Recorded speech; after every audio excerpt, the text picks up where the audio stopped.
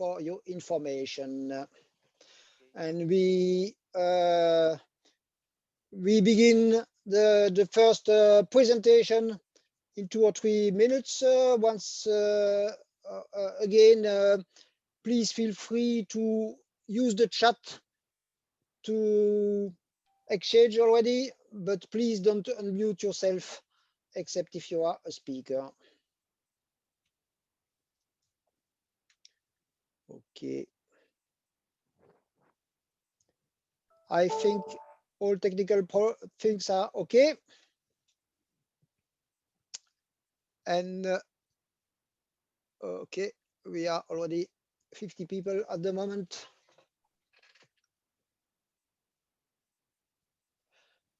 Virginie, no answer from Brian, I suppose. Not yet. Not yet. Okay. Okay. So, Irina, I saw that you are here. So if for some reason, probably because of the difference of time, Brian is not there when we start, we will start with you, because you are, if I don't make a mistake, the second person to speak. Yeah. And hello, everybody, by the way. Hello, Frank. I see many. Hello. Yeah. Good morning. Good morning, evening, depending of the time, the place, and so on. Okay. So, yeah. It's, yeah, Greg, you are there also. So there is only Brian who is not here. Okay. For the first speakers. Brian is just coming. Great. Okay. Good.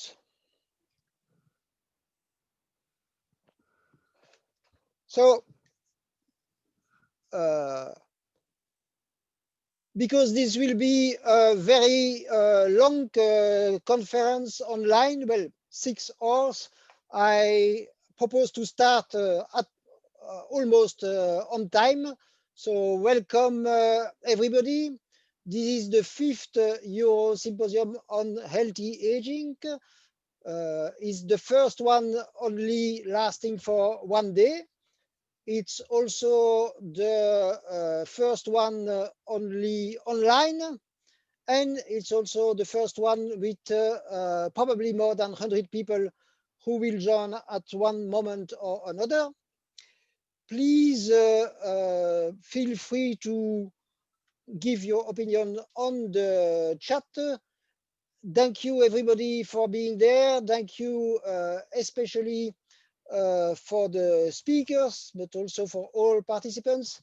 And thank you for the people who were making this possible, among other people, especially Ilya Stambler and Virginie Stephen, who were working, I mean, almost as much as I was working, maybe even more sometimes. Today is the 1st of October. The 1st of October is the International Day of Older People. It's also for us the day of longevity. And today Virginie will put the link to the text that we hope to adopt at the end of this meeting concerning biomarkers and clinical trials. You are welcome until the end of the meeting to make comments, to suggest modifications. So this is all for my introduction, and now I give the word to Sven. Don't forget, okay. Sven. Yeah. Well, I want to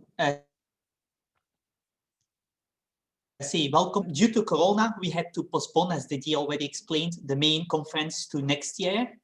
And we hope to see you there, of course. So today we will have a little bit of a special edition of EHA, one that is devoted to more or less a single main topic. But it's a very important topic, and that is the question of how can we translate the multitude of basic research that is going on to benefits of the patient. Or if we use the famous slogan of the American cardiologist Spencer King from 1996, from bench to bedside. In the first part of this meeting, we will discuss clinical trials on aging, and we will undoubtedly learn about the ongoing trials, such as TAME, and also learn about how these are structured and what changes or improvements or suggestions there are for future clinical trials. Next, we will discuss the development of biomarkers on aging that can be used as surrogate endpoints for human clinical trials.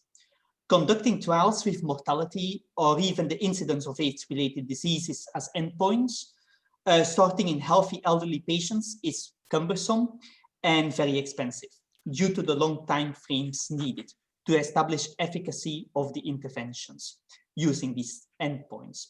Therefore, the development of validated surrogate endpoints of aging will be a potential solution to this conundrum.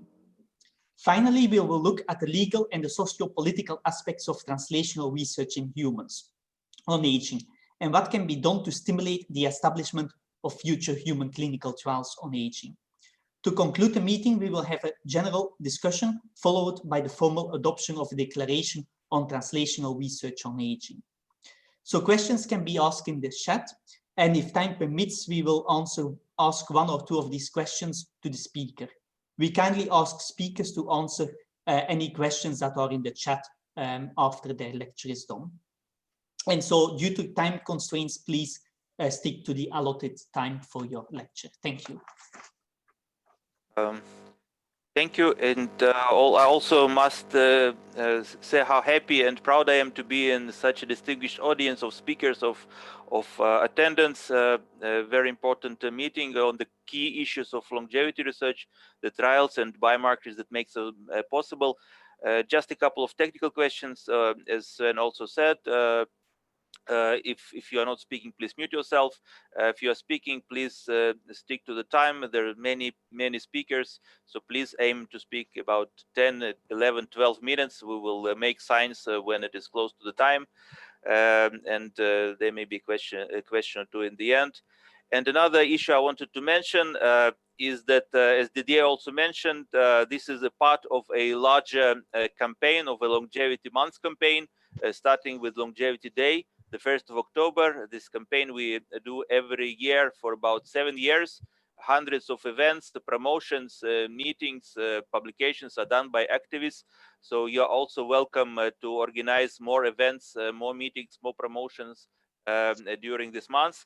And there is even a prize for this from the International Longevity Alliance for the best longevity event or promotion during the Longevity Months, $3,000 first prize, $1,000 second prize. So, let's make it a real event to boost the awareness about longevity. Okay. So for the first part, Sven will be chairing. So we are beginning just a few minutes too early. That's great. So we will have more time for questions and remarks. Sven, you can share now. Unmute yourself. Yes. So the first speaker is going to be Brian Kennedy. So I give the word to Brian. Well, thank you. Thanks for inviting me. And I have to say that I managed to come down with a stomach virus or food poisoning or something. So I'm going to try to hang in there through my talk, but I may not make it much beyond that. Can you see my slides? Not No. yet. Not Oh, yet. hold on. I think I forgot to share. It would help to share. Yes. How about now? Yes. Yes. Thanks. And so I'm going to take you through a little bit about some of the research we're doing and also how we're thinking about doing clinical studies here in Singapore. particularly once we get up and running, which will be in the next month or two.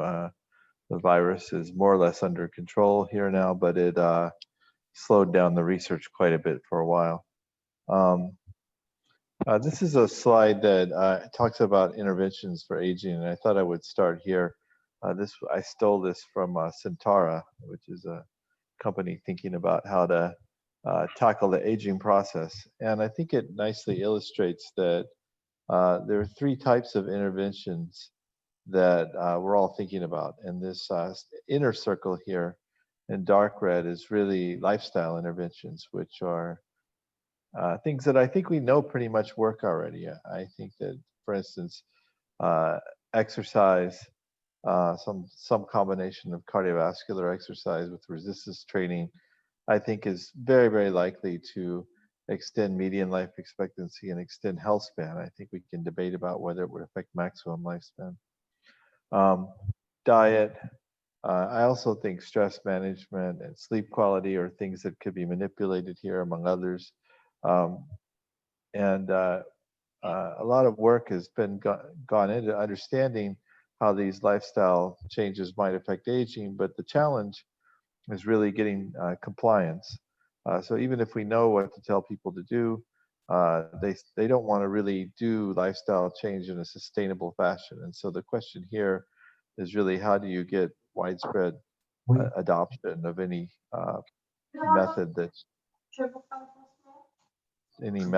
you are trying to invoke.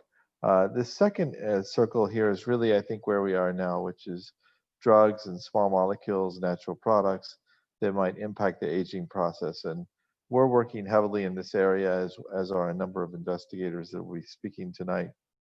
Then I think there's this third circle, which is more radical change. I would put gene therapy, stem cell approaches in there, although maybe they're starting to move into the second circle, I suppose. But these are things that may have a much bigger effect on aging, but are really not ready for human studies to a large extent at this point. So we're working on a lot of small molecule interventions, as I was talking about, and these are ones that we're playing with in the lab right now, mostly in preclinical models. With several of these, we want to study in human clinical testing as well. And I'll tell you how we're going to go about doing that. I wanted to just show you some data on alpha-ketoglutarate because this is a paper that got recently published. It's a natural product that's extremely safe, and it's something that we're excited about testing in humans. This was sponsored by a company, PDL Health. I won't spend much time talking about it, but alpha-ketoglutarate has really a modest effect on survival. So if you started at 18 months of age, it extends lifespan in females by up to 10%. In males, it's a smaller effect. In any one cohort we've done, we don't see significant lifespan extension in males, but we also always see almost the same thing, which is a slight extension. And if you combine the cohorts, you would get statistical significance. We have 4 cohorts now, which show pretty much the same thing, of black 6 mice. They show pretty much the same thing with lifespan extension in females and only a small effect in males. So this is not really why you might get super excited about this. It's an effect, but not a huge one. I should point out before I go on that this was done in large part by Daniel and Nazar in my lab, as well as Gordon Lithgow's lab at the Bach. The reason we got excited by this is that it has a much more dramatic effect on frailty. So we think that AKG in mice is compressing morbidity. So if you look here on the left, these are individual frailty scores per mice using Susan Howlett's 31-point frailty index that was developed for mice and that corresponds to some extent with human frailty. What you see is that the blue dots go up faster than the pink dots, indicating that the control animals are getting more frail than the AKG treated animals. But this is a complicated way of looking at this data. This is every dot is a mouse taken at a different month of age. But some of the mice are dying throughout the course of this experiment. For instance, this control animal here at 23 months with very high frailty was actually dead by 25 months, so it drops off the curve. So another way of presenting this data is to normalize it based on the lifespan of the animal. So all of these dots, for instance, are taken between 50 and 60% of the lifespan of the animals, between 60 and 70, 70 and 80, etc. And if you look at it that way, you get a much more coherent observation that frailty goes up pretty steadily in the control animals, but in the AKG treated animals, it's largely flat. In fact, we get a 50% reduction in frailty as measured by area under the curve. This is true in both females and males. And so the upshot is there's a much more robust effect on frailty than there is on lifespan. So what's alpha-ketoglutarate doing? Well, I think it's like a number of small molecules that we've linked to aging. NAD would be a good example. It's kind of hard to understand mechanistically what it might be doing to affect the aging process. Because alpha-ketogglutarate's in about 1,000 chemical reactions. It's also a central metabolite in the citric acid cycle. So narrowing it down to one or two activities is a bit of a challenge. We've shown that it improves adult stem cell function, improves metabolic flexibility, enhances respiration. There are interesting effects on microbiome we don't understand yet. It reduces inflammation, and in human anecdotal data, at least, we see effects on epigenetic clock. But I want to talk about one activity which is very simple of alpha-ketoglutarate, which may be affecting aging. It's something that we tend to overlook. And that's the effect of AKG on the glutathione production. So if you look up AKG on the internet, you'll find several articles. These are just 3 that I pulled down, showing that alpha-ketoglutarate can enhance athletic performance, bodybuilding, healing from injury and wounds, which is a major point of muscle strengthening.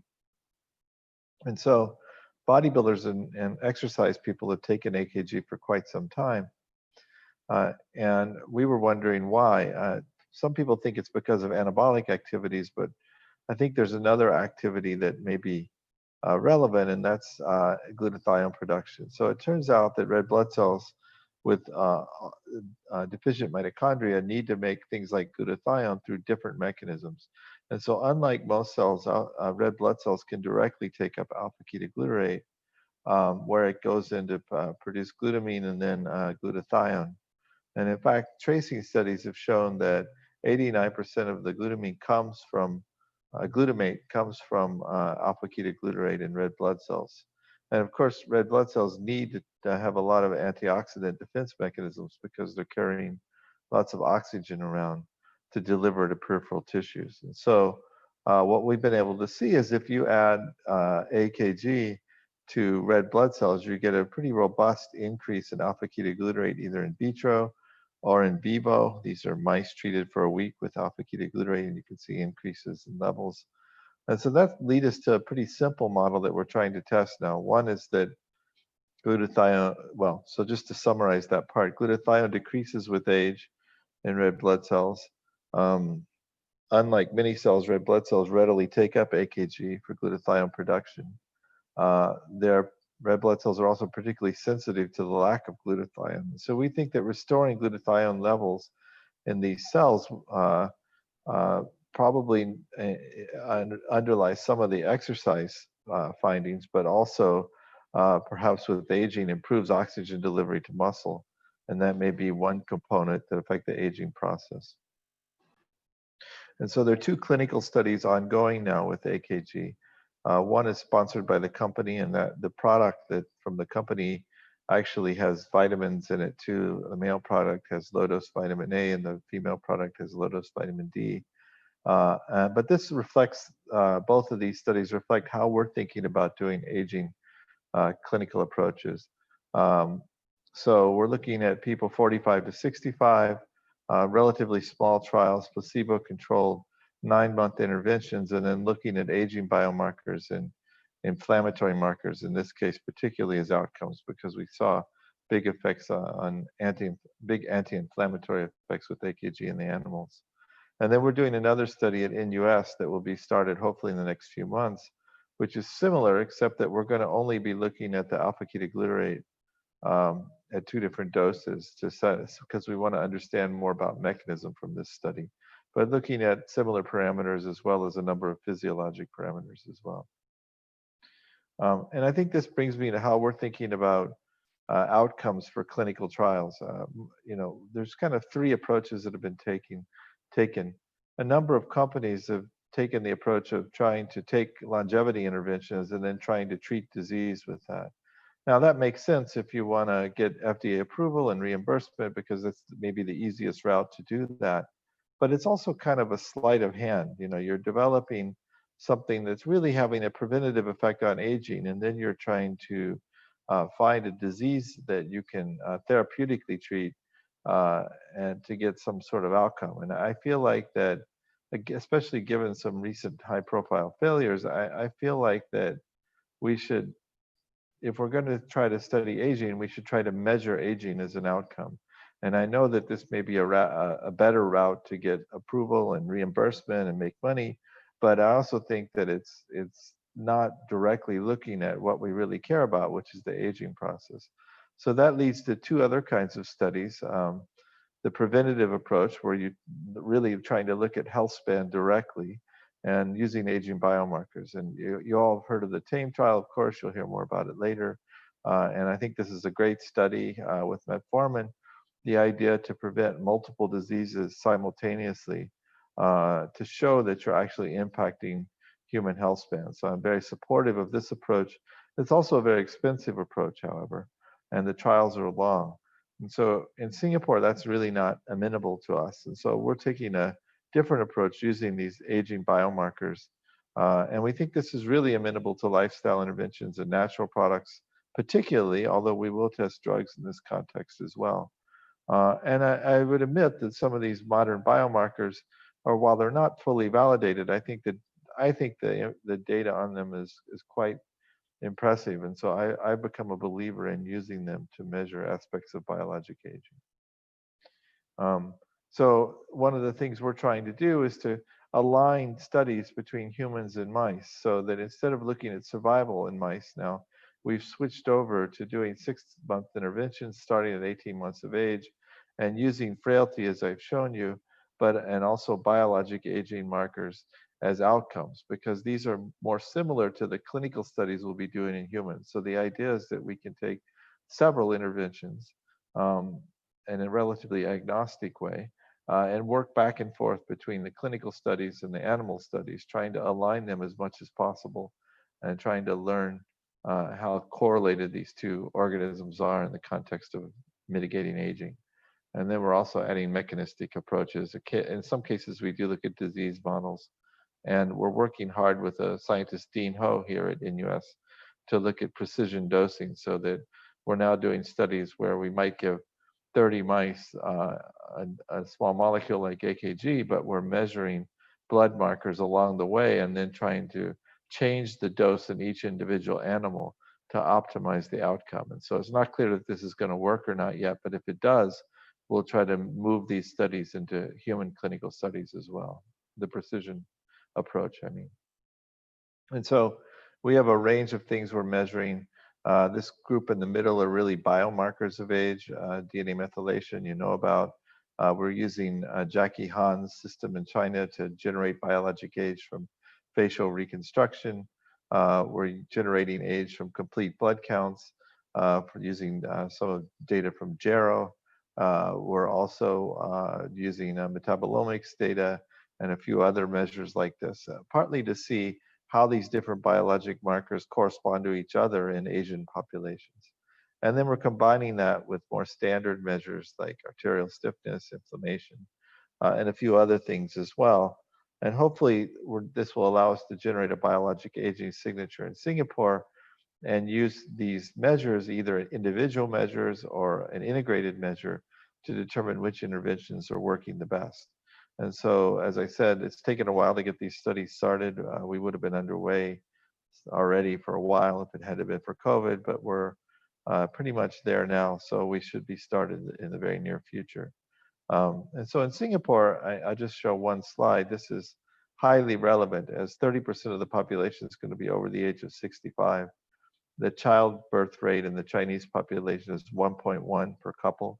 And so the aging demographics are changing rapidly. And so this is really one of the ground zero places for aging. And so if we can extend health span, I think all of you probably get this. And probably the most important thing is we're going to dramatically improve life quality and independence late in life. But we can also extend work years. Singapore, like many countries, is raising retirement age. We can keep the government from having to build hospitals. And in fact, we've estimated that we can save the government $3 billion just by extending health span 3 to 5 years in Singapore.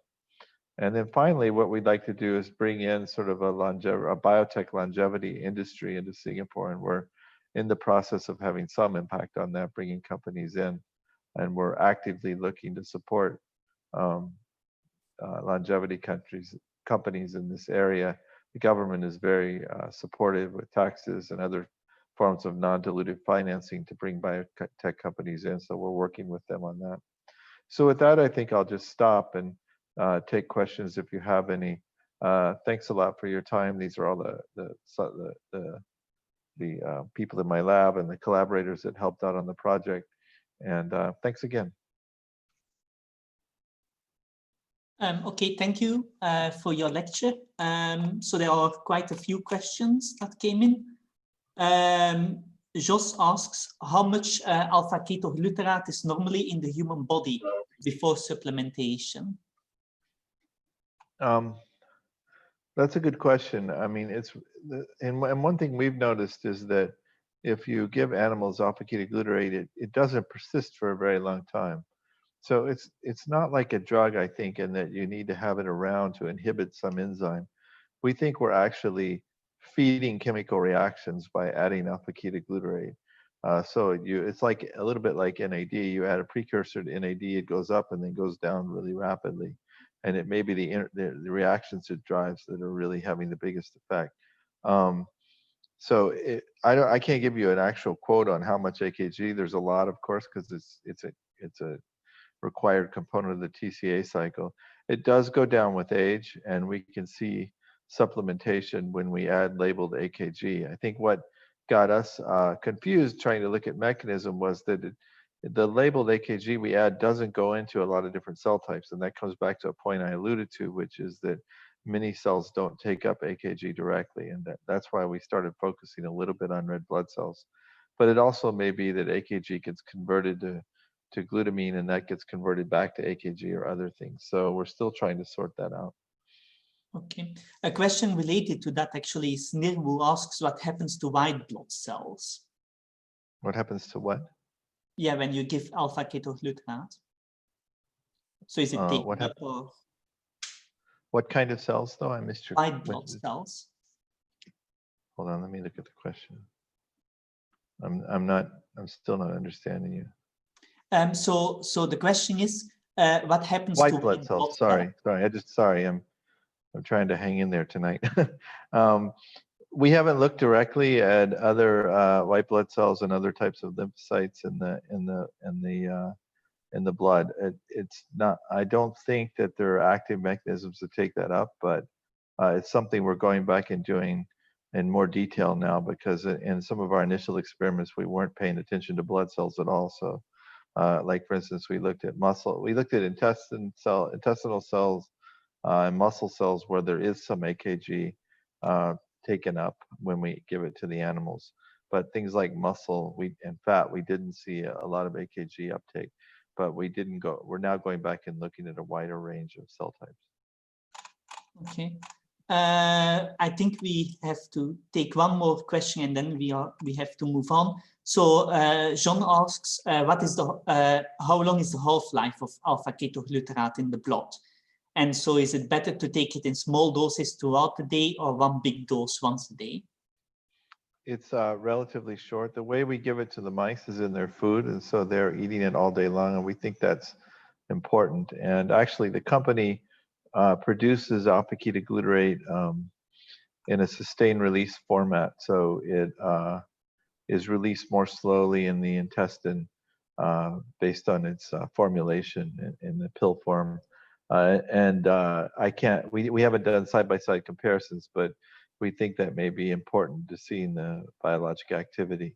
Also, I would point out that a lot of the AKG you buy on the market is bound to arginine or other amino acid analogs, and we were hesitant to add amino acids like arginine because we didn't know what the effects on aging might be.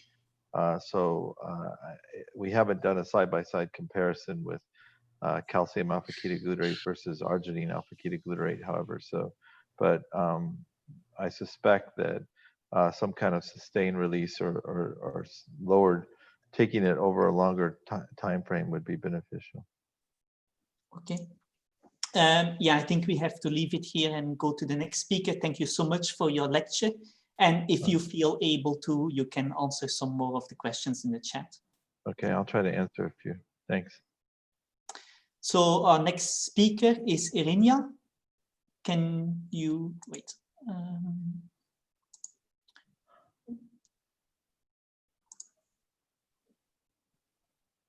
Hello, Irinia?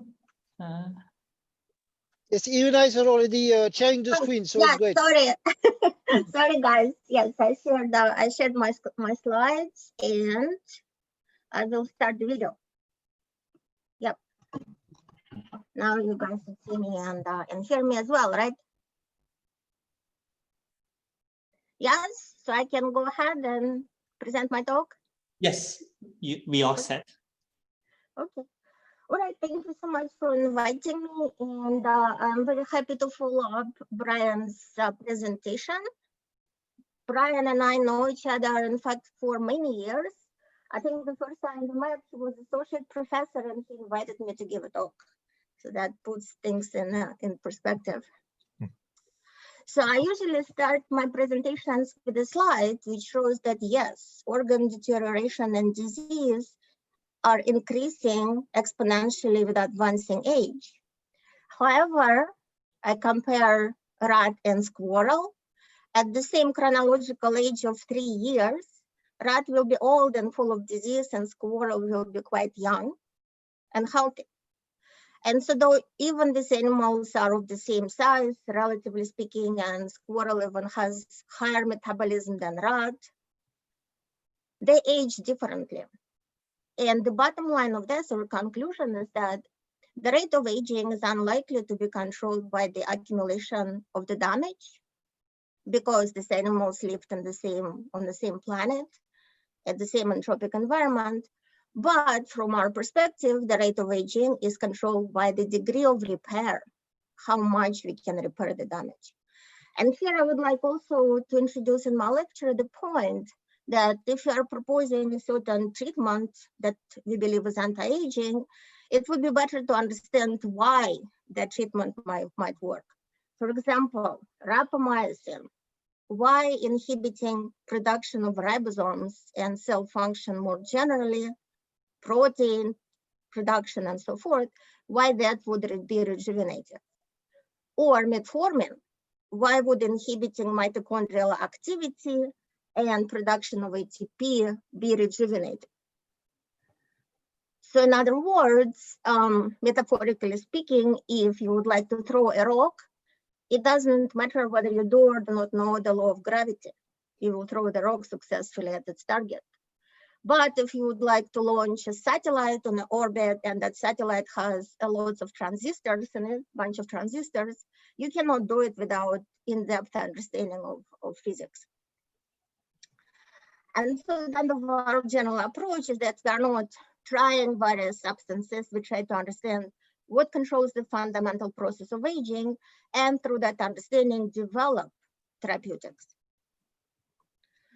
And so the first point that I'm introducing, let me remove this one here, is that life and health span is controlled by the efficiency of repair or regeneration, more so than by the accumulation of damage. And this understanding came from kind of comparison between young and old person. So young and old persons will experience relatively the same damage, but young person has better repair. And then what would happen if we induce experimentally and clinically better repair capacity in old person? Would that mean that the old person now is younger? So that is kind of in a pinch our experimental hypothesis and approach. I will briefly introduce our experimental systems. We look at rejuvenation. What Brian showed you is the delay of health decline. Can mice become healthier even later in life?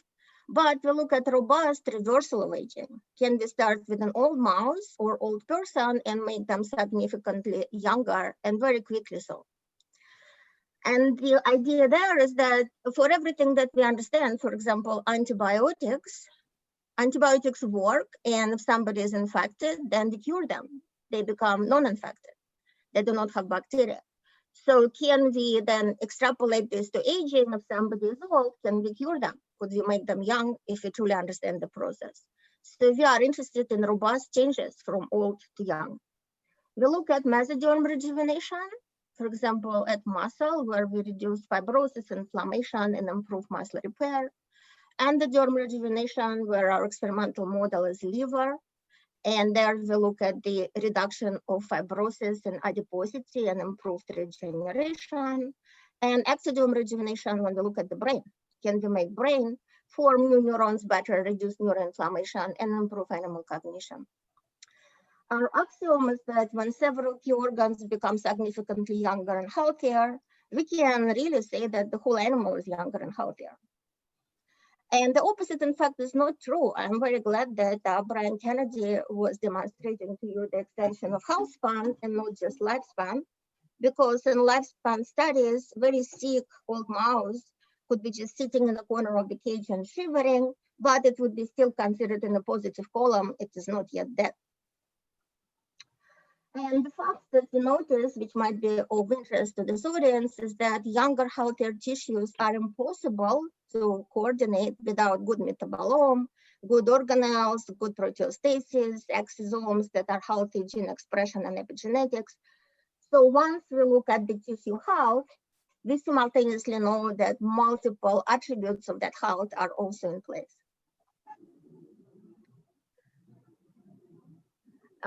The first step in the mechanistic understanding of aging and anti-aging was, is aging malleable? For example, once we become old, can we become much younger?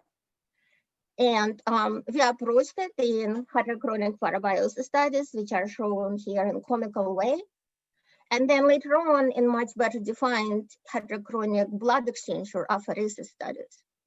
And I would like to know that this specific setup and experimental system was really encouraged in our laboratory by Aubrey de Grey, who first just encouraged and then insisted that we do it, and then provided funding, and it turns out to be an excellent experimental system. So in both of the systems, multiple organs and tissues become rejuvenated. You start with an animal that is analogous to 75, 80-year-old person, and you make that animal analogous to about 30-year-old person very quickly, in a matter of weeks in parabiosis, and after one single exchange in hydrochronic apheresis. So that tells us important things mechanistically, that regardless of telomere attrition, telomerase activity, epigenetic status, changes in metabolome, all of this is transient and could be quickly reset to younger states. So aging is reversible. Additional point here is that hydrochronic apheresis in small animals and mice is a miniaturization of FDA-approved procedure for people. So from that, there was highlights and some cartoons about young blood being the rejuvenative secret sauce. But even though in parabiosis and blood exchange, many things are similar, not all of them are similar, and that gives us additional intuition or additional insights about what aging is and how to reverse it. For example, in parabiosis, where mice share not only blood, but also organs and environment is changed, formation of new neurons in the hippocampus, shown here as green dots or red dots, and hippocampus is the area that is important for learning and memory. So formation of these neurons declines with age dramatically, and it can be induced, improved in old animals that share blood with young animals, which we discovered first back in 2004.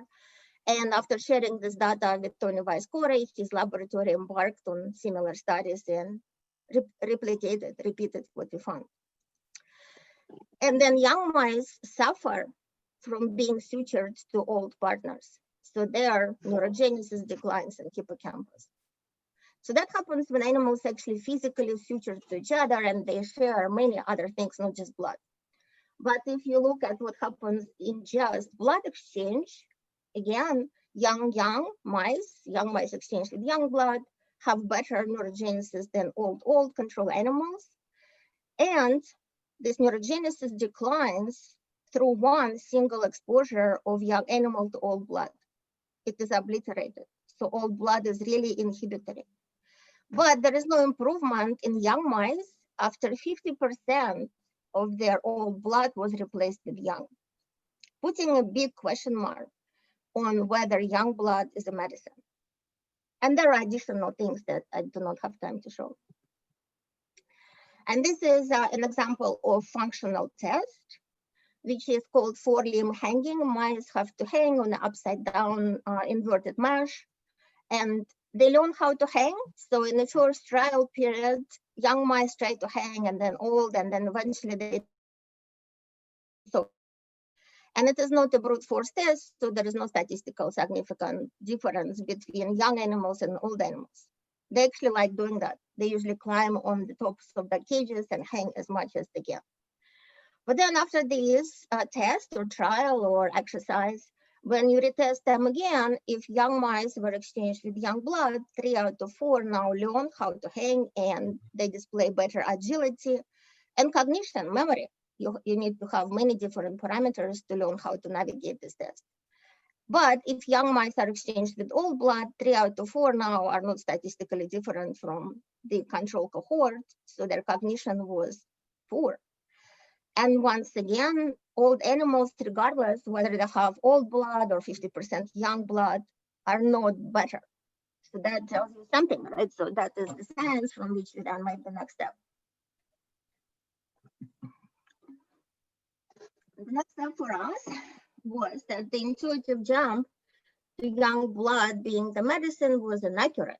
And then additional, there was a lot of data for that in our laboratory, which we were running at UC Berkeley with Dr. Mike Conboy and myself for over 10 years, 15 years, in fact. But among this data, one thing that you might be interested to know is that if you mix young blood and old blood and expose cultured cells to that mixture, old blood dominates and inhibits performance of even young stem cells. Again, indicating that young blood is not a medicine and old blood is a problem. And so that brings me to the paper that we published recently in Aging. By the way, it was reviewed in Nature, and then after extensive reviewing, we were suggested to do yet more experiments and reply to reviewers' comments. And I'm not a very patient person, so instead of doing all of that, we decided to publish this study elsewhere. What the study demonstrates is that young blood is not a medicine, and furthermore, surprisingly, it is not needed for rejuvenation. In other words, the fact rejuvenation takes place without a putative cause, young blood. And instead, old plasma dilution is robustly rejuvenative, and it is, in fact, more rejuvenative than many other current approaches on silver bullets or so forth. So here we modified the procedure of isochronic exchange in small animals by exchanging young or old mice with saline and albumin and returning their cells back to the animal. So the cells remain the same age as the mouse, but 50% of their plasma was diluted with physiologic solution that has no age. So we call it neutral blood exchange. As I mentioned, the same procedure is approved by FDA in people. I hear somebody's noises, so if you guys can maybe mute your microphone.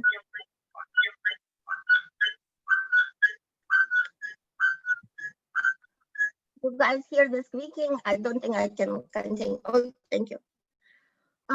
Right. So here we tested a couple of things. One is that if you have an old animal and there is no young blood, you simply dilute all blood factors by 50%, will it become older? Because if you postulate that young blood is needed for youth, then young mouse, when you dilute young factors, would become old. And in the opposite end of the spectrum, if you have old mouse and you dilute 50% of its blood serum, will it become younger or not? And so the answer is shown here for muscle. And specifically, you are looking at the newly regenerated tissues where white areas represent the bad outcome of fibrosis, and these blue dots and white areas are bad. And then these newly formed muscle fibers represent a good outcome. And you can also look at it through immunofluorescence for the marker of the newly formed muscle fibers that replace injury site, which is called embryonic myosin heavy chain. And so by all of these metrics, either looking at regeneration, fibrosis, or how healthy the new muscle fibers are, single procedure of blood dilution, plasma dilution, rejuvenated old animals to the degree that they are not different from young. That is really the only outcome, to my knowledge, where old animals now become indistinguishable from young, at least in this metric. And the same will be true for reduction of fibrosis, and the same will be true for the improving the health of the newly formed muscle fibers. And in all of these experiments, young animals did not become older when we diluted their blood plasma by 50%. They are still young. And because this procedure is FDA approved, we had a collaboration, and this collaboration is ongoing right now. In fact, there's phase 2 clinical trials. Collaboration is with Professor Dobry Kiprov, where we analyze what happens to humans that underwent this procedure. And we also analyze the effects specifically of albumin, human serum albumin. Is it important, or is dilution more important? And what I'm showing you here is that if you look at the proliferation of muscle precursor cells that are exposed to serum, blood serum from old individuals, before procedure, their proliferation is low, but after therapeutic plasma exchange, one single procedure, their responses are high. So instead of being inhibitory, their blood plasma now is supportive of regeneration. And the same will be true whether or not you add albumin, and by many reasons, we do not think that albumin plays a major role in the outcomes of our experiments. As I mentioned, we also look at brain and liver, and in the brain, we focus on that area of hippocampus called subgranular zone, where new neurons are formed from the dividing neural stem cells. And once again, remarkably, one procedure of neutral blood exchange, which we tested in many experimental animals and independent experiments, made all neurogenesis indistinguishable, statistically similar to that of the young neurogenesis.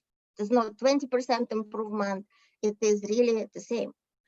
And then diluting plasma of young mice did not make them older, although we have a big spread in their neurogenic responses. And the same happened in the liver. We look at liver adiposity, which is increased with age and is reduced by neutral blood exchange, and liver fibrosis, which is increased with age and is reduced by neutral blood exchange. Once again, the key take-home message is that single procedure of neutral blood exchange is robustly and rapidly rejuvenative, as one would expect if you actually uncover the mechanistic cause of aging and therefore uncovered proverbially so-called antibiotic against aging.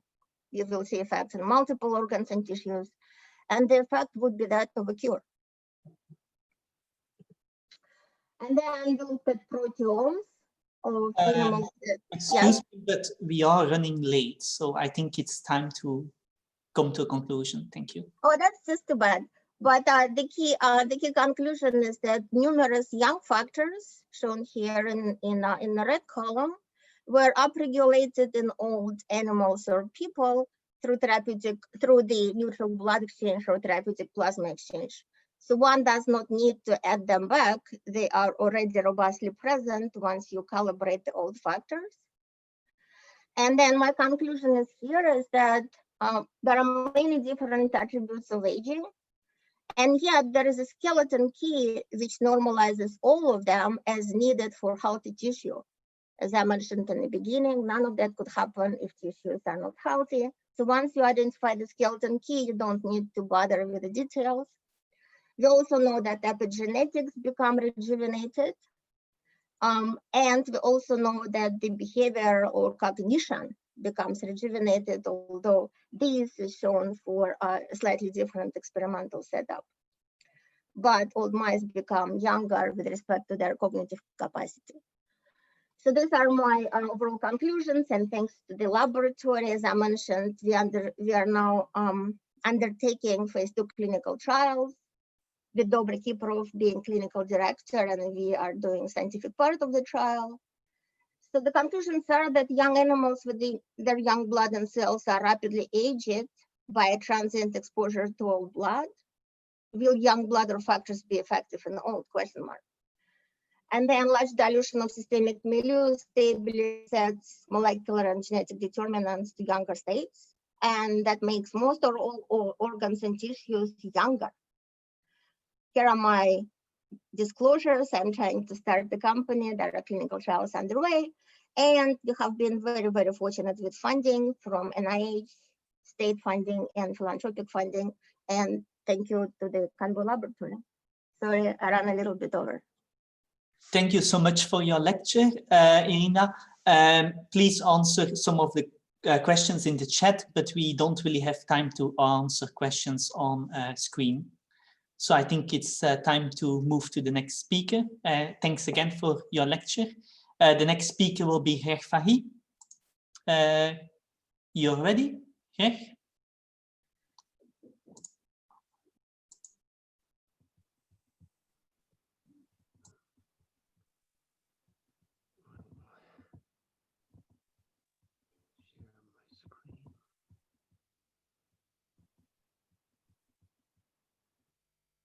Are you able to see the talk? I hit share screen, but I don't see anything happening. At the bottom, there should be share screen. I did that. I'm not sure that anything happened. Currently, nothing is happening. Why not? I'll try again.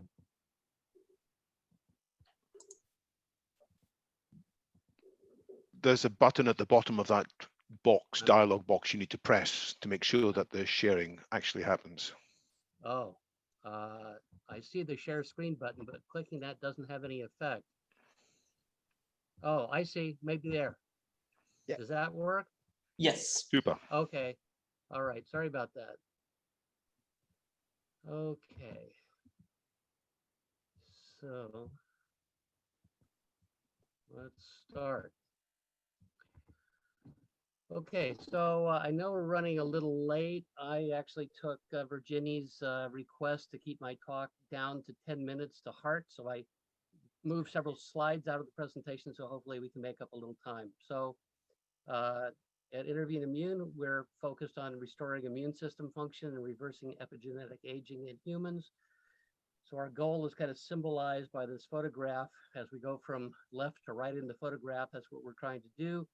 And I borrowed that photograph from a cover of Life magazine. So we focus on clinical trials because humans are the best model of human aging intervention. And it used to be that this is a real problem, partly because in order to find out if your aging intervention worked or not, you had to wait for everybody to die and then see if lifespan was extended, but we don't have to wait for that anymore because people like Steve Horvath in particular and other people who have been inspired by him have come up with global measurements of aging that are pretty good biological surrogates of aging in general. So we can use those kinds of endpoints to measure aging in humans and find out if an intervention is working. And as you just heard from Irina and also from Brian, there are now interventions that are safe enough and promising enough to try in humans. And so that's what we're doing. And you can study rats your whole life, but I think it's time to move on to humans because there's really no time to lose. We're all aging at a high rate, and many other people are as well, of course, and they need our help. So our focus has been on the thymus, which, as you all know, is the master gland of the immune system.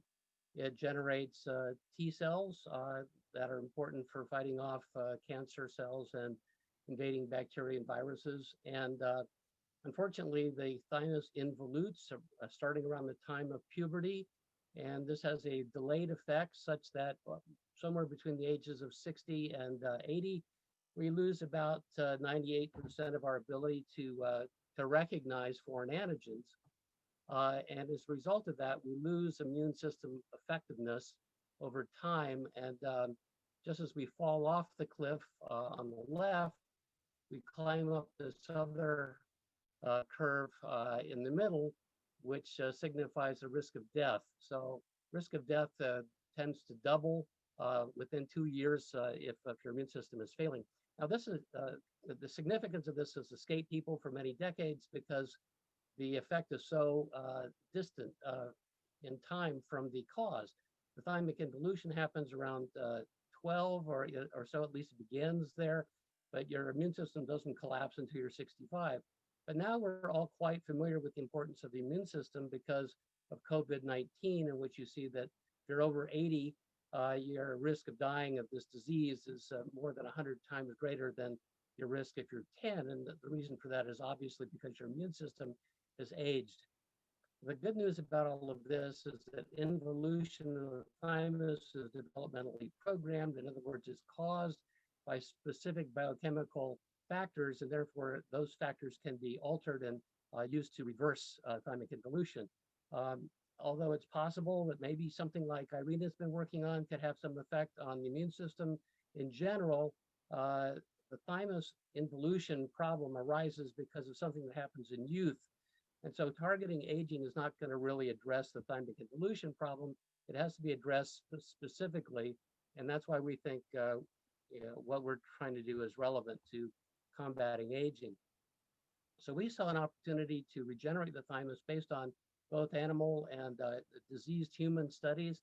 What you see on the left is some of the results presented by Kelly et al. In 1986 in PNAS, showing that implanting cells that produce growth hormone led to rejuvenation both of the structure of the thymus and also the function of the thymus. And in the middle, you see a human study that was published in 2008 by Laura Napolitano, who was involved in treatment of HIV. And they gave growth hormone to their HIV patients and showed, even within 6 months, that they could demonstrate thymic regeneration based on CT imaging, and that this helped to replete the depleted naive CD4 and CD8 cell populations. In terms of normal people, and that's what our goal is, we want to apply this kind of technology to normal aging, not to some kind of disease model. That's my thymus in the upper right, before and after just a month on growth hormone therapy, and you can see an increase in dark mass indicated by the arrow, which is presumably an increase in thymic functional mass, which is demonstrably more than 2 standard deviations above the mean, and therefore a true sign of thymic regeneration in myself. So based on all of that, we started this trial called the TRIM trial, which stands for Thymus Regeneration, Immunorestoration, and Insulin Mitigation. We treated men who were 65 years of age or less with growth hormone between 2015 and 2017. We published results in 2019. This was a pilot feasibility, safety, and dose ranging study. We wanted to see if we could regrow the thymus. just before the age at which the immune system collapses, so we could rescue people from falling off that immunological cliff. We used MRI quantitation of thymic fat content thanks to protocols developed for us at Stanford University, which is where the trial was based. We were able to collaborate with Steve Horvath at UCLA, with the University of British Columbia to ensure that we could measure epigenetic aging in our volunteers. And the treatment lasted for 1 year, was done under an IND from the FDA, it was IRB approved. And by the way, we only had 9 guys in the trial, which is a weakness of the trial, but you'll see that we got robust results anyway. The core of the treatment is use of recombinant human growth hormone as a thymotrophic agent. It's given by injection 4 times a week using a special injection device that has growth hormone cartridges that go into it. The manufacturer does not make placebo cartridges, so it was actually not possible to have a placebo control for growth hormone in the study. The other component of the treatment was 2 anti-hyperinsulinemic agents, DHA and metformin. We use those because growth hormone administration elevates insulin levels. Insulin is a pro-aging factor and you don't want to raise it. So reference points there in the Napolitano 2008 HIV study shows that in her dose range, you expect to see a large increase in insulin. But I published in 2010 the fact that DHEA administration can reverse the hyperinsulinemic effect of growth hormone. So that was one of the components of our cocktail. It's advantageous also because DHEA declines with aging, so replacing it has a certain rationale. And the depletion of DHEA with aging is associated with increased all-cause mortality and various age-related problems. The second component is metformin. Obviously, it increases insulin sensitivity, so it will tend to combat this hyperinsulinemic effect.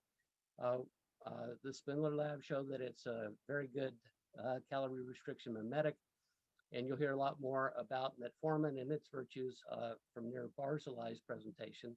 Suffice it to say, we thought it was a strategic agent to use to block the side effect of growth hormone. So what did we see? First of all, we did see radiological evidence for thymic regeneration. On the left, you see the fairly white-looking thymus, which is mostly fat, becoming much grayer. In other words, the fat content is being replaced with functional mass. And as you can see in the middle, the probability associated with that change was highly statistically significant. We also looked at sternal bone marrow fat content as a control, and we found that that also improved by about 30%, again with high statistical significance, which is relevant because bone marrow function is important for aging and for thymus regeneration and for immune repletion. In terms of immunological effects, we saw recent thymic emigrants begin to come back. We also saw a repletion of naive CD4 and CD8 T cells. We also saw a reduction in exhausted CD8 cells, as indicated by this marker PD1, which has an additional point of significance about it, which is that PD1 is a checkpoint inhibitor, and lowering PD1 ought to improve the body's ability to recognize and combat cancer. So other results included, for example, a higher lymphocyte to monocyte ratio, which independent studies have linked to improved outcomes for at least 18 kinds of cancer and various age-related conditions, which are listed. And along the bottom, you see that our treatment lowered inflammation, at least as measured by CRP levels. It reduced prostate cancer risk based on PSA scoring. It increased FGF21, which is not only a thymotrophic factor, but also extends longevity in mice. It also improved kidney function, evidently, and we accomplished all of this without too much of a problem with insulin. Insulin did go up a bit, but we stayed within well within the normal range. Interestingly enough, we weren't expecting this, but some of our guys had their hair start to grow in dark again. So next time we do the study, we're going to have to pay more attention to that. The thing that caught a lot of people's attention was that we've also found that epigenetic aging seemed to be reversed by our treatment. Across the top, you see 4 different aging clock results: the original Horvath DNA methylation clock, Levine's pheno age clock, the Hannum clock, and then this more recent Grimm age clock. And as you can see in all cases, the change was highly significant, so the Hannum clock, and particularly the Grimm age clock, the change was permanent. 6 months after we discontinued treatment, we did not see any reduction in this improved epigenetic age based on Grimm age or Hannum age. And that's significant because Grimm age is a predictor of human lifespan. So we saw about a 2.2-year reduction in Grimm age, which would predict a 2.2-year increase in life expectancy. Of course, we don't have any substantiation for that, but it's an interesting observation. The average of all of these clocks is shown in the lower left and the turquoise points. And if you look at the slopes of the lines, it seems that epigenetic aging reversal accelerated greatly between 9 and 12 months of treatment. So up to 9 months, we were regressing epigenetic age about 1.5 times faster than chronological time was going by. But in the last 3 months, we were regressing epigenetic age at the rate of about 6.5 years of epigenetic aging reversal for every 1 year of treatment. This reminds me of this concept of Aubrey de Grey's of longevity escape velocity, which with normal aging, you get 1 year older after a year, but if you can achieve longevity escape velocity, you either don't get older or you get younger, and we're firmly in the younger camp. The guys ended up the trial on average 1.5 years younger epigenetically than when they started, or 2.5 years younger than if they had done nothing. So we're going to follow up on this trial. As I said, we only had 9 guys in the trial. TRIM-X, which is the extension of the TRIM trial, we'll have, we hope, somewhere between 70 and 100 volunteers. We'll include women, minorities, and an expanded age range anywhere from 40 to 80 years of age. We're going to have some groups that use growth hormone and some groups that don't, so we can parse out what the effect of growth hormone is with respect to all of these results. We also hope to have an untreated control group that will control for the effects of metformin and DHEA. We hope to include some T-cell functional assays. We're presently seeking grant support to underwrite some of the costs of the trial. One of the things that we hope to get out of this trial, speaking about biomarkers, is epigenetic aging reversal as an FDA approvable endpoint, which would benefit not only our own progress, but also everybody else who's able to reverse epigenetic aging by any means that they may apply. So in summary, it looks to us, at least based on our preliminary results, that epigenetic aging reversal and reversal of immunosenescent trends appears to be possible in humans now. And we hope to begin reproducing and extending these trials very soon and investigating mechanisms underlying the effects that we saw. And that's our contact information at the bottom if anyone has any questions. So thanks for your attention. Okay, thank you very much for your interesting lecture. I think we can have maybe a question. Let's see what all we have here.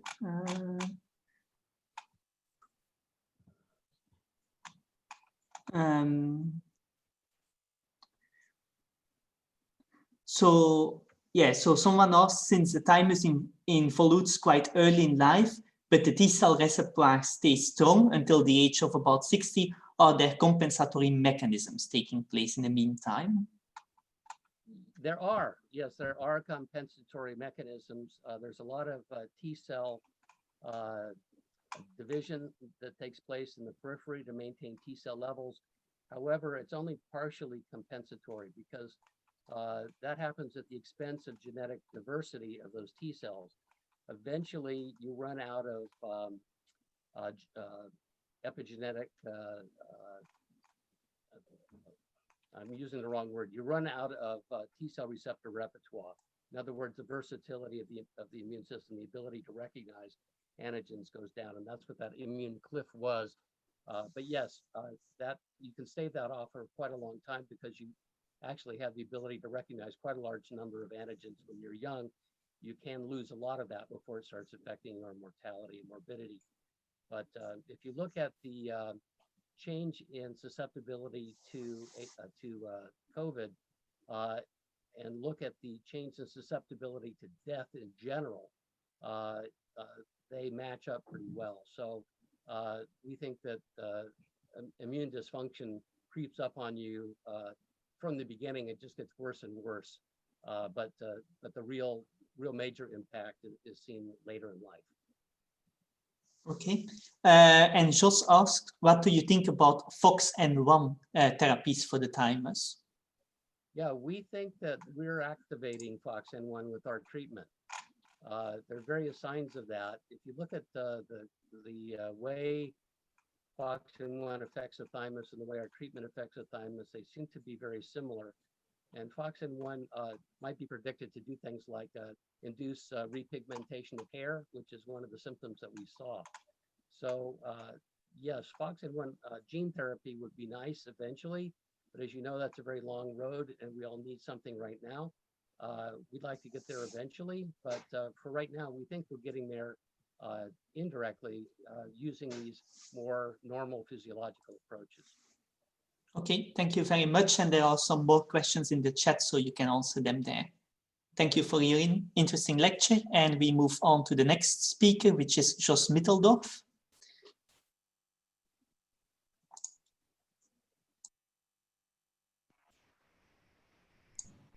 How are we doing? Can you see me? Yes, we can see you, but we can't see your slides yet. I don't have slides. Oh, okay. That's you get to watch me talk. Just I'm going to ask for a lot of listening because ask you to think about some new ideas. I'm really grateful for the opportunity to be here today. This is such a prestigious and impressive group. I'm honored to be a part of it. For your interest and by way of apology, I'm fasting. I'm on day 4 of a fast. Sometimes this slows me down. I stumble over words. It's part of my own anti-aging therapy.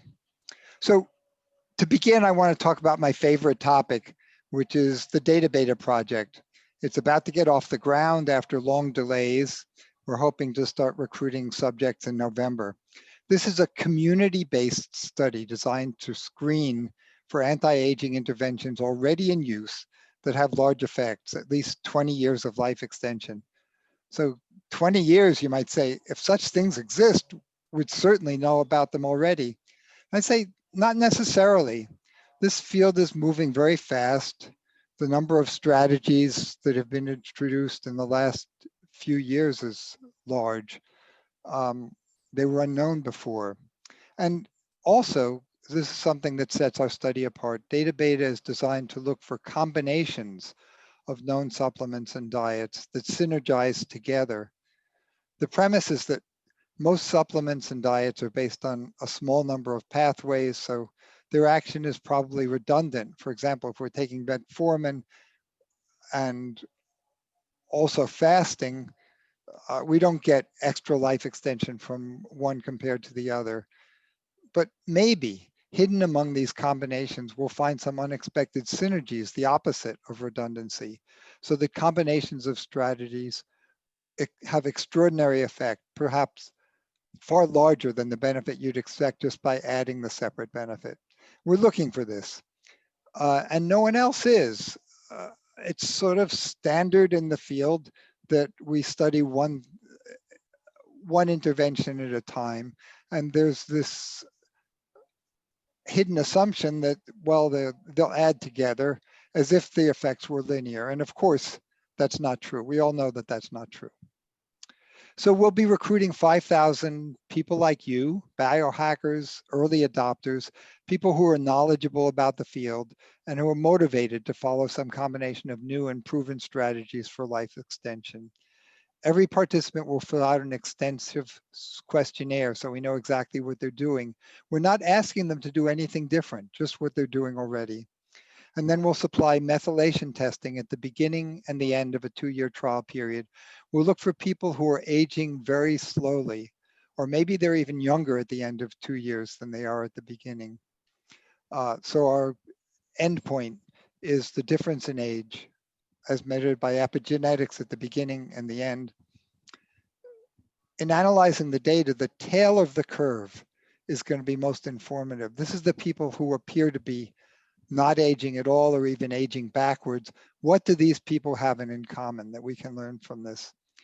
And if we find commonalities between the people who are aging slowest, then we'll say we've got something really interesting to report.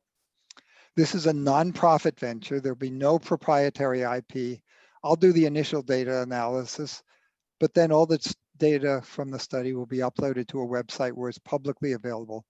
And I fully expect that other researchers will mine the data and find patterns that I've missed. So it's in that sense a large scale collaboration. Another sense in which is a collaboration, this is crowd-funded. Again, people like you, I've seen a lot of interest already, or maybe a major funder will step forward and boost the project along. In fact, progress thus far has been made possible by a generous startup grant from DDA, and I'm really grateful for that. And there's also been cooperation with my partners in this, my project manager, Walt Crompton, partners at McGill University, Moshe Sif, and my daughter, Sarah, who's injected some energy to push us over the starting line. So now for the main feature, which is about theory and biomarkers, which is what I signed up to talk about. Another name for biomarkers is surrogates. We need surrogate markers of age to evaluate candidate anti-aging interventions, because if we don't, then we either have to use short-lived animals or else we have to wait a very long time for human lifespans to play out. So there's a strong motivation to find surrogates. But then choosing the right biomarker becomes crucial. We want something that's highly correlated with age, but that's not enough. We really need to understand the fundamentals of aging before we can have confidence in any surrogate. So a trivial example, the lines in a person's face are pretty well correlated with age. But if we use this for a surrogate, then no one would say that getting a facelift was an anti-aging intervention. We're pretty confident that facelifts don't make people live longer. This is a trivial example, I know, but it helps us to think, why isn't wrinkled skin a suitable surrogate to evaluate aging interventions? Well, one answer might be because no one ever dies of wrinkled skin. People die of heart disease, cancer, and Alzheimer's, dementia. So we might be motivated to look for surrogates that are connected to these. Maybe arterial stiffness and HDL are markers for heart risk. Maybe cognitive decline is something we could measure as a marker for AD. Colon polyps, pap smears, PSA tests are markers for various kinds of cancers. But this gets very complicated, and we notice that all these problems are downstream results of aging, not upstream causes. So we're motivated to look upstream for causal factors that lead to all three of these things. For example, inflammation is measured by CRP and IL-6. Inflammation contributes to all diseases of aging. Decline of the immune function is also an upstream cause, and perhaps the loss of brain cells, muscle cells to apoptosis. This may be another upstream cause. Can we go further upstream? So this is why a theoretical understanding of aging becomes relevant. And I know we don't agree on what are the upstream causes, but it's something we ought to be talking about. I'm gonna go back to 8 years ago, 2012. I was one of several people scattered around the globe who started to speculate that changing gene expression was a primary upstream cause of aging. A very young Adiv Johnson and Joao Pedro, Tom Rando at Stanford, we all published separate papers proposing an epigenetic model for aging. It was well established and uncontroversial that growth and development were governed by gene expression, also known as epigenetics. And gene expression is under the body's control. The idea that the body is programmed to grow and for organs to specialize when we're young, well, that's natural enough. But the idea that this program might continue into a phase of self-destruction, as Blagaslani has theorized, this raised doubts in some people. At the same time, unbeknownst to those of us who were writing about gene expression and aging, Steve Horvath was putting the idea to the test. Methylation is one of the ways that the body controls gene expression. And as it turns out, methylation is relatively easy to measure in localized detail. A map, in fact, of what sites on each chromosome are methylated or unmethylated. Well, Steve got hold of several methylation databases with people of all ages, from in utero to over 100. He searched for methylation sites that are most tightly correlated with chronological age. There are 18 million methylation sites that are in the human genome, and of these, just a few 100,000 change consistently with age. He compiled a list of the best 353 sites that become either more or less methylated with age. And from these, he constructed what he called a methylation clock. This is a function that reliably and tightly correlates with age with an R of 96%. So what about that other 4%? Here's where I want to ask for your focused attention. Think about this for a moment with me. Horvath showed that the residual 4% was actually a predictor of future mortality and morbidity. The Horvath methylation clock was derived from computer algorithms that know nothing about biological age, know nothing about these markers. They only know the mathematics used only chronological age. And chronological age is, of course, a very strong predictor of mortality. But so we'd expect that the methylation clock would also be a good predictor of mortality. But the surprise here is that methylation age is actually a better predictor of mortality and morbidity than chronological age itself. So this 96% contains information about chronological age.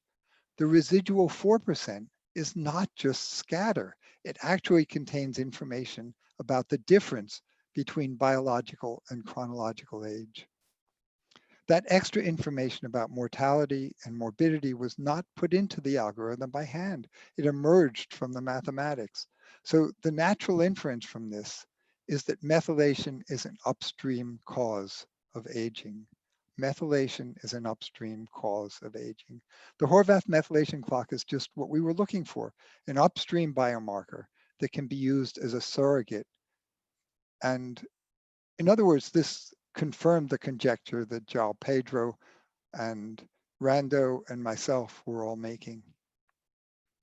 The fact that the Horvath clock predicts mortality better than age itself means that methylation is a driver of aging. So this 2013 clock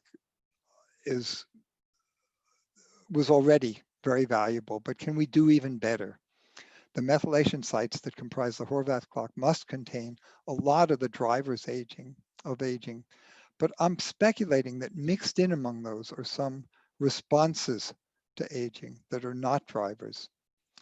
The theory is that as we get older, the body turns on self-destruction pathways like inflammation, like excess apoptosis, and it turns down protective pathways and repair like the immune functions, shutting down, stem cells become less viable. All this is driven by upstream methylation changes or drivers of aging. But at the same time, the body is responding, fighting with itself, trying to repair the damage that it's creating itself. And this comes from methylation changes too. And I call these downstream changes. They're responses to damage. So here's the crucial point in my take-home message. All these methylation changes, upstream and downstream, are useful if what you want to do is just measure somebody's biological age or their future risk.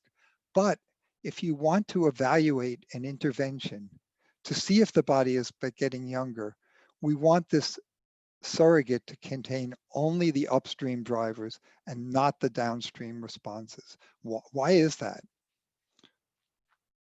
It's not just that the downstream changes are useless biomarkers like wrinkles or gray hair. They actually make our clock less useful for what we want it for. Let's say our body is making the body, let's say our intervention is making the body younger according to the drivers. That's what we want. Is it turning aging off at the source, shutting off the spigot of damage? But suppose our intervention makes the body, quote, younger according to the responses to aging. It's the opposite. We've actually shut down some mechanisms that are responding to aging and trying to rescue the body. With this context, I want to follow Horvath's next two ventures into to aging clocks. In 2018, with Morgan Levine as a student at the time, they designed together a procedure pretty close to what I think is ideal. First, a composite was constructed out of 10 markers of aging, including chronological age as one element, but also including inflammation, blood glucose, albumin, creatine, etc. This produced an aging score for each subject in the database, which Levine calls phenoage, and the methylation sites were chosen for inclusion in the clock according to how well they correlate with phenoage, the aging score. This clock was explicitly enriched in drivers. So phenoage predicts mortality and morbidity better than chronological age. And remarkably, the phenoage methylation clock predicts mortality and morbidity even better than phenoage itself. So phenoage is the raw markers. The phenoage clock is the methylation associated with these markers. And the phenoage methylation clock does better than phenoage as a predictor of mortality and morbidity. I think the phenoage clock is the best one that we have now. I wanted to talk about the Grimm age clock, which I think is actually a step backwards. It illustrates a procedure that enriches the clock in responses to aging rather than drivers. For example, the Grimm age clock depends on the smoking status of the person, and there's a methylation image of smoking, but you'd expect that smoking doesn't kill us by changing our methylation. It's killing us by destroying lungs and arteries. So the methylation changes associated with smoking are probably responses to aging, not drivers. And this is what we don't want in our aging clock used to evaluate anti-aging procedures. To close, I want to talk about what we can do in the future to do even better than the phenoage clock. Well, the phenoage procedures are, I think, just right. Start with a set of markers that we know are causes of aging.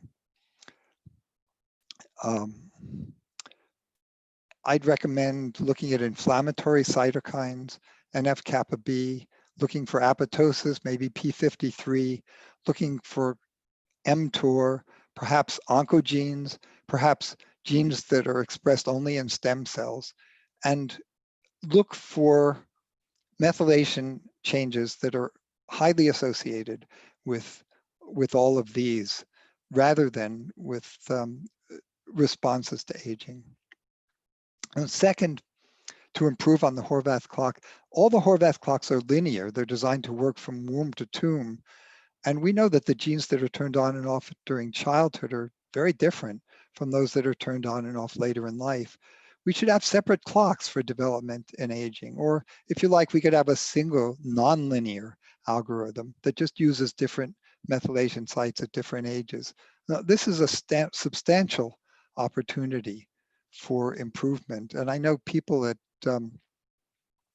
Elysium have done that with their index clock. And third, there are separate positive coefficients and negatives coefficients in the Horvath clocks. We should optimize a methylation clock that just uses the positive coefficients and just the negative coefficients, and then combine those two later on. And this will prevent the cancellation of large positive terms with large negative terms, which I believe it throws a monkey wrench into the optimization process, which has been used so far. So in conclusion, the present generation of methylation clocks are already really good. They're getting better every year. And I'm confident we can make a methylation clock that's even better. And it will be everything that we need to evaluate candidate anti-aging interventions in the future. And that's what we all need. That's what we're here for. Thank you. Okay, thank you so much, Jos. Let's see if there is some question. Wait,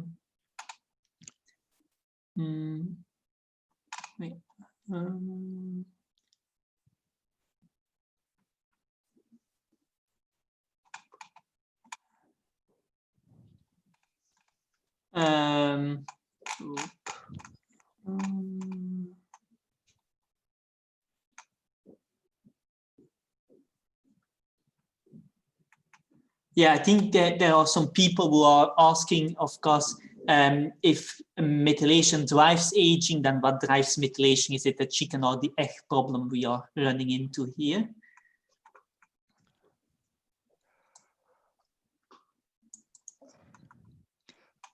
Since methylation happens in every cell in the body, there must be some, not there must be, I'm guessing that there's some central clock that controls aging, or perhaps the clock is methylation itself. That maybe that's, I'd say we don't know the answer to that, but people like the convoys and like the groups at Stanford looking at blood factors, I think maybe we'll have an answer to this question over coming years. If there is an upstream from the methylation changes, it's in the factors in the blood that are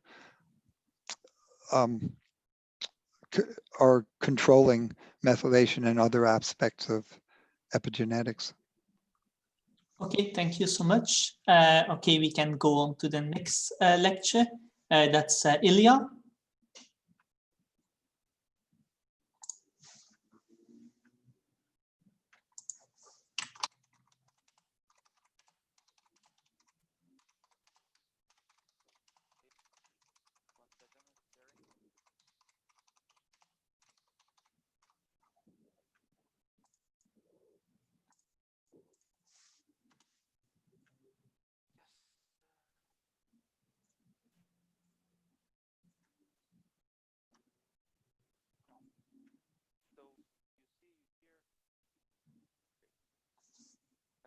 Once again, thank you very much for this opportunity. My topic is developing diagnostic evaluation criteria. This is absolutely necessary for any advancement in longevity therapies.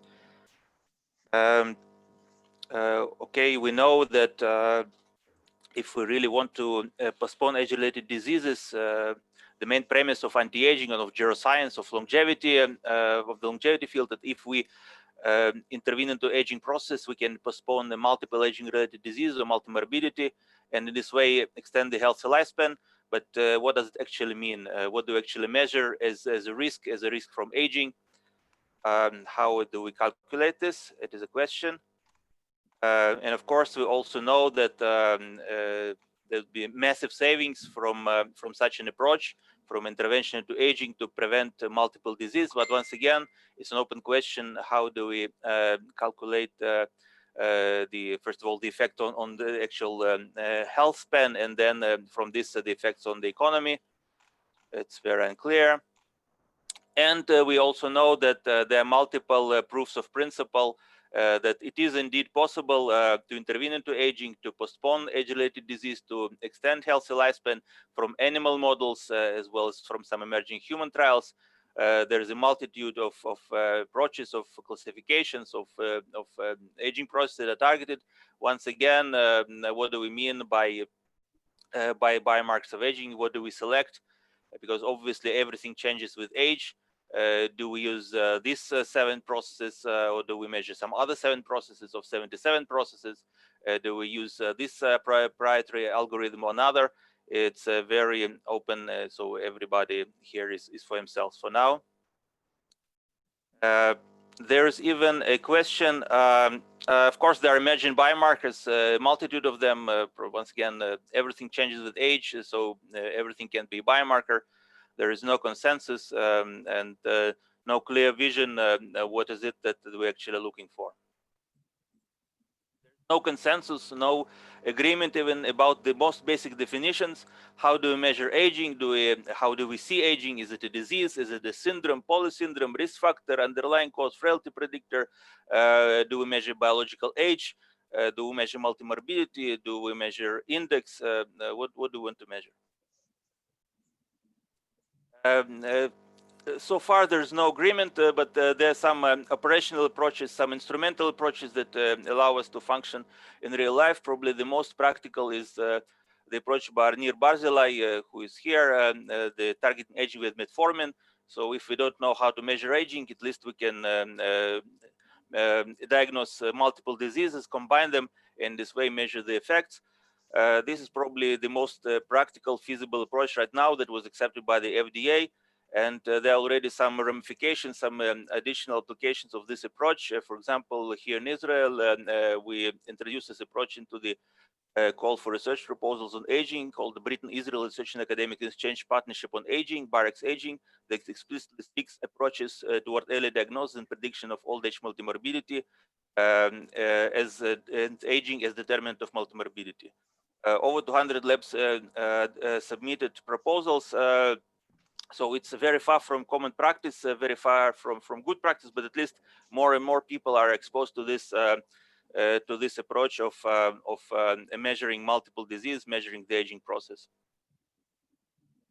It is also very important to introduce this topic into policy. That's my focus. I'm, half scientist or half part scientist,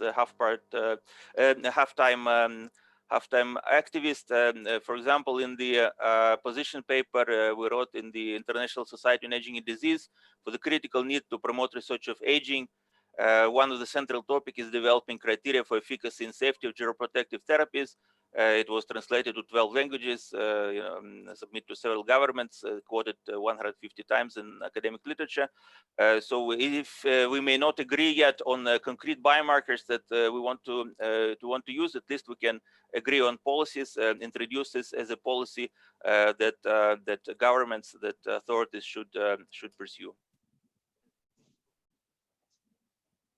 Also, in the international frameworks, we need to push for this kind of strategic vision to develop aging biomarkers or multimorbidity biomarkers. So some of the examples where our advocacy was actually somewhat influential. First of all, the famous case with ICD-11, where thanks to the work of Daria Khalturin and her colleagues, they included aging as a qualifier, as an extension code, aging related, into the ICD, into the International Classification of Disease. But once again, aging was in the ICD even before as senility, old age, but there were no agreed biomarkers, so it was considered a junk code. So before we agree on some acceptable biomarkers, there's no way we can apply this criteria. And also in the campaign we did in 2017 to introduce aging into the work program of the WHO, we were successful. Aging was included with some hints at measurements. For example, they say that they should measure healthy life expectancy as the main measure of the effectiveness of healthcare system. They say that we should reduce the number of care-dependent elderly by 15 million. But what does it mean? Nobody knows. Where are those 15 millions in Western countries, Eastern countries? How do we measure age care dependency? Generally, we need to know that WHO is not so great on evaluation. For example, if you look at the global burden of disease, the way they establish risk factors for death, it turns out that we all have many hundreds of % chances of dying, when in reality we still have only 100%. So we really need some good methodologies to evaluate risks, to evaluate biomarkers. At least we need to include this search. Here in Israel, we also push to include it into policy, once again, not as a concrete biomarker or set of biomarkers, but as a strategic part. In 2018, we were able, together with my comrades, Alex Friedman from Disabled Not Half a Person, were able to introduce this topic as part of the Israel National Master Plan on Aging. First of all, we were able to introduce this very topic of education, research and development for health and longevity and preventing age-related diseases, the National Master Plan on Aging. And within it, one of the topics was to establish infrastructure for preventive measures for aging-related diseases. This basically means developing and implementing biomarkers, appropriate biomarkers on aging. It still sits very nicely on paper. Didn't advance far, but especially now with the current situation, also political situation in Israel. But we're hopeful that it will develop and become a project, actual working group. Our research, our research together with my colleague, Dr. David Bloch, we also try to work on this topic, by our own means. We use information theoretical measures such as normalized mutual information, and it allows some new approaches to measure multimorbidity and aging. For example, it allows the establishment of non-linear relation between parameters, and also the establishment of cumulative or synergistic relation between parameters. Josh also noted many processes in aging are not reducible to linear relations, also not to single cause effect, but also synergistic. This approach allows to measure such relations. We published some papers in good journals like Progress in Neurobiology, even introduced this topic as a commitment in the European Partnership on Active and Healthy Aging. But once again, it's only our project that not many people heard about. There are thousands of other projects running parallel about biomarkers that probably never heard about each other. We need some kind of dialogue. We need to come to some common denominator, probably not about specific biomarkers, but at least about some things that we are looking for in a biomarker. Is it clarity of definition? Is it diminishment of confounding factors? Is it informative value? Is it practical utility? Is it cost effectiveness, affordability? Several criteria that can be explored and to drive our search for acceptable biomarkers. And of course, it is important that the established set of biomarkers is used in regulation to actually approve therapies.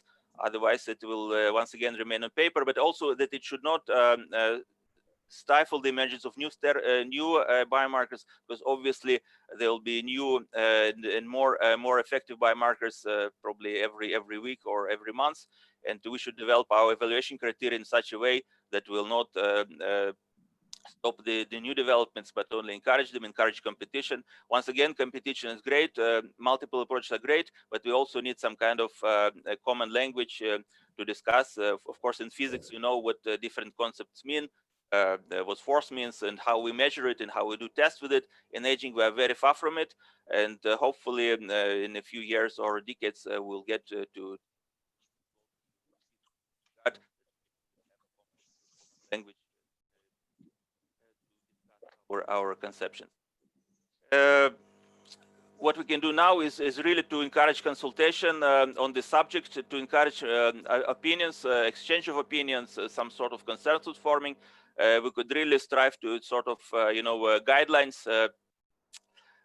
For example, together with Alexey Moskalev, we are now editing a special issue in Frontiers in Genetics exactly on this issue, clinical evaluation criteria for aging. So we encourage everybody to submit their opinion articles or reviews or some concrete experimental studies. We really need to increase public discussion of this issue. Otherwise, we really know we really have no meaning to anti-aging treatments. Not treat something that we cannot diagnose. Very major bottleneck in longevity research. Ideally, there should be some authoritative working group with some authoritative governmental or super-governmental agency that will sit down and discuss and bring different opinions, do meta-analysis, and come up with some guidelines like we do with the ICH. But it costs money, and you know, people have their jobs, and not everybody would be available for such working group. These are some of the agencies that at least I know when this topic was broached. You know, at least there were some attempts to establish some sort of working group. Nothing succeeded. All these attempts failed. But hopefully, perhaps thanks to this conference and similar approaches, there will be a more ongoing, sustained effort to come to the common ground to develop some common guidelines for biomarkers development and application. With that, I thank you for this opportunity.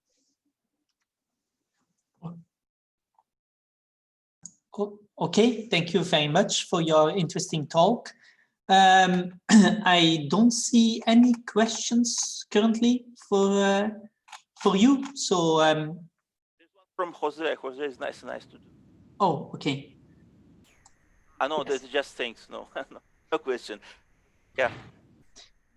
Yes, and actually, I would like to ask everyone to do exactly as Jose. And in the future, when you have a question for a speaker, you just put the name of the speaker first. That makes it easier for us to find the questions in between all the dialogue that is going on in the chat as well. Okay, so the next speaker is Nir, and I give him the word. Thank you very much. Thank you for the organizing. Thank you for really important and challenging talks. So my title was actually longevity genes. And in the last 48 hours, I was asked to talk about 4 other topics as well within this time frame. So all I can do, and some of you before have assumed what I'm going to talk about. So what I'm going to do, I'm really going to make some provocations. That's all. I'm going to talk about 3-4 things and just make the provocations that I think are more important. And I do want to start with longevity genes, and this is our poster family. Those are all siblings that live to be between 102 and 110 years old, to show the effect of genetics on longevity. We have more than 750 centenarians in our study now. We have offspring and controls, so we can do a lot with our studies. But I think the main thing that we answered first, you know, the question was, are they getting sick when everybody gets sick? And now they live sick for 40 additional years, or is their lifespan and health span goes together?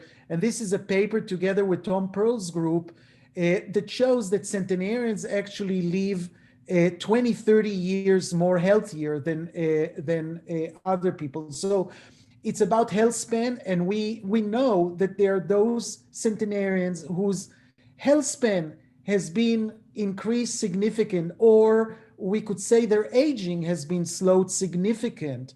And in fact, the most important thing about them is not only that they live healthier, but they had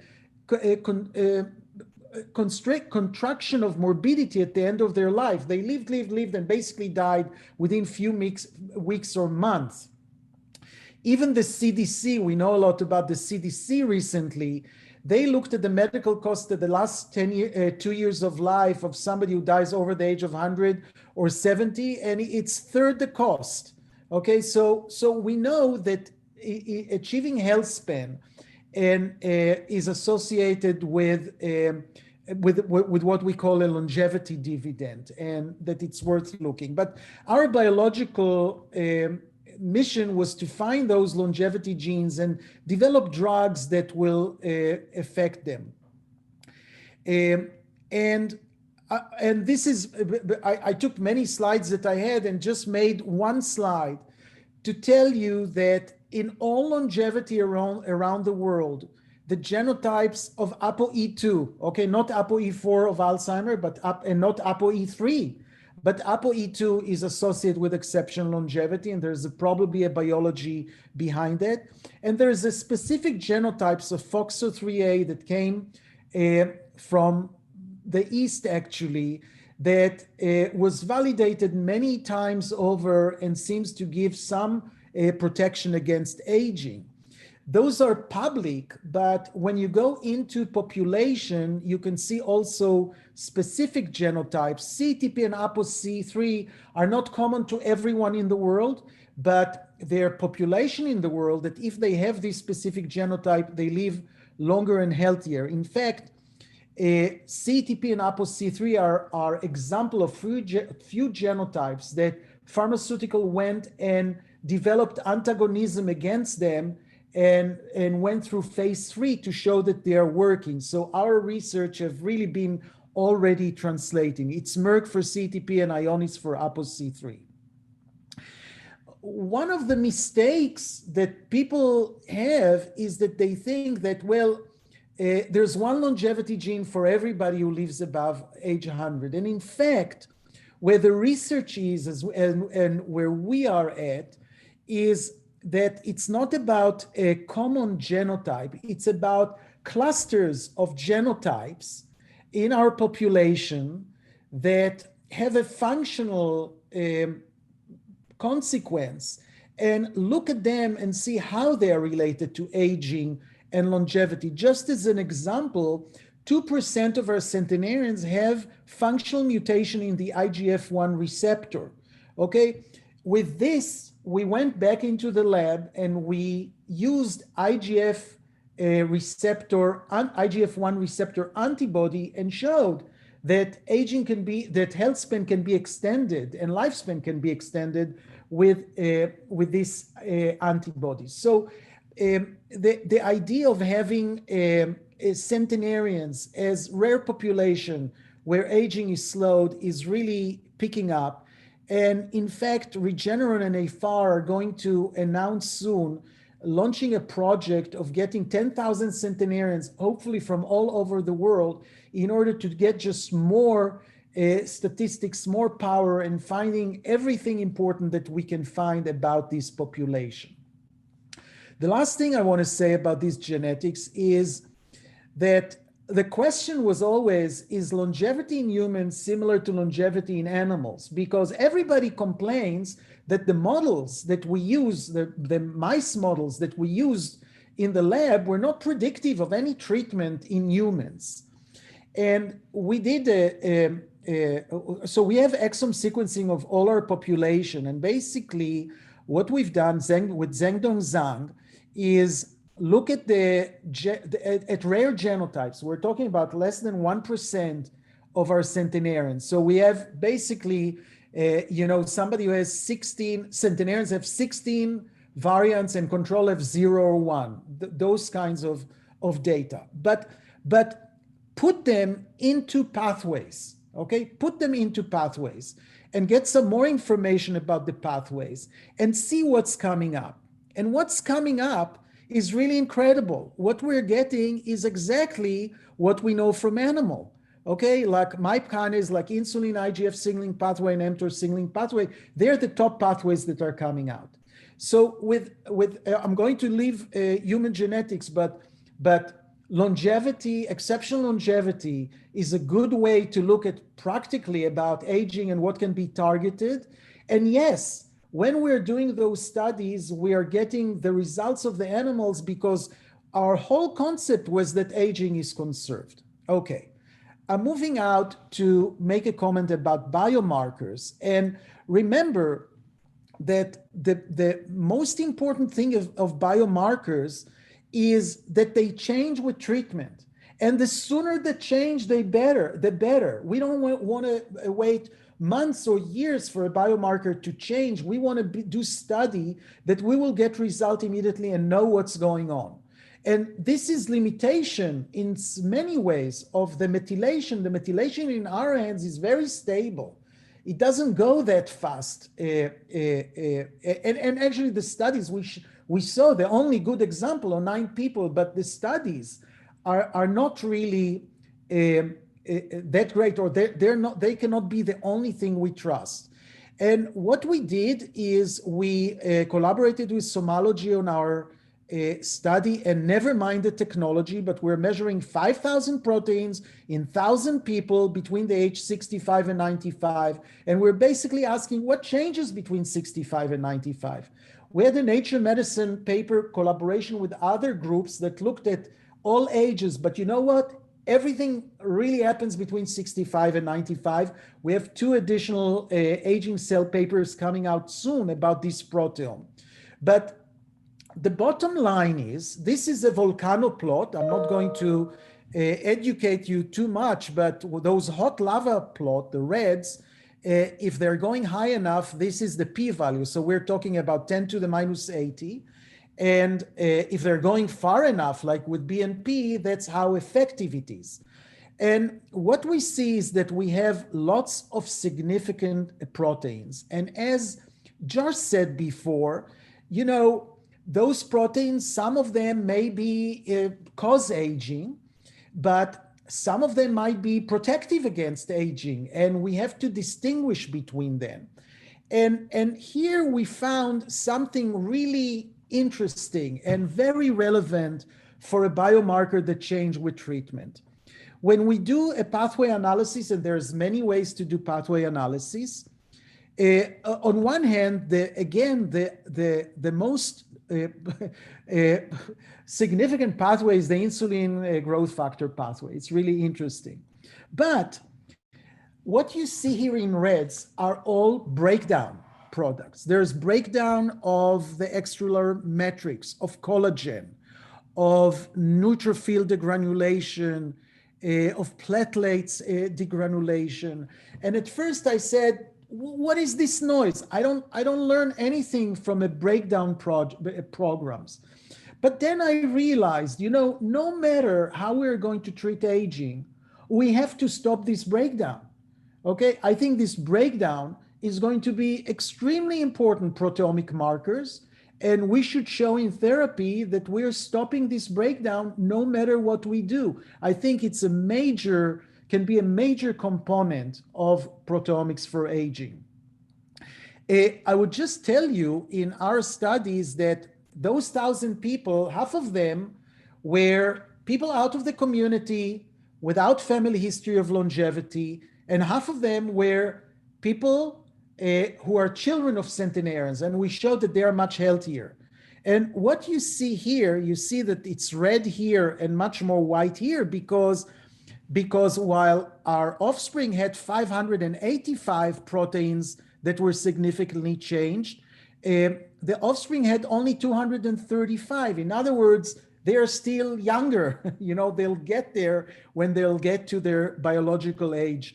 And in fact, what we're finding with them is that they have 29 proteins that the others don't have. And some of those proteins seems to be protective against aging also. So there's a discovery part here. I also want to say something else that somebody said before, or one of the comments. Female, you know, male have 600 proteins that are changing, and females have 250 proteins that are changing. The proteome of the women is much more stable. And we have to recognize that. We have to do age-specific in aging. There's no way around it, even when it comes to biomarker. And of course, we can build the clocks, and the clock that we've built showed that our biological age by proteomic is much better than chronological age and even frailty. So those are the kind of things that we want to know and want to follow. So this is the provocation about proteomic. They need to reflect treatment. We want to see fast effect of treatment. Proteomics are going to be important. now, the challenge that we have, and that was mentioned before, is that aging is not known as an indication, and it's a problem. It's a problem because we need somebody to agree that aging can be prevented. That's the best we want to do, that aging can be prevented, and that there is an indication for prevention, and that pharmaceutical will jump up to the increasing number of biotechs and start collaborating and funding a lot of what's going on there. So can we do something about the regulation? And the answer is that we found a terrific tool to use, and this is metformin, because metformin extends a lifespan and health span in animals. And we recently showed, those are here, down here are all the hallmarks of aging. And we showed that no matter that when we looked at the literature, metformin seems to affect all the hallmarks of aging. Now, I don't really believe that in the sense that there's a direct effect, but it's common to every drug that you intervene with sirtuin, with resveratrol, right? With rapamycin, with metformin. If you really target aging, you're going, let's talk about the cell that now is becoming younger. Well, you're going to fix lots of things. Okay, so at the end, you get a lot of effect, and we can argue which is primary and which is secondary, and I don't know what metformin is doing first, okay? But at the end, we can see the whole hallmarks of aging being affected. And that's why one of the interesting thing about the hallmark of aging is there's the connectivity between them. We know that we target one and we approve the other. It's because we're doing something significant about aging. And of course, we know from both clinical and association studies that metformin prevent diabetes and prevent cardiovascular disease, that people with metformin have much less cancer. There's clinical study, one recent, that shows that people on metformin have less Alzheimer and less MCI or progression of MCI. And, you know, I think it's really interesting from the UK, this study that showed that people on metformin who have diabetes and are obese and are sick to begin with have less mortality than people who are treating by the same doctors, the same pharmacies, who don't have diabetes. Okay, so you can see that you can actually measure metformin's effect on many outcomes, or on a cluster of outcomes that include mortality.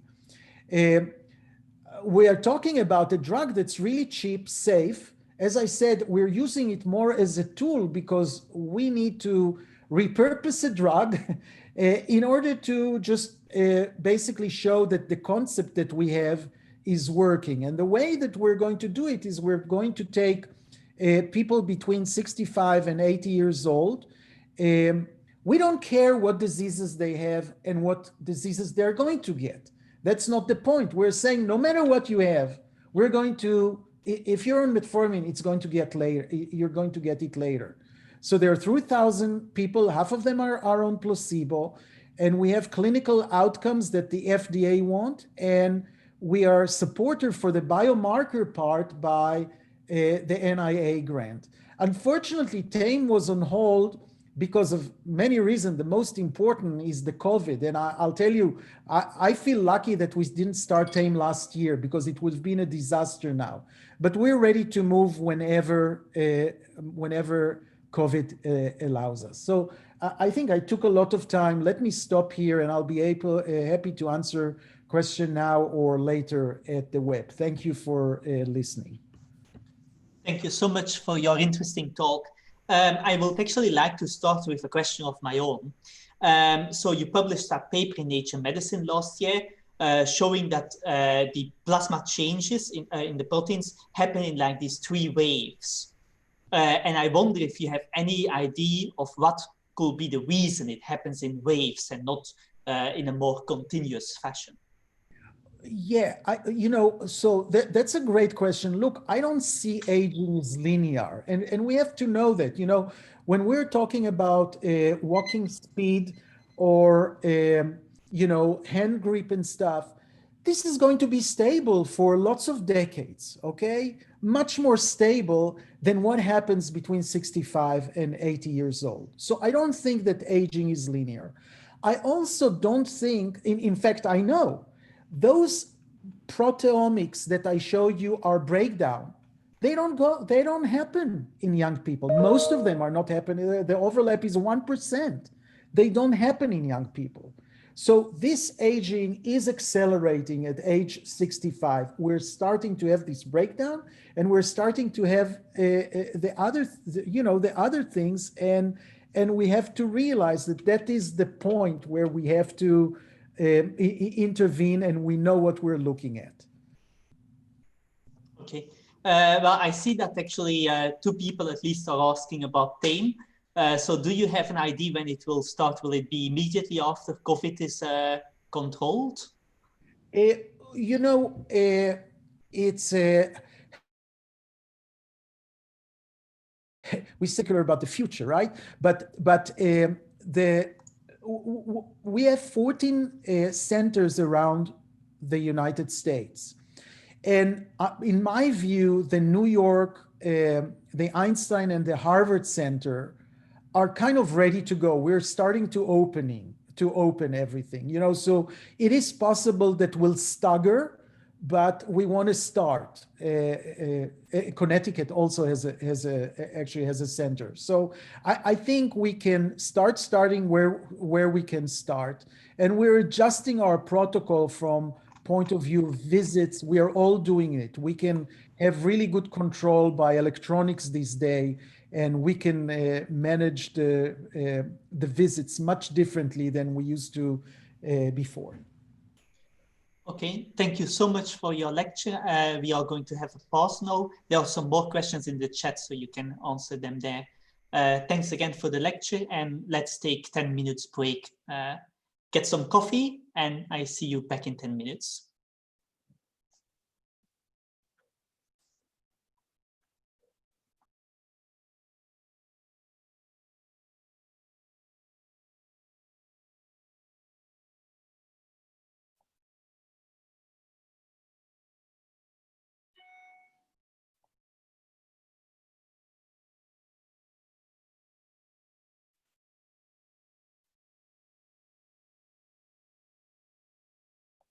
And have yet to find an actual change. We're discovering new and ingenious ways to solve problems that were once thought impossible, like manned flight, instant global communication, powerful computation, spaceflight, and advanced medicine. We dream of a brighter future. And let's face it, we all like to be healthy. We generally don't like being sick. We enjoy doing the things that healthy minds and bodies allow us all to do. Though invariably at some stage we become less physically and mentally capable of doing some of the things that we like to do. Our bodies become less capable of dealing with ailments, and we suffer under the burden of disease, the spectre of 1,000 faces. We have a choice of mildly prolonging the good life by putting the odds in our favour through a balanced, healthy diet, regular exercise, and visits to the doctor. History shows that on average, life expectancy has been going up. And there are promising developments in biotechnology and medicine which indicate this trend will continue. However, the fundamental problem of aging remains. No matter how good we are to our bodies, as a byproduct of aging, we just wear out. Our bodies become less capable of dealing with disease, and our quality of life declines. What would we do if we thought that it was possible to cure aging within our lifetime?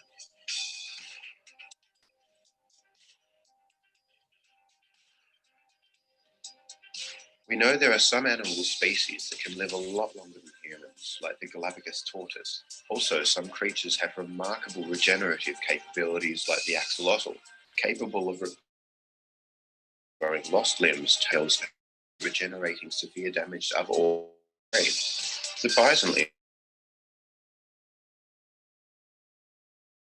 in fact, every species is capable of regeneration, from bacteria to humans. Unfortunately, unaided by appropriate treatment, humans are only capable of regenerating to a limited degree, like tissue regeneration. Throughout history, cultures from all over the world have the desire to achieve the means to defeat aging and conquer. The method of youth appears almost everywhere in writings in Greece, by Herodotus to volumes of Chinese legends, and all the way back to 2100 BC. The ancient Mesopotamian Epic of Gilgamesh, one of the oldest stories ever told, though these are all, of course, myths and legends. In recent times, we have come to know a lot more about the world and have yet to find an actual fountain of youth. People could be forgiven for thinking that the ravages of old age are inevitable and accepted as just as part of being human, as part of the learning process of growing up, as an inescapable destiny. Seeking comfort from existential angst, some retreat to the standpoint that it's never going to be possible, therefore it's okay to be irrational about whether it's desirable. No, it's not okay to be irrational about this. Of course it's desirable, like generally reducing suffering is desirable. Many people's perspectives on aging are evolving. They see promise in advances in medicine and biotechnology, and in hope look forward to the possibility of having long, healthy lives. So what is aging? It turns out that people are pretty confused about aging, so let's look at how aging and disease are related. The word disease comes from Old French, meaning a lack of ease. And when you break up the word, it makes sense, dis-ease. The word age was imported from Latin into Old French and then into English. Its meaning is close to era, relating to the time somebody has existed. Throughout history, aging has been related to all sorts of ideas, mystical religious ideas. Aging is a source of meaning, a social identity, a personal quality or virtue, a foregone conclusion, or even a natural phenomenon that shouldn't be tampered with. This is strange. Aging is sometimes framed as natural and therefore sacred. There are some gaping holes in this reasoning process. The appeal to nature is an informal logical fallacy. The content of the argument fails to support its proposed conclusion.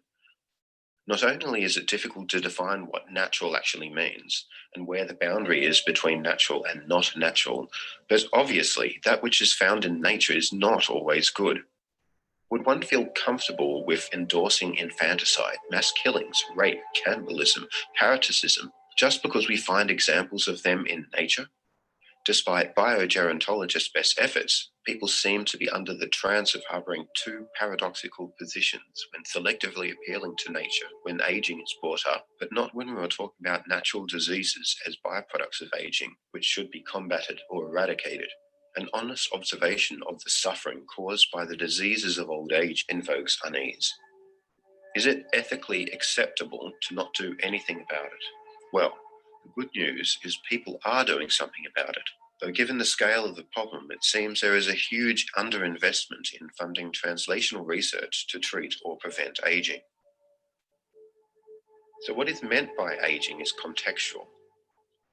In the context of the health of the organism, or in a biological context or a medical context, the most appropriate definitions are precise and specific. How aging has been categorized and defined has influenced the way we think about it. On the one hand, we have our chronological age, which refers to the amount of time we've been alive. And on the other hand, we have our biological age, which refers to the condition of our bodies. Like cars, bodies eventually wear out, and without maintenance, they degrade, fall apart, and stop functioning. A side effect of driving our car around is that the tires bald, the brakes wear down, clutches burn out, radiators and piping leak and develop calcium deposits. If we keep our cars well serviced, giving it regular oil changes, mechanical cleanups and general checkups, our cars are expected to last a lot longer.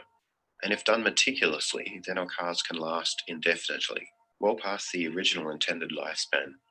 In a conceptually similar way, but in a very complex fashion, our bodies wear out, metabolize, malfunction, and eventually just stop working. Should we classify aging as a disease? If aging isn't considered a disease, it's easy to consider it as normal and not as a target for treatment. The harsh reality is that chronological aging and the diseases of biological aging are highly correlated. Biological aging will at some stage cause suffering, and a lot of it. Fortunately, there's been progress around categorizing aging as a disease. If you can classify aging as a disease, then you can treat it. the World Health Organization added a new extension code for aging-related diseases, defined as those caused by pathological processes which persistently lead to the loss of the organism's adaptation and progress in older ages. This will certainly help to overcome regulatory obstacles to achieving rejuvenation medicine. Why? Well, in the Lancet in Diabetes Endocrinology, there's an editorial published entitled Opening the Door to Treating Aging as a Disease. As ICD codes are prerequisite for the registration of all new drugs and therapies, the recognition of aging as a pathological process, together with the replacement of the ICD codes for senility with old age, represents undeniable progress towards overcoming regulatory obstacles that have thus far hampered the development of therapeutic interventions and preventative strategies targeting aging and age-related diseases. It is obvious for the most part that we love life so much we systematically try to avoid injury and death. People have been asking the question,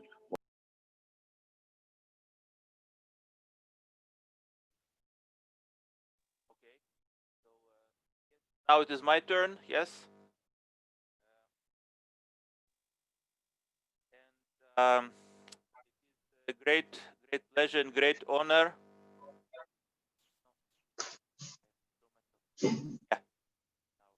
It is a great pleasure and a great honor to start the next panel, the next session, which will be exactly on biomarkers of aging. And the first speaker is none other than Aubrey de Grey from Sense Research Foundation, who will speak on the importance of physical biomarkers for aging. Ilya, thank you so much. And thanks to Sven and Didier and Virginie and all the other organizers. It's great to be back at the EHA. I love speaking to this group, of course. Now, since I've only got 10 minutes or so, and since I tend, when I speak to this group, to not trot out my normal talk, I'm going to not use slides today. I'm just going to pontificate. As many of you will remember, typically when I speak to people who are familiar with Sense Foundation's work, I tend to try to give some kind of call for action. And the topic of today's conference actually gives me a good opportunity for that. The thing I want to focus on, and actually this is also somewhat serendipitous because the organizers actually chose the title of my talk for me, but it worked out rather well. The thing I want to focus on is what I view currently as a bit of a deficiency in the current work that's going on in relation to biomarkers of aging. And it's a deficiency which I think that many people here who may have computational expertise, even though you may not be professional gerontologists, could actually contribute to. So here goes. As all of us know, the idea of a biomarker of aging has been around a long time. And the goal of finding one has been one that everybody has recognized the importance of, if we could. In particular, the National Institute on Aging in the US, back in the 1970s and 80s, spent a lot of money, I mean a lot, in an attempt to identify biomarkers of aging that were actually reliable. And it was, I am not exaggerating by telling you that it was a complete bust. It was utterly unsuccessful. And basically people came back feeling that such a thing wasn't possible. Now, there were two reasons why their pessimism at that point might have been premature. One of them was that, to be honest, they hadn't really decided, at least not justifiably, on what the definition of a biomarker of aging even is. You know, some people would say, well, it's a predictor of how soon you're going to die. Some people would say, well, no, it's a predictor of how soon you're going to start getting sick from one or another of the classical progressive conditions of late life, whether mental or physical. Some people would say, well, you should measure it as a proportion of how long it is before you die, and so on. but there was really, you know, not a lot of agreement there. However, the other big reason, of course, why there was perhaps premature pessimism was that back then we did not have big data in the way we have today in biology. We did not have the ability to develop the kinds of things that we're hearing so much about these days in relation to biomarkers of aging, specifically omic clocks of this or that type. The epigenetic clocks of Steve Horvath and Morgan Levine and others have, of course, got more publicity than any other, but they would be the first to agree that the best clocks that exist right now of that kind are multi-omic ones, or at least in due course, there will be multi-omic ones that incorporate proteomic data, metabolomic data. So, you know, a lot of big data out there. So that's all very good. And of course, it has restored people's optimism that we can, in due course anyway, become rather competent at predicting how long it's going to be before somebody gets sick. But there's a big difficulty here. If we ask ourselves, well, why do biomarkers of aging matter so much? It's not just observational.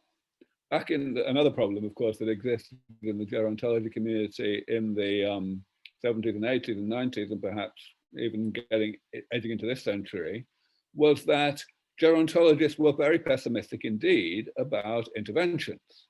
In fact, the culture was so negative that you couldn't even mention intervention in a grant application and have any hope of getting it funded. Whereas now, of course, the situation is pretty much 180 of that. You know, it's the exact opposite, where you kind of have to talk about the translational potential of your work, or else you don't get it funded. So that's a great thing, but what it should concentrate our minds on is the need for biomarkers of aging, not only to tell us how soon somebody is likely to get sick from a chronic condition of late life, but also the extent to which this or that intervention can alter one's propensity to get sick, or the time frame before one's likely to get sick. And that is actually a lot more difficult, a lot more difficult. If we think about today's world in terms of the difficulties that I'm sure Nia spoke about, and other people have probably spoken about already today, of getting drugs for aging through the regulatory obstacle course, we all know that one of the biggest difficulties of all is that aging is not typically considered to be a treatable condition. And of course, that is gradually changing as a result, not least of the sterling efforts of Nia and his colleagues in developing a kind of complex combinatorial definition of aging in all but name that has been incorporated as the clinical endpoint of the ATTAIN trial. But, you know, there's still a long way to go there. And, you know, the difficulty, of course, is that aging in humans is so slow. So if you want to validate a biomarker of aging in mice, no problem. You just see whether it correlates with how long it is until the mice actually get sick or die, because that's not going to be very long either way. But you can't really do that for humans. So, of course, what initially happened when people like Steve Horvath were developing their epigenetic clocks was that they simply developed a clock that was a really good correlate of chronological age. That itself is, of course, completely useless because we already have birth certificates for that. But they knew that, of course. People like Steve knew that perfectly well. And so they moved on. And where we are now is clocks that purport to be clocks for biological age, demonstrators of biological age, which is, of course, the platonic ideal of a predictor of how soon you are going to get sick. All great so far, except when you start to bring interventions into that equation. Whenever you're trying to develop a statistical fit to data, when you have shall we say, a training set and a test set. You have a training set that you identify your weighted sum of this or that number of parameters, especially when you're talking about hundreds of parameters. Then a huge danger, which everyone, of course, is very well aware of, is the danger of overfitting, of getting something that works really well for your training set, but actually does not work particularly well for new examples. And so people have got pretty good at avoiding overfitting, but there's a big catch there. The big catch is that overfitting is only avoidable if there is no particular reason to believe that your test set, your training set, is inherently different from the test set. And of course, there's a very, very important way for clinical purposes in which it is necessarily different. Namely, the training set consists of people who have not received therapies that don't yet exist, whereas the test set is going to be precisely people who are receiving a therapy that's just been created and that you want to determine the efficacy of. So what we need is biomarkers of aging that are robust to that, that with very high probability do vary with real biological age, whatever the intervention is that you throw at them. And that has to include interventions that don't yet exist. So that's a bit of a conundrum. That's inherently not possible, right? So how close can we get? Is there a way that we can get close? I believe that it's a way that is not yet being adequately paid attention to. And moreover, since many of the data sets that are involved here are public, this is good access to computational resources and understanding of the problem can actually do. That means a lot of people that I'm speaking to right now. So what is this trick? What's the trick? What we can do is we can identify correlations between biomarkers of aging, such as an epigenetic clock, and other biomarkers of aging that have been established traditionally over the years.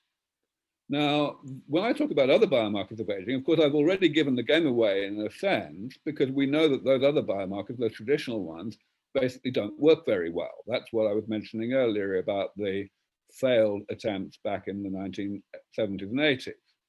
But they still work fairly well. We all know that, it's awfully good if you don't have much insulin, and it's good if you have strong grip strength and gait speed. Things like this, there's some correlation. And those are things that you can measure at once. So what we actually need is a clock that is tested not only with a bunch of untreated people, but also is trained in clinical trials for interventions that work and for interventions that don't work. If we can go back and look at historical data on such things, and we can see whether, for example, grip strength was actually a good predictor in a particular clinical trial of whether the therapy would actually delay this or that aspect of age-related physiological decline, then we can also ask whether grip strength correlates with the epigenetic clock in the clinical trial. If we do that over a lot of trials, then we can develop a clock which correlates well with other individually less good biomarkers of aging. And I believe that that is something that fills this gap. It's something that has the opportunity to make such epigenetic or other omic clocks be much more robust and useful and relevant for determining the potential of a new intervention. Okay, I think I've probably run out of time already because I was rather long-winded about that. I hope I have got my concept across. I guess it was a bit sophisticated, but I hope the idea is clear. So I'll stop there and I'll answer any questions you have. Thank you. Thank you very much, Aubrey. which ask is Okay, Sven, you're breaking up, Sven, but I can see that Jose Cordero has a question in the chat. Perhaps that's the one I should be answering. Jose asks, do you expect to see many differences in epigenetic clocks across different mammalian species? Unfortunately, the answer is, oh yes. In fact, it's pretty much impossible to just transfer blindly across species. Now, of course, that's a good thing in the sense that kind of doesn't matter in the sense that you can always develop a clock in mice, and indeed Steve Horvath and others have already done that. But it does mean that we can't just use the clocks, develop the clocks in mice and just say, okay, let's use those clocks. You can't do that. Okay. Other questions? Questions? Thank you very much, Aubrey. Then we go into the next speaker, Anton Kulaga from the Institute of Biochemistry of the Romanian Academy of Sciences, who will talk about federated learning on human data for biological age prediction. Please, Anton. Okay, so do you see my slides? Okay, so thank you very much for the introduction. So today I will be talking on a simulation study that we are doing on applying federated learning technology on human data for age prediction. So the study is motivated actually by one simple question: why we see so many magnificent results of applying machine learning models to general problems like differentiating cats from dogs better than humans can do, while in the same time we see that in domains that matter, like biomedical domain, the results are extremely modest. And on the right picture, you can actually see an example of such type of mistakes. So if we look into the common workflow that is used when you work on machine learning problem, you can see that if you're working on a popular general problem, usually what you do, you download the data set, you train a model, you tune a model, and another CATS classifier is ready. While when you are working with some sensitive data, like biomedical problem data, before you can even download a data set, you actually have to acquire it. It means that you have to somehow purchase the data set from the hospital, and for this you probably need money. You have to get investors, make business plan, make business, spam everybody, or if you are an academic group, you have to make a consortium and win a grant. That is also quite hard. So the main problem is getting access is hard. And for this reason, most of us focus on solving tasks that are accessible and getting quite good results. But what about actually focusing on tasks that matter, like solving different diseases and addressing the main disease, aging? And in aging, what is special about is, as it affects all of us, it has one especially important particular property, is that you can take a clinical study on pretty much any disease, and you can take out all the healthy control from them. And you can use this data to train an aging classifier because you can know the age of these people. That means that in theory, we can use pretty much any clinical data set to train an aging predictor. And so many thousands data sets can potentially be available for us. But the problem is that it's too many data sets, and we have a lot of regulations like GDPR, like HIPAA. And the trend is that regulations are getting tougher and tougher. And you can easily feel it by enormous amount of cookies that you have to accept when you surf web. And many people use technology like cookies blockers or acceptors in order to make web surfing great again. And for sensitive data, things are even harder and become even tougher. So we also need technologies to make data science and machine learning great again for biomedical data. And there are 5 core privacy preserving AI technologies. So by privacy preserving, I mean that you can train a machine learning model on the data that you cannot actually see, where you cannot see individual patients. So 2 last of them actually require some hardware and are pretty slow. So we looked into first 3 of them, and for synthetic data and federated learning, we trained some models in order to do comparisons. So few words that as a disclaimer, it's intermediate results. So we trained the simple models to see what are the trade-offs, how much accuracy you lose if you try to protect your patient inputs in order to not to know it. So as a data set, we took GTX dataset that is public, quite popular data set with 53 tissues and more than 800 people. As you can see on this violin plots, it's quite imbalanced. And it also has one problem that they rounded ages to make it anonymized. For these reasons, the predictions with this dataset is not as good as if you would have proper aging values. So we trained the following models. So in the middle, you can see classical centralized models when you have access to all the data and you train either neural network or you train decision tree gradient boosting model. And we also, on the bottom, we also tried to simulate 4 private kind of hospitals that have this data, and you train on it and get some results with federated learning. And on the top, you can see that we also tried to make some generative models, kind of generation, and teach some classifiers on not private data, but generated data. So a few words about centralized results. So on the left, you can see the genes that were selected with Shapley additive explanations.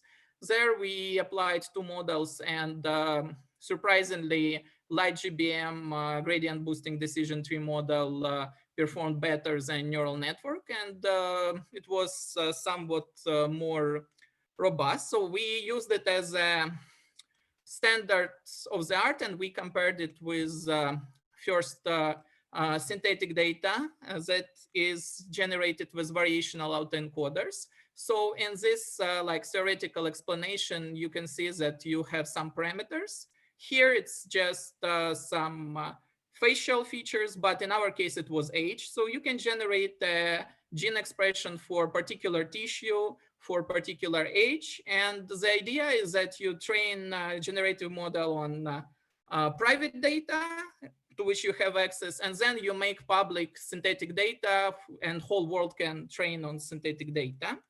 So here is a quite simple architecture of our variational autoencoder. Here is reconstruction loss, and the second technology that we compared with centralized was federated learning. For this, we use Thymus PyGrid library.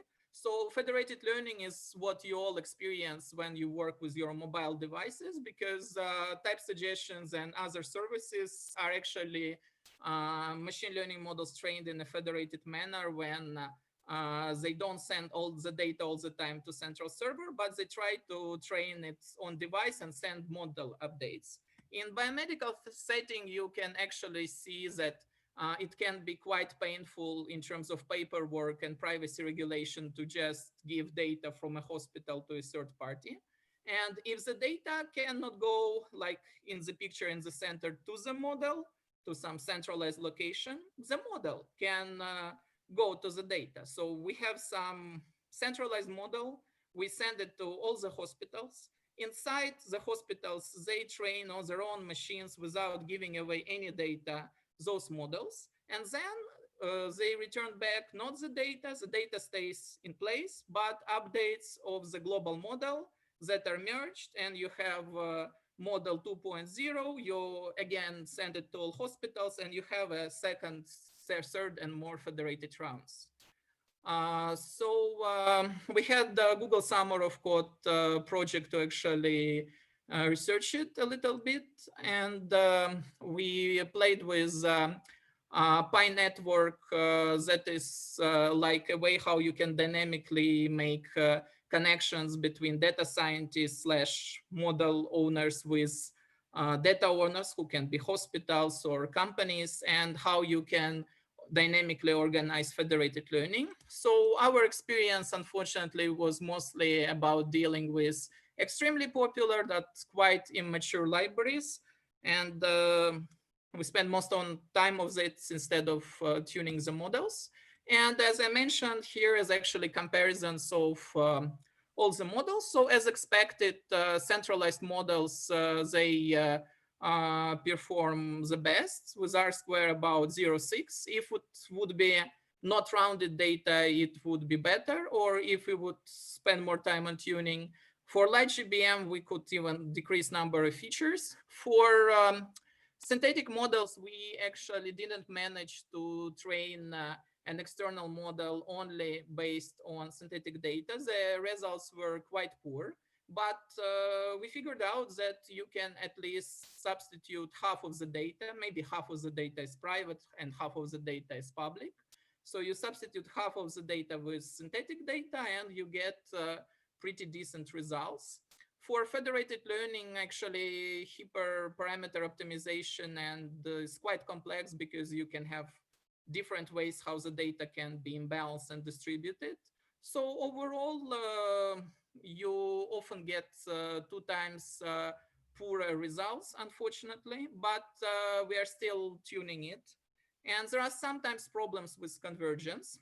So after doing these comparisons, we came to some conclusions. So we see that there is still a huge potential to use a lot of data from other diseases and have distributed network of models and data sets.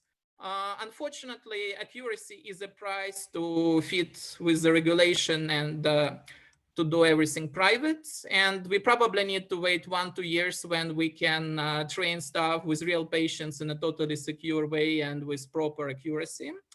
And also we cannot just use generative model everywhere yet. And our next steps actually will be testing 2 other privacy preserving technologies like homomorphic encryption and secure multi-party computation. And we have to put a lot of time actually on improving the models and seeing how we can train better. With this, I want to thank you for your attention and ready to answer your questions. Thank you very much, Anton. David asked, Anton, can you read for yourself or you want me to? Okay, let me just check. Maybe you can read because I'm okay. And in all I talked yesterday on Godfellow, the originator of the AI concept of GANs, the generative adversarial networks, talked about using GAN for differentially private data generation. This matches column 1 of your comparison. What problems do you see with it? It was also stated that in that webinar that knowledge about GANs has... I know. So I kind of thinking about taking this Coursera specialization. So there is a specialization on GANs by Andrew Ng. So the thing is that we haven't tested the GAN here yet, but we plan to. So GANs, they from one side there are a bit, you can get a bit better results than with variational autoencoders. From another side, as you have like a sword and shield fight, it's harder to train them. So it can be hard to actually get results that are very, very close to real data.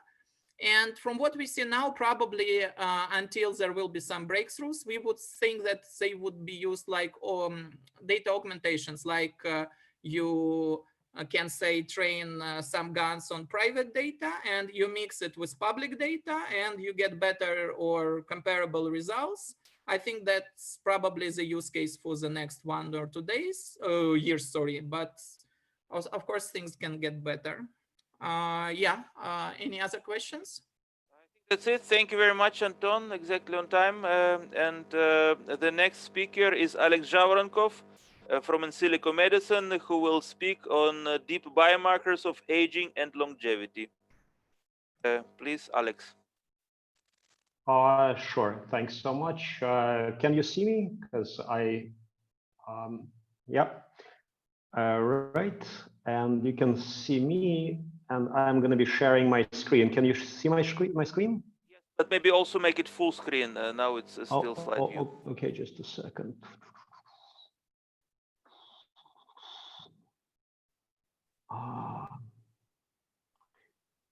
And I need to do it like this.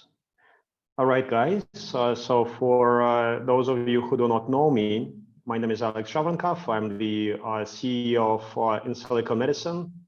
We focus on drug discovery. I'm the Chief Longevity Officer of the company called Deep Longevity, which was recently acquired by another company called Region Pacific, and is publicly traded in Hong Kong, where I'm calling from. So it's almost 2 a.m. my time. Since it's a public company, I need to make this disclaimer, so it's not an investment advice. It's publicly traded, so don't buy the stock based on this lecture. The technology that I'm specializing in is called deep generative reinforcement learning. So Anton, I've noticed, covered a little bit GANs and variational autoencoders and generation of synthetic data.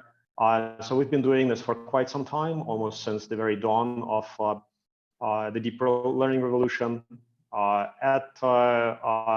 In silico, we use this technology for biomarker development, biological target identification, molecular screening, molecular generation, clinical trial analysis, and at Deep Longevity, we do biological age prediction, also biomarker development, biological target identification, synthetic data generation, real-world data analytics, and now we even got into motivation, behavioral modification, and mental health and depression. So publications are coming up. Actually, in this area, the many features that we work with are highly interpretable, so it's very easy to interpret with human mind. The history of deep learning, I'm pretty sure most of you are not familiar with that. Neural nets, the concepts of neural nets date back to 1940s, many of the concepts are not new, but GANs, the topic that was previously touched on, are reasonably new. So Ian Goodfellow introduced them in 2014, and in 2015 we met Ian, and I started working quite actively in this area, and we use it very, very often in molecular generation. So we published our first paper in generation of novel molecules using GANs in 2016. It's the first peer-reviewed paper in this area. And then we did many, many papers lately showing experimental validation where we synthesize the molecules. But we also use it to generate synthetic human data. And a very good introduction to GANs and specific application of GANs was this paper by Reed in 2016, published approximately at the same time at ICML when we submitted our first paper on molecules, and approximately at the same time we did our first age predictor using deep neural networks. So you have two networks, one is a generator, another one is a discriminator. The generator is generating meaningful output, meaningful noise in response to textual input or some other generation conditions. And the discriminator is capturing whatever is coming out of the generator and comparing it to ground truth. And those two networks compete with each other. One is trying to trick the discriminator. The discriminator is trying to catch the generator generating fakes. So when they're trained, you can get this kind of images, again, 2016, so poor resolution. You can get this kind of input. This small bird has a pink breasting crown and black primaries and secondaries. And you can see that the direction of those generation conditions is there. Those are not Google search, these are generated. So GANs are great at generating pictures. Again, those people do not exist. So this is synthetic data, again, previously touched on, but that's very old stuff, so 2017. And deep neural networks are great at predicting age. You can see that it can predict age based on synthetic data. This kind of brings us to the concept of deep aging clocks.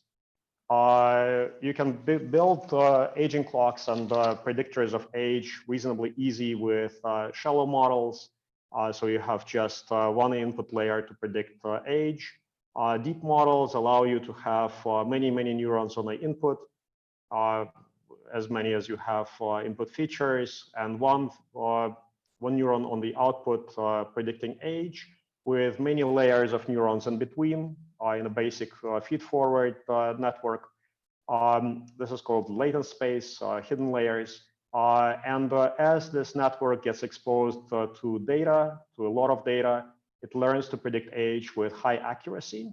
And it can tolerate quite a bit of noise in this data. So if your data isn't perfect, but it's real world data, the deep neural network is great at generalizing. So you can embrace dirty data, but you really need to have a very good test set. And we realized that quite early. So we started using large populational data sets, longitudinal data sets on many data types. So we built the first transcriptomic aging clock, proteomic aging clock, metabolomic aging clock using deep learning. We have pictures, EEG, CG activity, blood tests, behavior aging clocks. And you can combine those data types now using deep neural nets, either by building ensembles of deep neural nets or training on multimodal data. And then you can derive pathways, targets, causal graphs, and generate synthetic data using those deep neural networks. But this, in 2016, when we first published, that was a pretty novel concept. And now quite a bit of our work is related to how to make this concept more explainable and more and how do you derive causality from those deep neural networks. One really cool idea that we came up with also in 2016 was to train on age, where a lot of data is available. So everybody has age. That's the beauty of aging. To train deep neural networks, and there's a lot of publicly available data.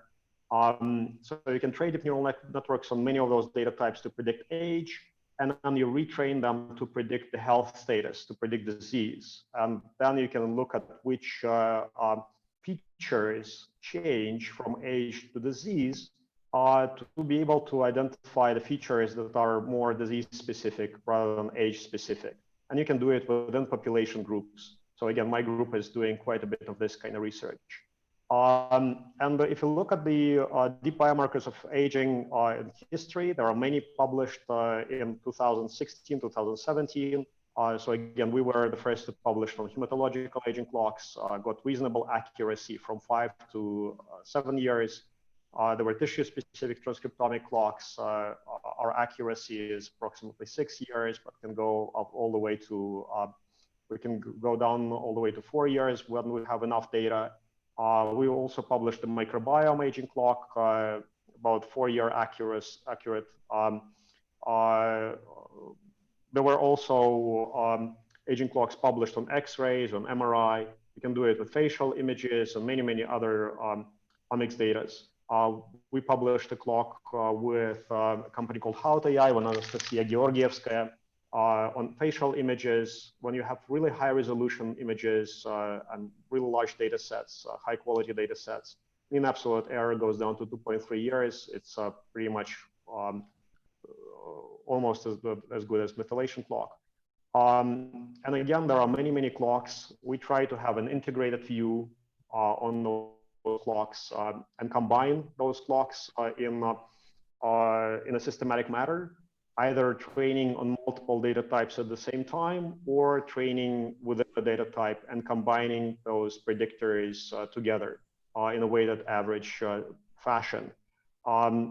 And currently we have even behavior aging clocks, psychological aging clocks, clocks that are based on medical history, so with very interpretable features. And working with those kind of data types allow you to do very advanced feature engineering that will later help you to work with biological data. So you try to find features that are not directly correlated with biological age, with chronological age, like for example, age of your spouse or age of your children. You don't want to have those in the features that you're training on, because that's very correlated with your kind of with your place in lifespan. So it means that you are old enough to have children, and they're already kind of, and you have them, and they are of specific age, or age of your spouse is very often correlated with your chronological age. So you don't want to have those, and you want to have features that are highly modifiable. So, like for example, features that age of death of your parents is something that you cannot really change. You don't want to have that. Again, learning from easy to interpret data types is something very important, and that helps you define the criteria for feature engineering for other clocks. We have quite a bit of papers supporting those clocks, all the way since 2015, 2016. So I'm going to cover some of those, and Polina Momoshina, who is going to follow with a presentation on more kind of feature importance analysis. We did the hematological aging clock. We showed that it works in smokers. So we can show that smokers are predicted to be older than non-smokers. We built a transcriptomic aging clock, microbiome aging clock, showed those clocks are population specific and also very relevant to mortality. So the first clock that we published was this deep biomarkers of human aging by Putin. So now I have, I think, 8 or 9 papers with Putin and PubMed. It's funny. This was the first application of deep neural networks on blood biochemistry data for age prediction. We also showed that now we can do permutation feature importance, so create a vector of all those features and randomly shuffle some to understand which ones contribute most to the accuracy of the predictor, and build those beautiful diagrams and see which features are most important. So we've identified albumin, glucose, token phosphatase back then. And also showed that we can reach a pretty reasonable accuracy, so about 5.5 years, and ping some of those features to exact systems. And also back then, we realized that there is anecdotal evidence that people who look older than the chronological age to the deep neural net, they have various health conditions. And people who are younger are usually quite athletic and fit. I think I have to accelerate and skip some slides, but for our first study, we used approximately 62,000 samples from people who are more or less healthy, and trained an ensemble of 21 neural nets, stacked them into an ensemble, and got to a pretty nice accuracy. So now it's by far much more advanced. We use a lot of generative systems and get to much better relations. Also, we showed that many of those clocks are very responsive to lifestyle choices. So again, the first anecdotal evidence was coming from this first exercise in 2016. Then we showed that on large data sets and Canadian data sets for smokers and Chantix users, we showed that people who are smoking, they look much older to the deep neural net early in life, and actually many of those who are less genetically resilient to aging and other conditions, they die off, and by the time they're 7 younger, they a little bit they're smoking. And we also showed for the first time that people who are significantly older than the chronological age, so 5 years or older, also have much higher hazard ratio, so more than 2x chances of dying of any cause within any population if they're older than a chronological age, and vice versa if they're younger.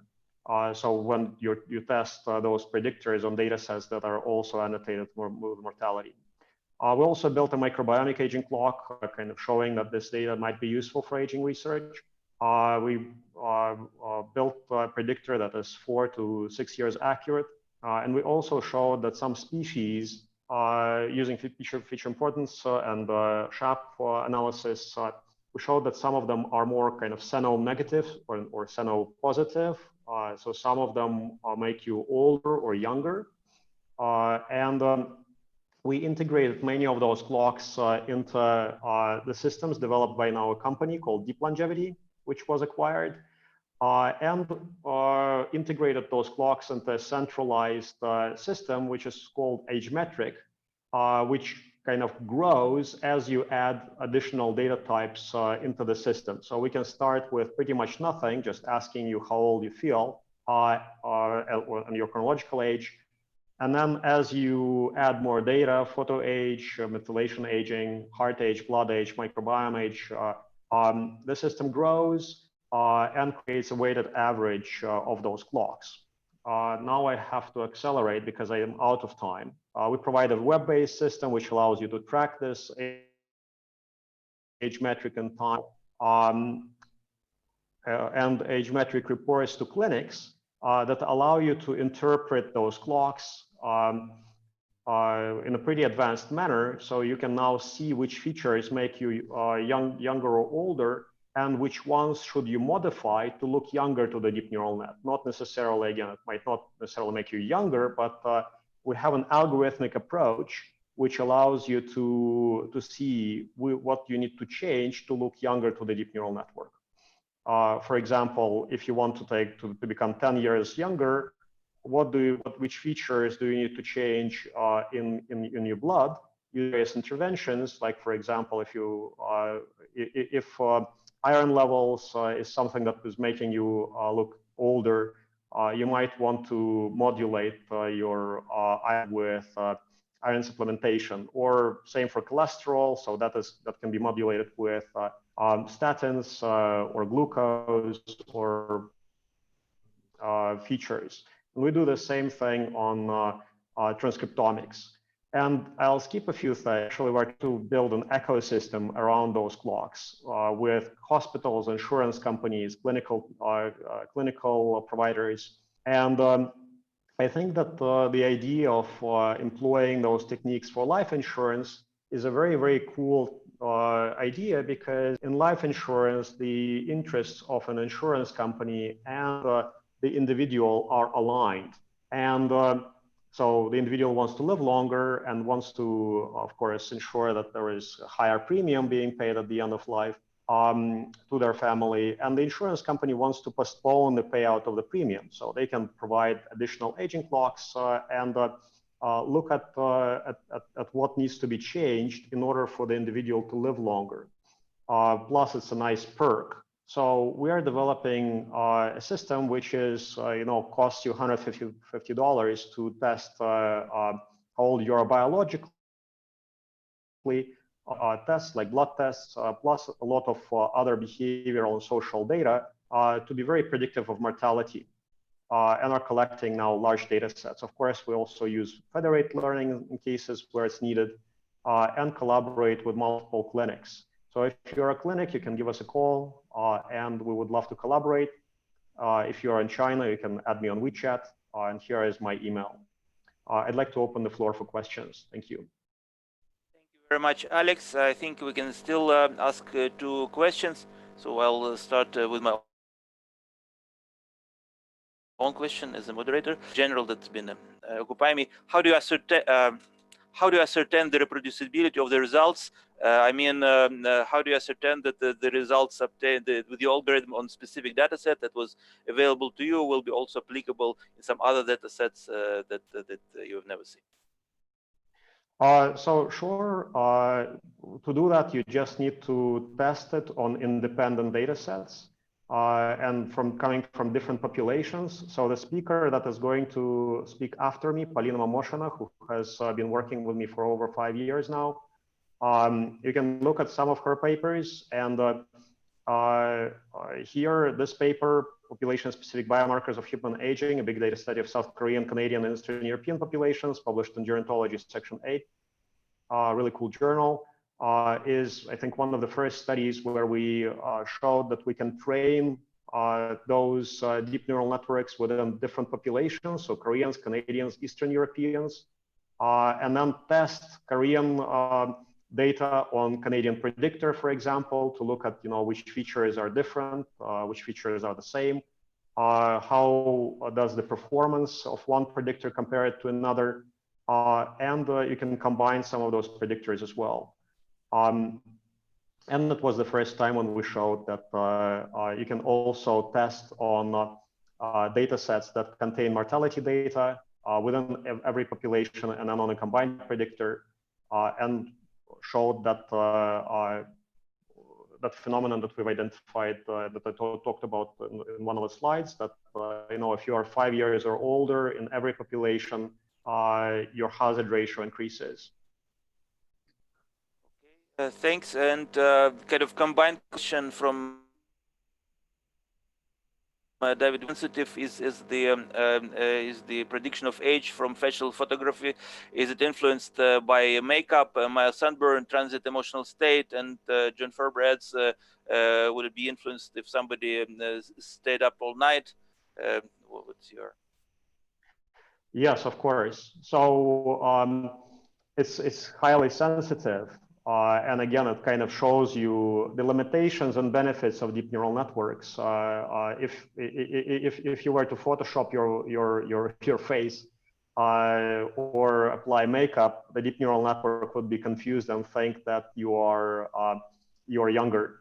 And the best company that I know, and I'm an advisor to that company as well, is called Hout AI. Which does this kind of research on different photographic data types, either on very ultra high resolutions pictures of skin. So you don't even do it, you can do it on this macro, my micro pictures of your skin. And you can do it on entire face. Features are making you younger or older. And then you can correct those features. You also see what those features are on the photograph, either on the full face or on a specific piece of the skin. And you would be able to influence some of those features using makeup. But of course, sleep and exercise, your body composition. If you have a lot of subcutaneous body fat, you will actually look younger because the wrinkles are corrected. And how your mood changes your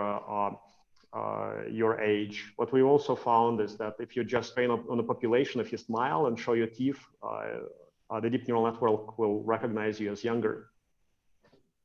Thank you very much, Alex. And now to continue, Polina Mamoshina, who is also from in silico medicine, head of the biomarkers development at the company. She will speak about explainable deep aging clocks as models of hypothesis generation and aging research. Please, Polina, if you could make it shorter, we kind of. I will try to be brief. Thank you. So I have to first make a disclaimer that I'm currently Deep Longevity. It's a spin-off company of Insilico Medicine, so I'm no longer part of Insilico. And again, because we've been acquired by a public company, I have to make a disclaimer that it's not financial advice in any way, and you cannot use my slides as a financial advice. So a bit of a company. Again, just to recap, we focus on deep aging clocks, and my presentation will mainly cover those. And we've been founded by Alex Zhavankov, as well as Insilico, who is also a long-term mentor of mine. So just to summarize what we have in the field in terms of markers of aging. So there are multiple of those that has been proposed since 2013. That was mainly driven by the accessibility of the data type in the public domain. At the same time, all of them, they were developed using standard shallow machine learning techniques. And now we are experiencing a revolution in algorithms. So there are new types of algorithms available, including the deep learning based algorithms, deep neural networks and reinforcement learning algorithms. And they are the one who are generating most of the hype around AI, but they are also the one who are generating the credible advances. And now we believe there is a revolution in deep learning in healthcare area. So why it's happening right now, why most of those ideas came from 1980, it's mainly because we have advanced algorithms that we can use to train them on. Before it was only theory, we cannot actually train them. We also have GPU computing. It's only possible to train them with GPU computing and big data, so millions of samples to train because they're exceptionally data hungry.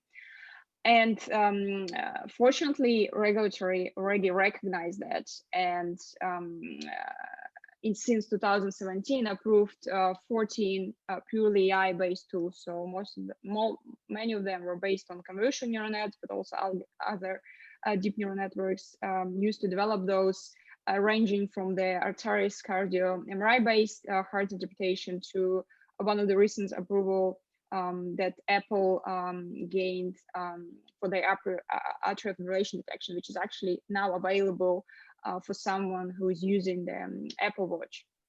And for most of those tools, FDA granted fast track approval. So we believe that having a deep learning as a type of algorithms used for biomarker development actually going to give us an advantage when the field will be ready talking to the regulatory. And since 2017, luckily, many of those deep learning based clocks has been developed. We as a team contributed a lot, but also other teams be using completely different data types to build them. And apparently we end up in a situation that there are a lot of aging clocks proposed. So which one we actually use? So we believe that there is no universal marker. And if we analyze the data, even for people same chronological age, and that was a really nice study done by Professor Dan Belsky and published in 2018, when he and his team analyzed the people same chronological age, healthy people, using completely different markers of aging. And what he saw was interesting, that even between different methylation clocks, there was little or no correlation. While if we analyze the longitudinal data, we see that clocks actually ticking in the right direction. So people without interventions, they're getting older, not only chronologically, but also biologically. So they're working and they just measure different processes. That's why in a company, we focused on a really diverse portfolio of clocks, ranging from really simple data types like for like facial images to really complex transcriptome data. Again, we proposed some of those clocks already, we published them. One of the recent one that we published was for microbiome, when we showed that not only we can actually predict age of healthy individuals with their whole genome sequence profile of microbiome in their gut, but also we can see that the individuals with type 1 diabetes actually predicted older by their microbiome. So they show signs of accelerated aging according to the microbiome. This model was somehow accurate, but what is really interesting to do with this model is actually that because it's a computation model, we can explore how the changes in input parameter would affect the output. In this way, we can actually design those trajectories for each of the species in the data to see which of them actually promote useful state and which of them actually promoting the let's say the negative state. I mean, causing acceleration of age to the model, and that's how we're able to classify them, but send negative, send a positive status. What was really interesting also to understand is that once we identify where the individual is on those trajectories, we can actually suggest them in which direction they should move, and they should shift their microbiome profile to actually get younger, at least for a deep neural network. While with microbiome, it's a bit tricky because it's not like we have a lot of interventions with known actions on the species. At the same time, we have other data types that we can actually experiment with. And those are clocks that are based on clinical blood tests. Again, if we look at the data itself, blood markers are not markers of aging by themselves. Of course, we see trends there, like for example, albumin tend to decrease with age, cholesterol tend to increase with age, glucose tend to increase with age. At the same time, it's a bit hard to actually get age as a number from those values unless you have a model that actually capture the non-linearities between changes in blood marker levels and age. And we did it with ensemble deep neural networks. And now we also show that not only we can predict age of healthy individuals rather accurately with a simple blood test, but also that smokers are predicted older, twice as old compared to non-smoking peers, that the patients who are predicted older, they have higher 5-year mortality rates and lower life expectancy and other way around. But what other things we can do, again, because there are computational models, we can actually design those trajectories the same way we do this for microbiome, for blood. And this is where it's getting really interesting, because for blood, we actually know what kind of interventions we can suggest to shift blood profiles. And by doing this, we believe that we are introducing the optimal blood levels rather than a reference one. Reference ranges, of course, are really important when we define the pathology state. But if we think of wellness and the optimal performance, we actually have to focus on optimal blood parameters. And here's an example for one of the analysis that we did for this particular individual. She can actually got at least 5 years younger by shifting their blood parameters, and at the same time only a total cholesterol was out of range, was one of those parameters that was abnormally high and recommended to change if she would go to a standard care practitioner. So we believe those are really powerful tools to do those kind of simulations. So just to summarize, again, there are multiple aging clocks available, and these conferences are also one of those examples. A lot of people presented completely different approaches to biomarker development, but we believe that using AI and deep neural networks in particular, we can actually design our next generation aging clocks.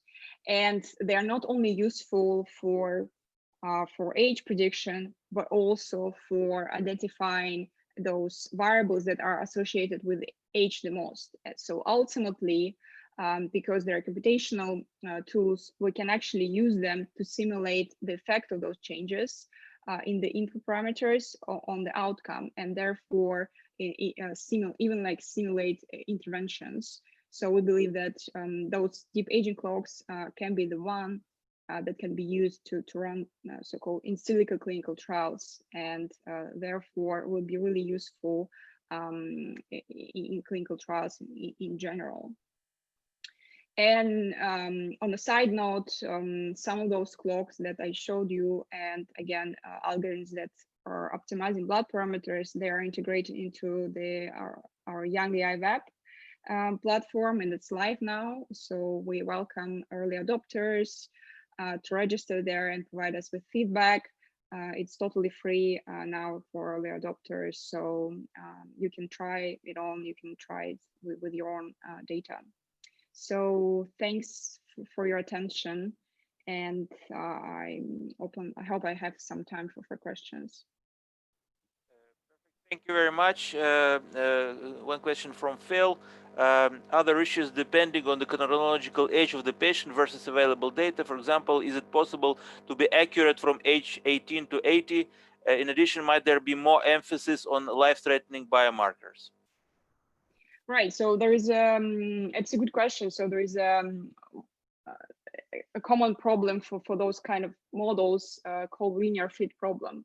That usually on the tails of distribution, the model is less accurate, and it happened to be the case that for most of the data sets out there, the distribution for ages is normal. It's meaning that you have a median for, I don't know, 40, 50 years old, and most of the samples out there are for them. But for people who are over 80s, there are less samples available. So the model tend to mispredict them.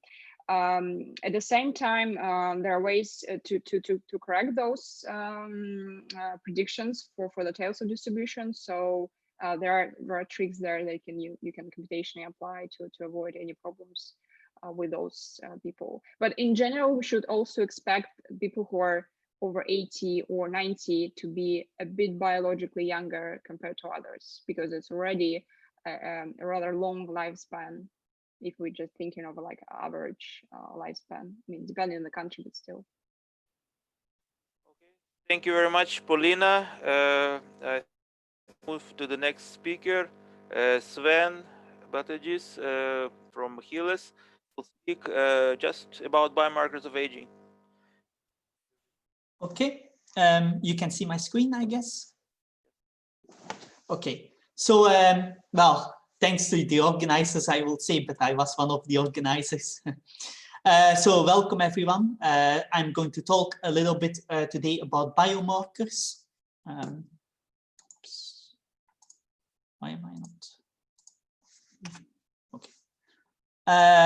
Yeah, so I work at the Brakman Lab in Ghent University, but my research is a collaboration with the biotech company Regeneration Biomed, and we are funded by the Agency of Innovation and Entrepreneurship. So I shall disclose first that my views expressed in this presentation are my own, and they do not reflect necessarily the views of the company. So first I'm going to talk about actually the thing I'm specialized in, that's how to discover new drugs on aging. I was asked to talk about biomarkers, which I admit is not my field, but I'm going to do a trial here to talk about them. I'm going to talk first about what biomarkers are.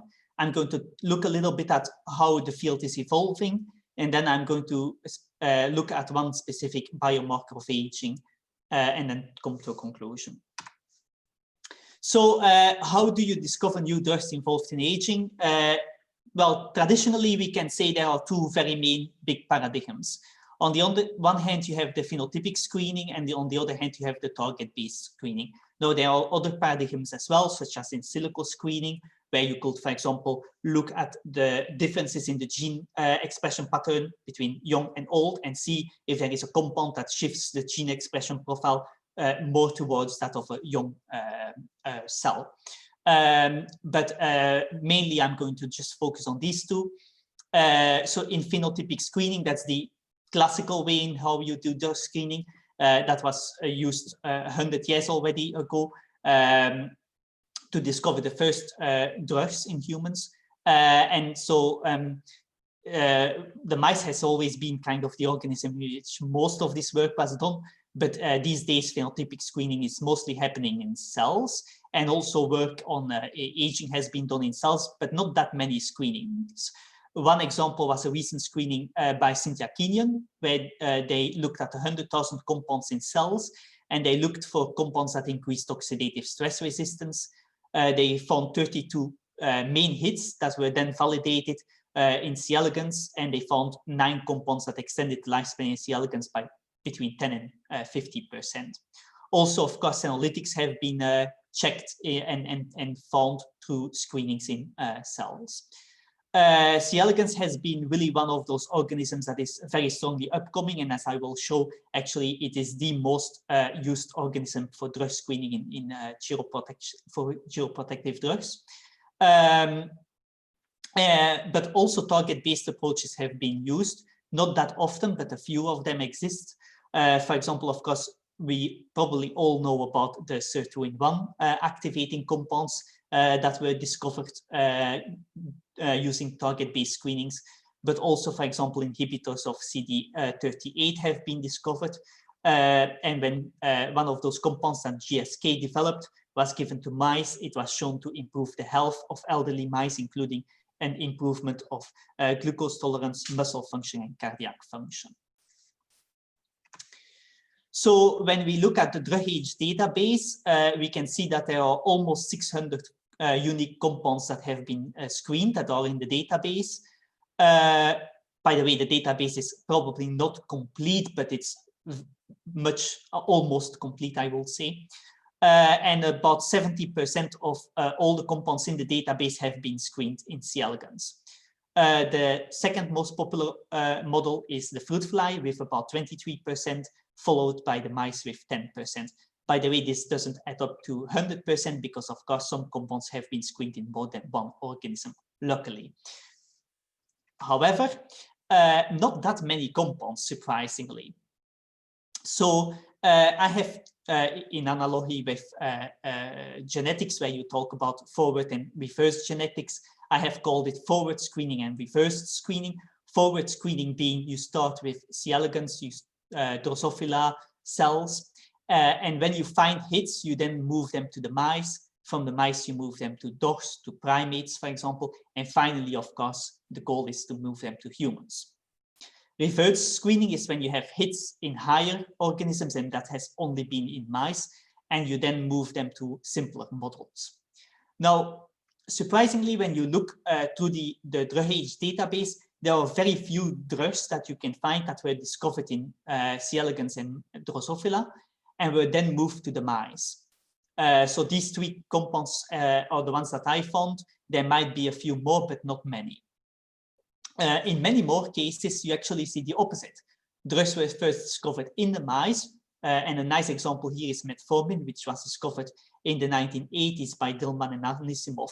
Well, back then it was fenformin actually that they first discovered, but later they also screened metformin and buformin in mice, and it was found to extend lifespan. Yet it took until 2002 before buformin was first tested in C. elegans, and actually 2010 before metformin was finally screened in C. elegans.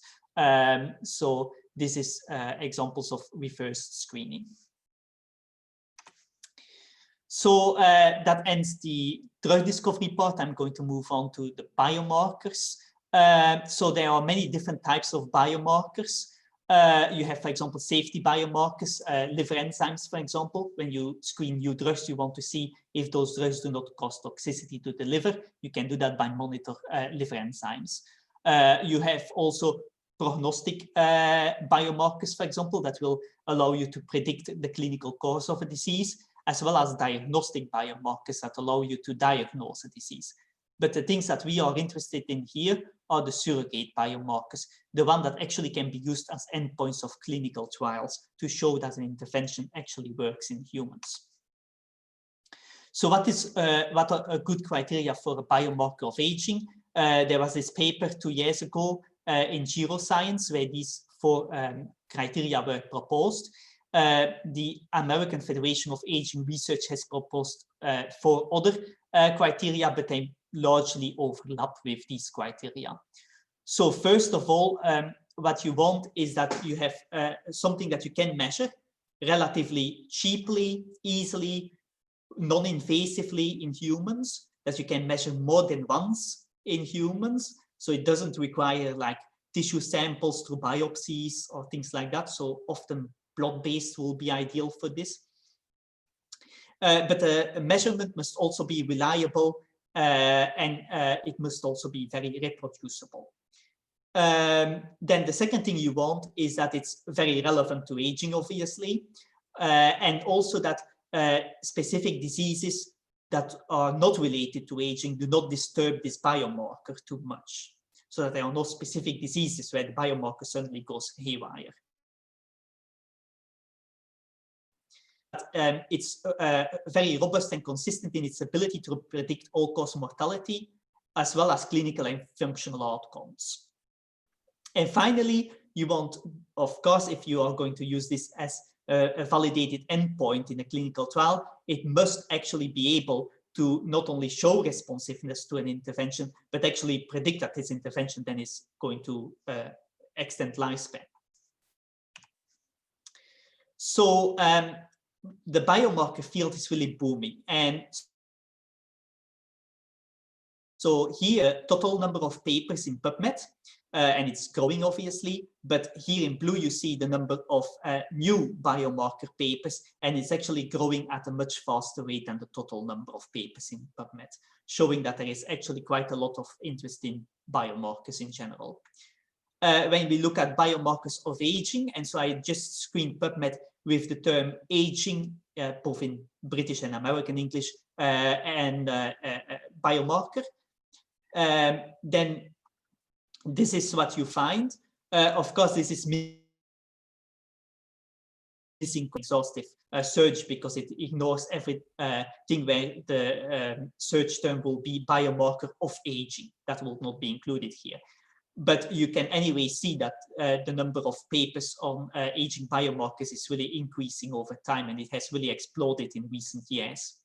And when you then look at all these papers individually, you find quite a lot of different biomarkers in them that have been proposed. Some of them have been discussed, of course, today, like DNA methylation and the photo age clock, for example.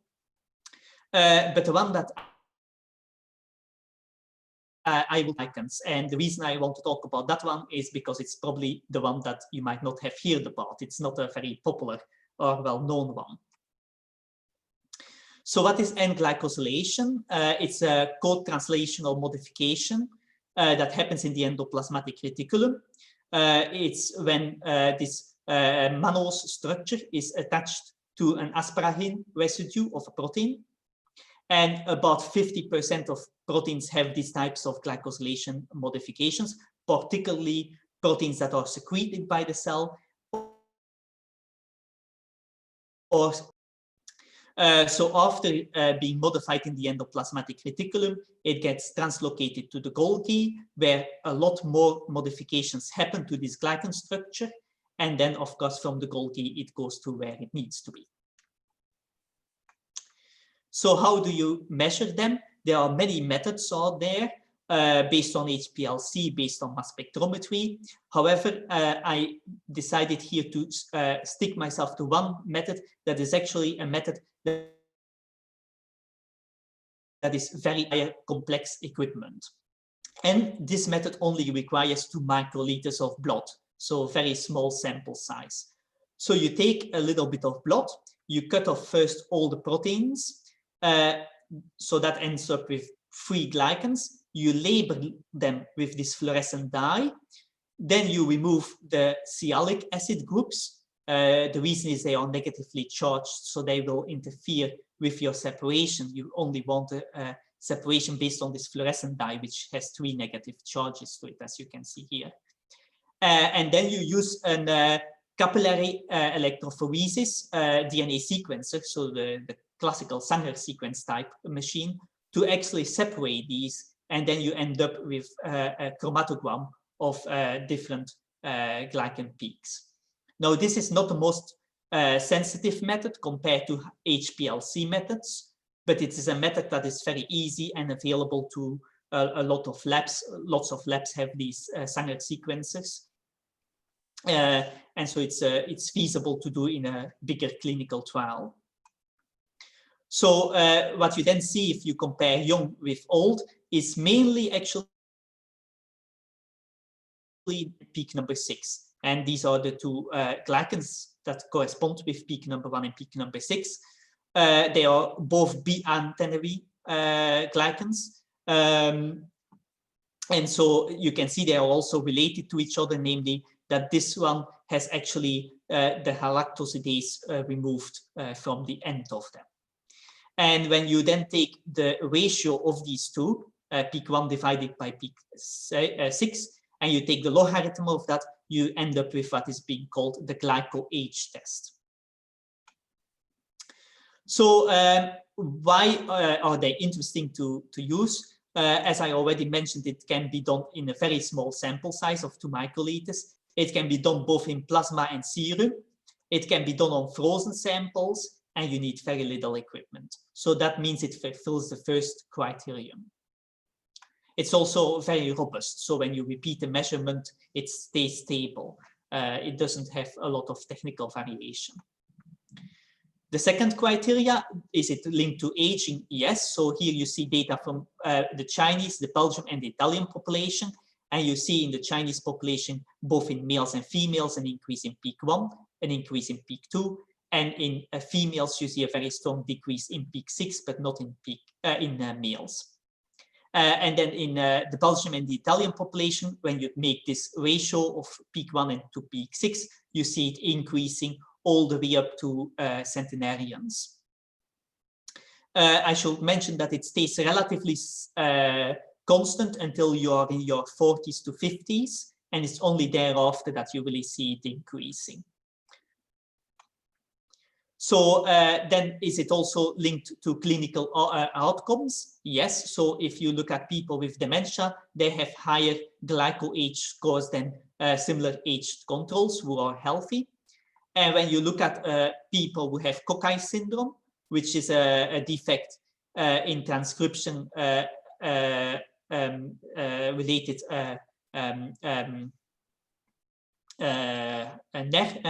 nucleotide excise repair, you actually see that those people have much higher glyco-age test scores compared to the healthy controls. Even they score as high as people in their 90s.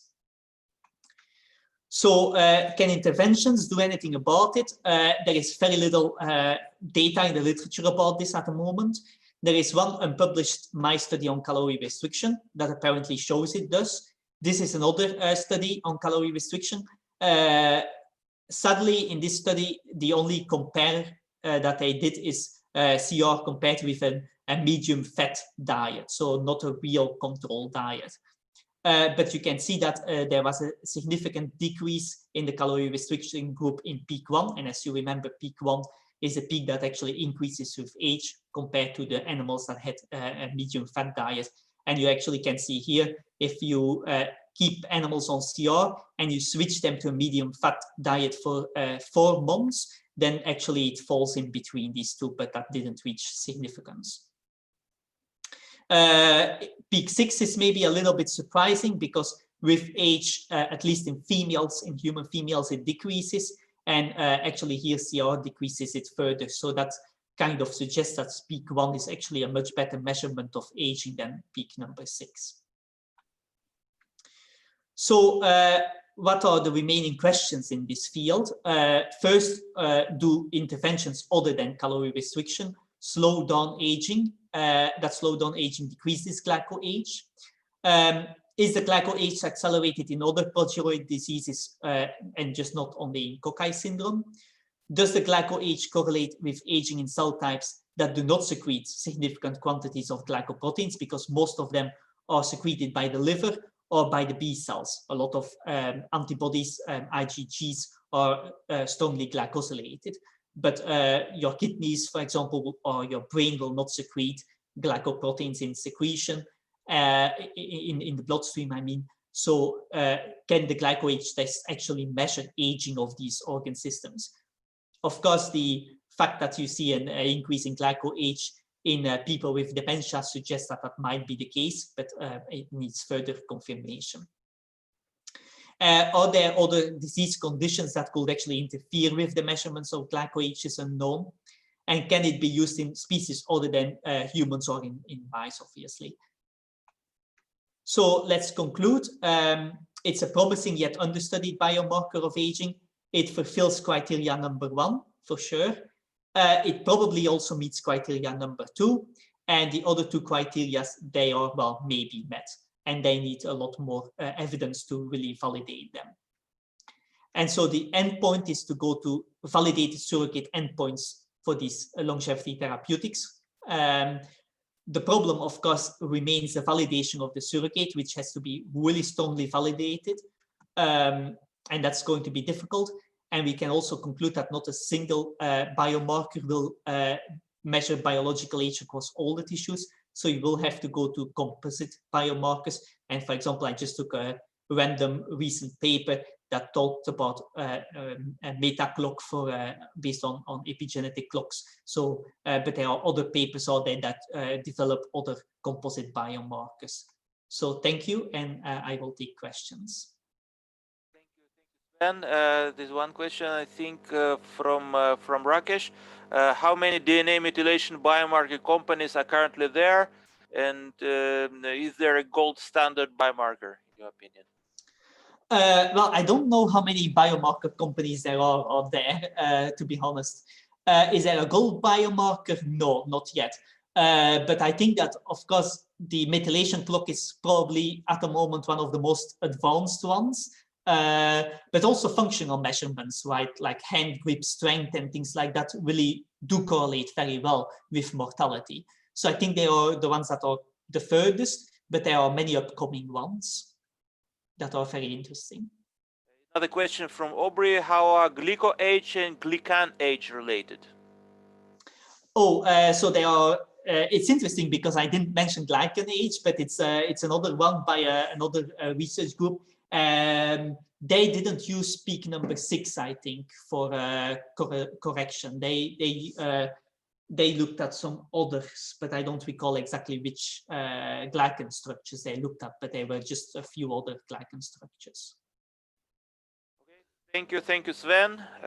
We go to our next speaker, Alexei Moskalov from the Russian Academy of Sciences, I think. And he will talk also on biomarkers of human aging. Dear colleagues, dear organizers, thanks a lot for the possibility to join this exciting meeting. Already mentioned that many physiological functions decrease with aging, that functions related to lung capacity, liver, kidney function, brain, and also skeletal muscle functions. Less known that not only decline of functions reflects aging, but the levels of some functions increase, for example, stress hormone levels. And to study aging, to understand aging, we need biomarkers, some measurable parameters that are reproducibly change with aging of a person. It will help us to predict the accelerated or delayed aging of an individual, to monitor the effectiveness of therapies aimed at preventing aging, including already mentioned diets, lifestyle, geroprotectors, physical activity, etc. Sven already enumerated some biomarker criteria. Most of the most important one, correlation with the biological age of the person, and also prediction of mortality better than chronological age, and the prediction of early stages of specific age-related diseases or multimorbidity. And also biomarkers need to be minimal invasive. I think we need some additional criteria to go to practice for translation. It should be sensitive to early signs of aging, because some kinds of aging biomarkers like frailty index are very close to mortality, but not reflect early stages of aging, the stage where we can reverse some changes. And also have a predictive function in the foreseeable period, not in a very long period of life. And have a low analytic variability and a very high reproducibility. It is very obvious that it is difficult indicator is a biomarker of aging. We need a panel of biomarkers, or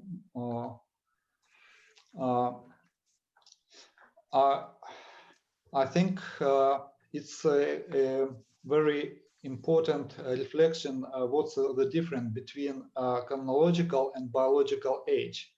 biological age of persons of the same chronological age are very variable. And also you can change your biological age by interventions. I use this classification of types of biological age, clinical and functional tests, such as anthropological markers like BMI, waist hematological biomarkers, markers of inflammation, insulin resistance, lipid profile, endocrinological markers. Also aging mechanism based markers, because we know some about the mechanisms of aging, like telomere attrition, lysosomal or mitochondrial dysfunction, cellular senescence, and we can measure these particular processes to understand the biological age of the person. And also omics. If we propose that we don't know anything about the real mechanisms of aging, we can collect big data like metabolomics, transcriptomics, metagenomics, proteomics, methylation of DNA, or also multi-omics to predict the biological age of the person. I would like to discuss shortly the advantages and disadvantages of these kind of markers of biological age. For example, functional markers have a direct clinical interpretation and very useful for doctors, but even if they predict mortality better than passport age, it is unclear to what extent they measure biological aging itself, rather than health deterioration for other reasons. In addition, these markers often only work as averages over very large samples, for example, from wearable devices, etc., and vary greatly from one person to another person. Molecular markers are based on deeper understanding of the molecular and cellular causes of aging, and should theoretically be more sensitive to early signs of aging, as opposed to mortality and frailty. But like clinical markers, they lack stability and reproducibility for specific patients. This is because aging is a multi-level process. Therefore, markers of individual mechanisms cannot cover all its aspects. Omics. In omics are the results of alterations in the body at different levels, making them a useful way to approach the complexity of the aging process. But we need a reliable, harmonized data of omics of many people to make some such models. But multi-omics approaches to assessing the aging rate also take place. We recently published a review paper on multi-omics approaches to human biological age estimation in mechanisms of aging and development. You can look at this paper to go further. In collaboration with the gerontological clinic of Moscow Medical Institution, we looked at collected data of many patients of different ages, which were studied by 86 different parameters of their health, including many hematological parameters, endocrinological, inflammatory, some molecular markers like telomere length, and functional tests. And we applied machine learning to this data and observed that arterial aging parameters, 4 arterial aging parameters overperformed all other parameters in this study. And we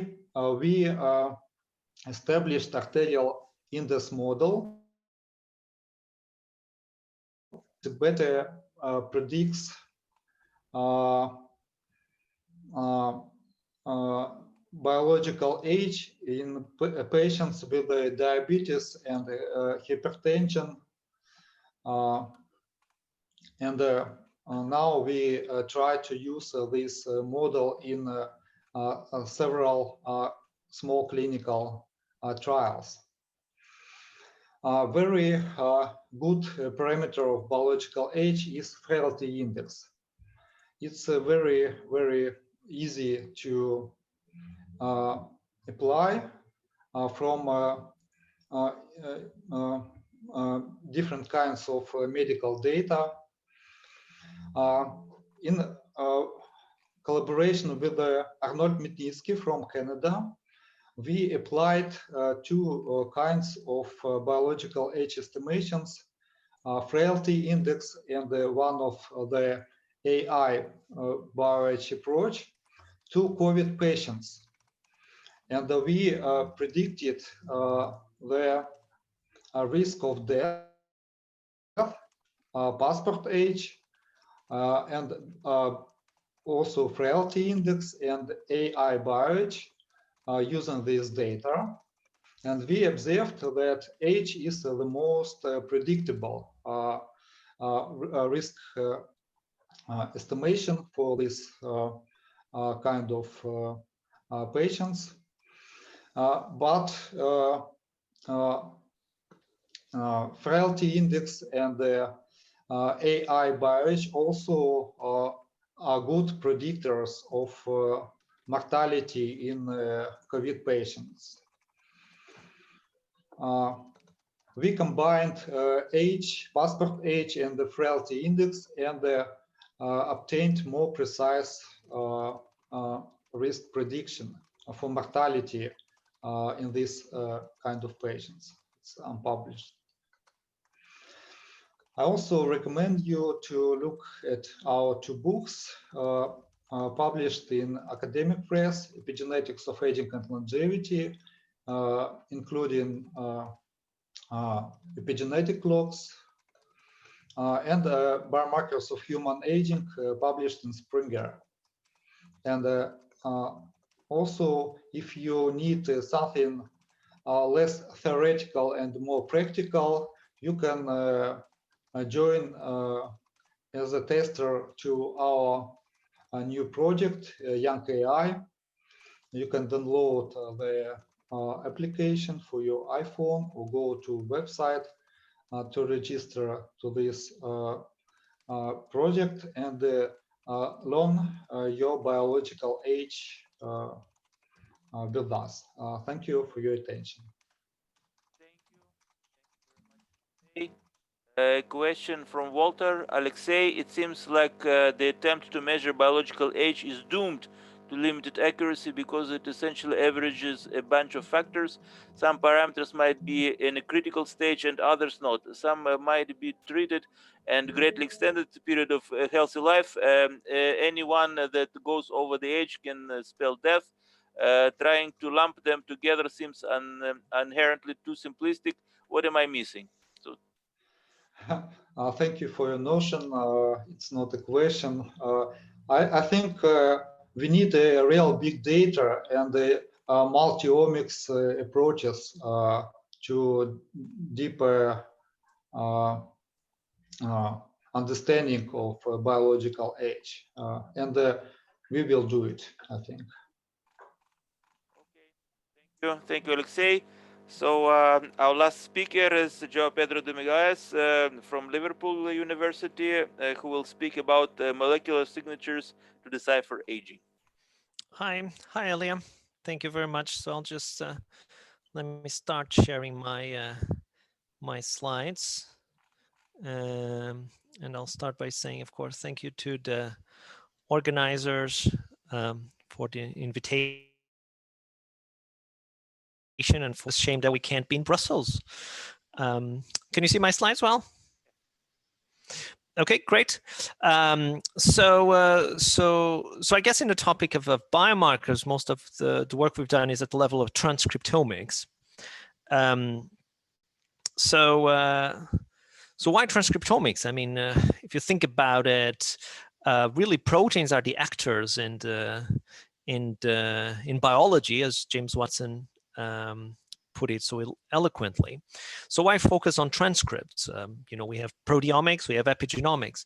Well, the advantage of transcriptomics, most of all, is that it's relatively fast and cheap and can be done on a genome-wide, high-throughput fashion.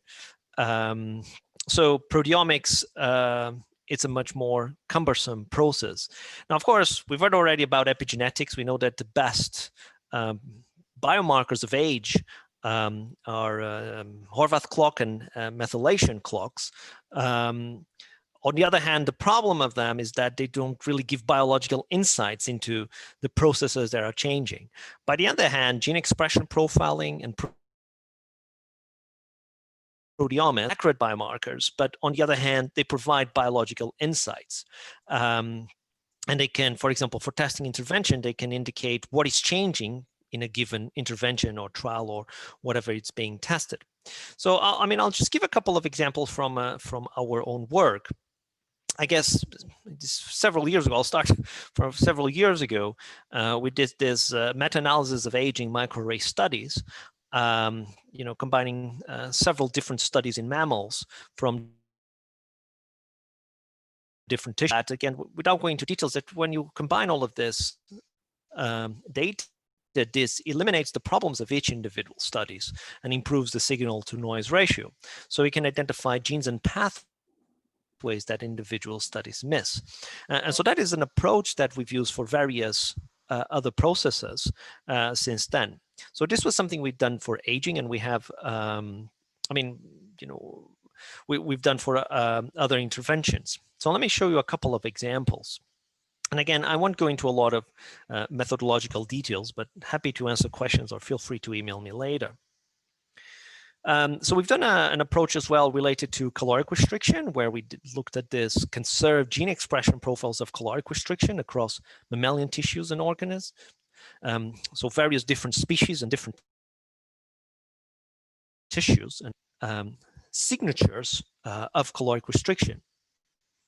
And this also allows us, because it provides biological insights into processes like metabolic processes that are changing in the context of caloric restriction, then this allows us to, for example, identify which genes are regulating, or maybe candidates for regulating these changes, new biomarkers, and also new targets for drug discovery. So again, I'm not saying that this is a better biomarker for aging than, say, epigenetics. The argument is that this can provide biological insights and targets that are station. More recently, we did this meta-analysis of genes associated with cell senescence. So we combine multiple gene expression, both microarray and RNA-seq, gene expression profiles from senescent cells, so which you see here. So here on the left, you see young fibroblasts, and these are senescent fibroblasts. And this was something I did, you know, many years ago when I was a PhD student. So we combine all of these gene expression profiles to derive concerns, just like we did for caloric restriction and for aging. And again, without going into details, one of the things we did then was we looked into how these genes change in normal human tissues. So what you can see here is for genes that are underexpressed in cellular senescence and genes that are overexpressed in cellular senescence. And as you can see, there's not a very strong signal across all human tissues. So this is data from upregulated during cell senescence. There are more tissues than expected by chance in which these genes are also upregulated. So what that suggests is that indeed you observed signals, signatures of cell senescence in normal aging, in normal human aging tissues. I would point out, however, that there are some exceptions. I think the most striking exception is actually the uterus. The uterus is quite striking because you see down with age in the uterus, and genes that tend to be downregulated in cell senescence actually go up in the uterus in women, in old women.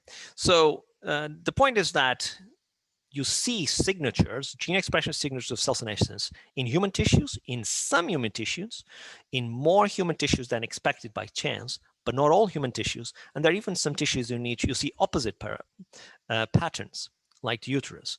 So, I mean, I would argue that this suggests that indeed cell senescence is more prevalent in older tissues, but there are exceptions. We cannot say that cell senescence is present widespreadly in all age human tissues. I mean, and for more details, I mean, we recently published this paper in Genome Biology that goes into a lot more details on this approach and our results.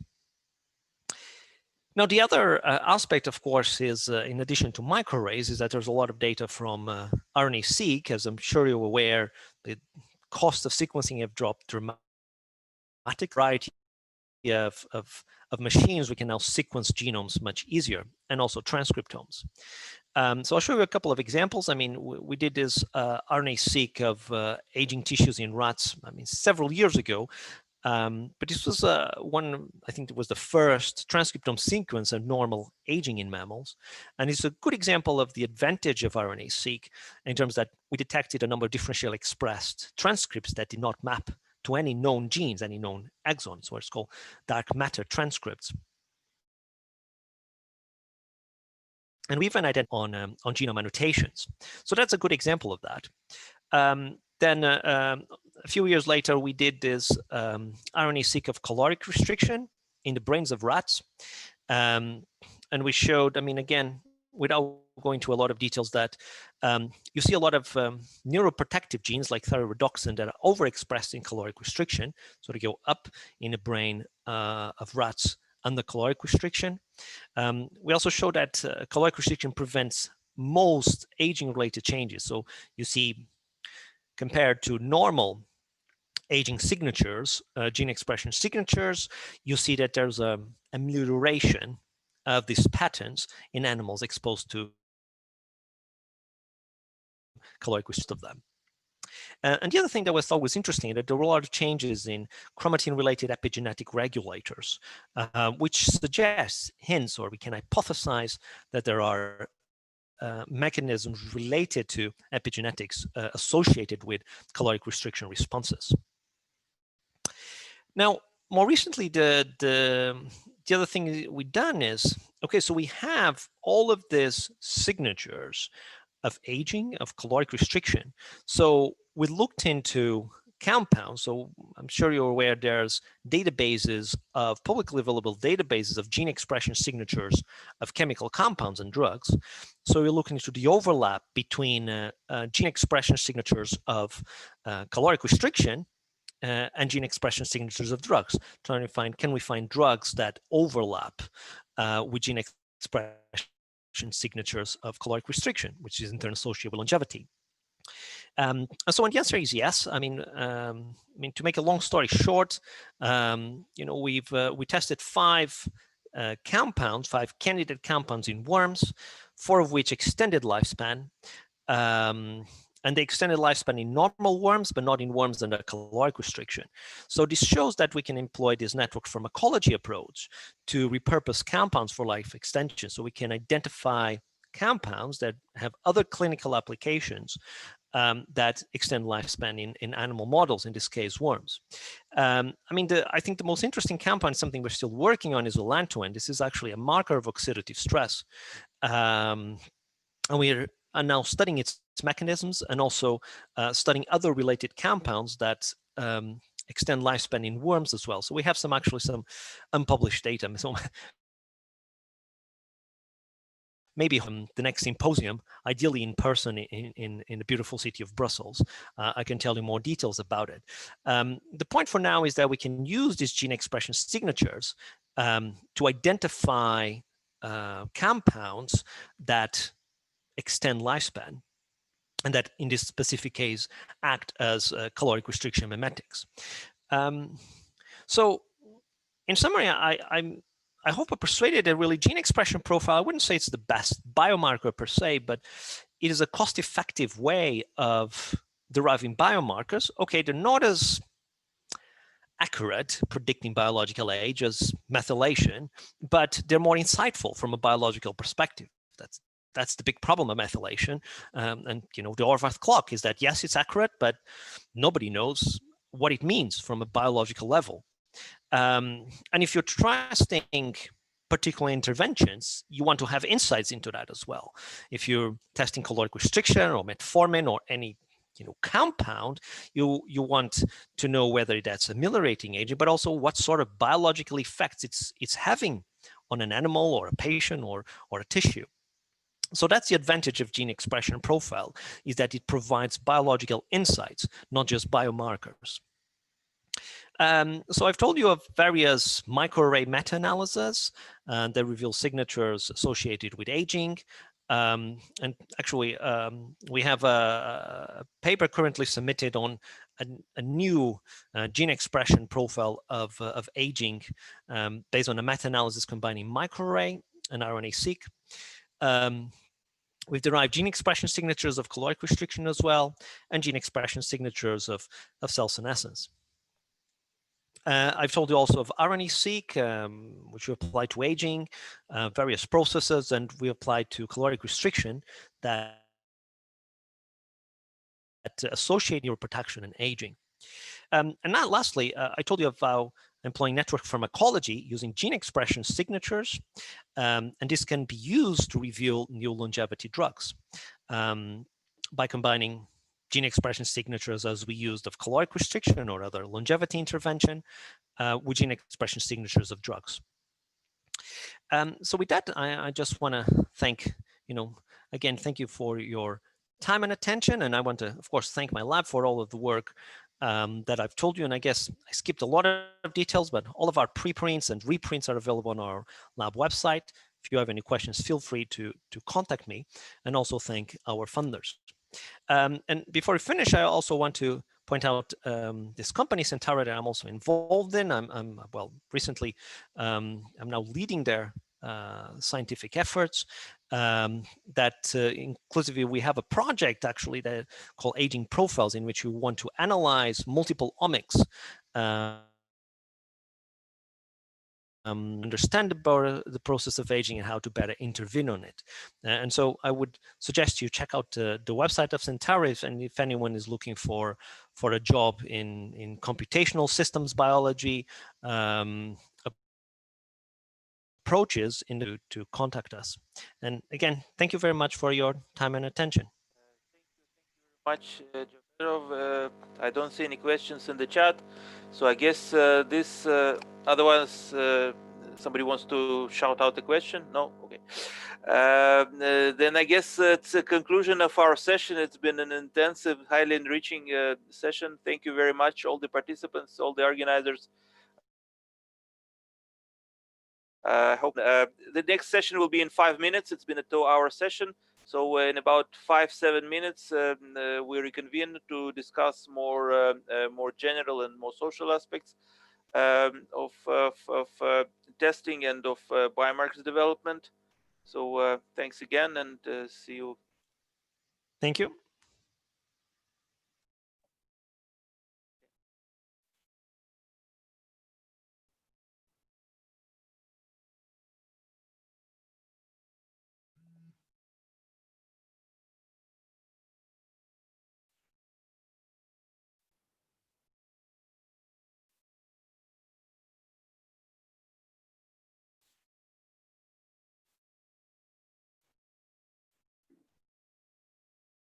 Seen any grim reapers or wretched spirits, we have found cause and effect, that our bodies are governed by the same physical laws than the rest of the universe.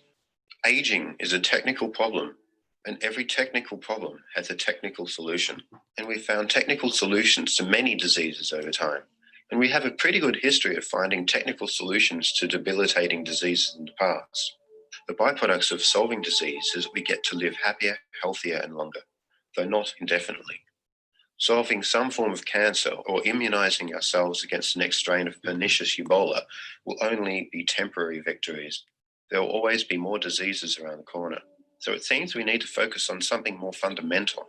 Interestingly, there's been many recent studies of the effects of therapies on the health span and longevity of mice. A senolytics approach has been shown to reduce age-related dysfunction and extend remaining lifespan by 36% following being administered on old, aged mice.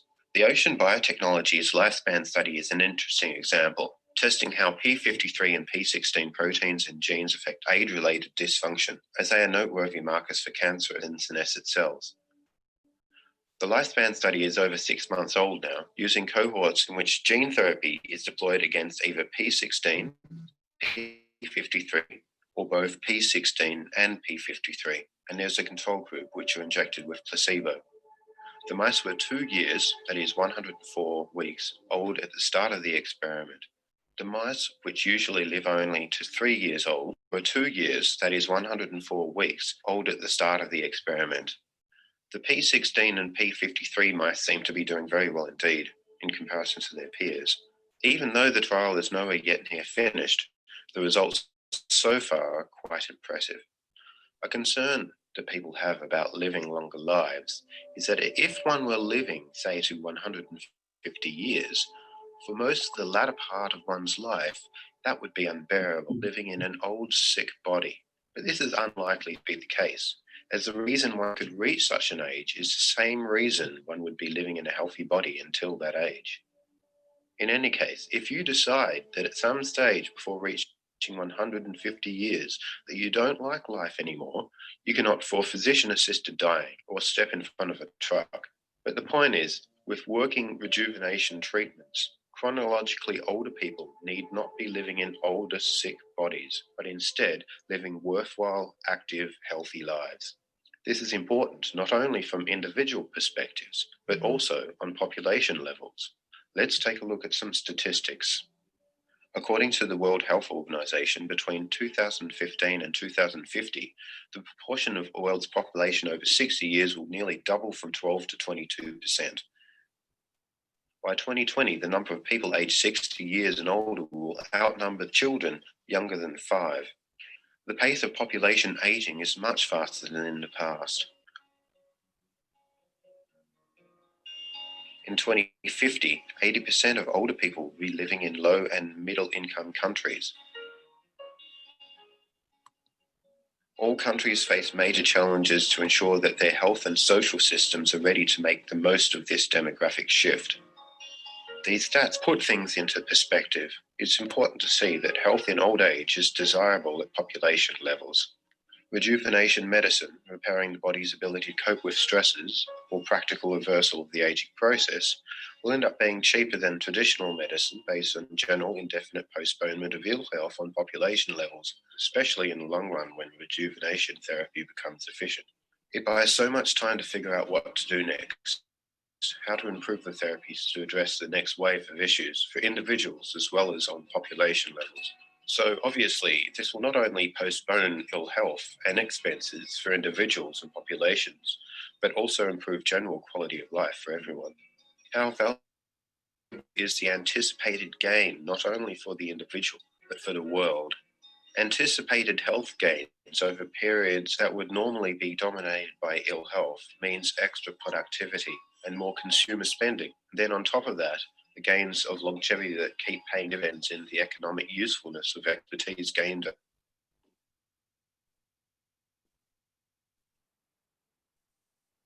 over long, healthy lives, and in the general social benefits of wisdom of individuals who have been around for a long time. So back to one of the questions at the start, what might we do if we thought we could cure aging? Well, let's call it indefinite postponement of ill health associated with aging. The notion of ourselves being around for a lot longer might inspire us to be more concerned with longer-term issues and more readily act on things like climate change and maybe trying to avoid thermonuclear war and avoid other global catastrophic risks. So there's an obvious personal and societal financial disincentive to constantly battling the ailments that occur as a byproduct of a worn-out body. Instead, it will be cheaper to rejuvenate the bodies periodically into good health. If people's lives are extended, then it also makes sense to have their health span extended. The lifespan of humans has been steadily increasing over the past centuries. But there are reasons that simple extrapolation of past trends is not a great predictor of how lifespan may change in the future. What anti-aging seeks to ultimately achieve is to reverse fragility, rejuvenate the damage that contributes to sickness, preventing the body from getting frail in the first place, which will, as a side effect, reduce the amount of diseases the body is susceptible to, and also as a side effect, increase longevity. I wouldn't mind a bit of that. The reality is morbidity is expensive. Though if we keep on making progress, eventually humanity will have the means to make ill health relating to aging optional, and so that's fantastic. While at first, unfortunately, anti-aging treatments might be very expensive, however, as our understanding of anti-aging science increases, our engineering techniques improve, and with mass productions we achieve economies of scale, then medicine and therapies will become cheaper. At some point, we'll have the means to create affordable therapies for everyone, which will have an enormous humanitarian. Like all other medicine, the production costs of development will ultimately drop. We have no reason to think that this can't be the case for regenerative medicine. If the therapies remain prohibitively expensive, such that only the rich can afford them, it won't be because the real costs of the development of the therapies remain high. It will be because inflated profit margins are put on top of the real costs of production. Failing to achieve affordable rejuvenation therapies sooner rather than later won't be because it's impossible. It will be because we fail to coordinate and act sooner rather than later. And this goes for the development of the therapies, as well as working out the social implications of having the therapies around. True anti-aging is on the horizon of possibility. There are colossal implications for achieving this. Yes, indeed, it's going to change everything. But technology always has.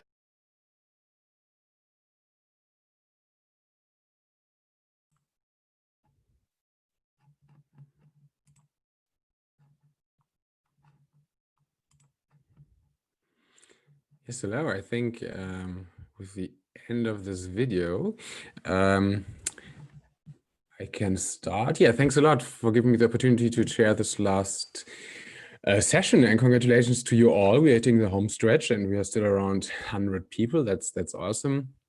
Yeah, my name is Alexander. I'm on the board of HEALS and also founded the German HEALS. And now in this last session, we have this small task to solve all the legal, scientific, technical, and political aspects concerning clinical tests and biomarkers. And I directly give to our speaker and co-founder, president of HEALS, Didier.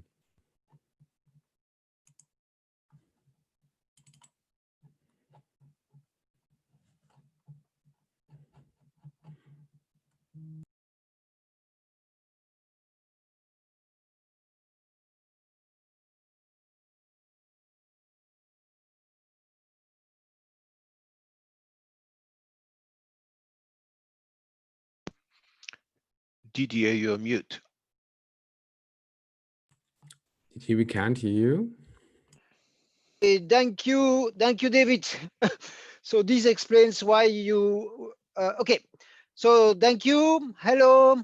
So this is about how to favor clinical trials for longevity. And first, I will begin with a few facts and scientific aspects about longevity that most of you know, but probably not all people who will take a look at this video and at this conference.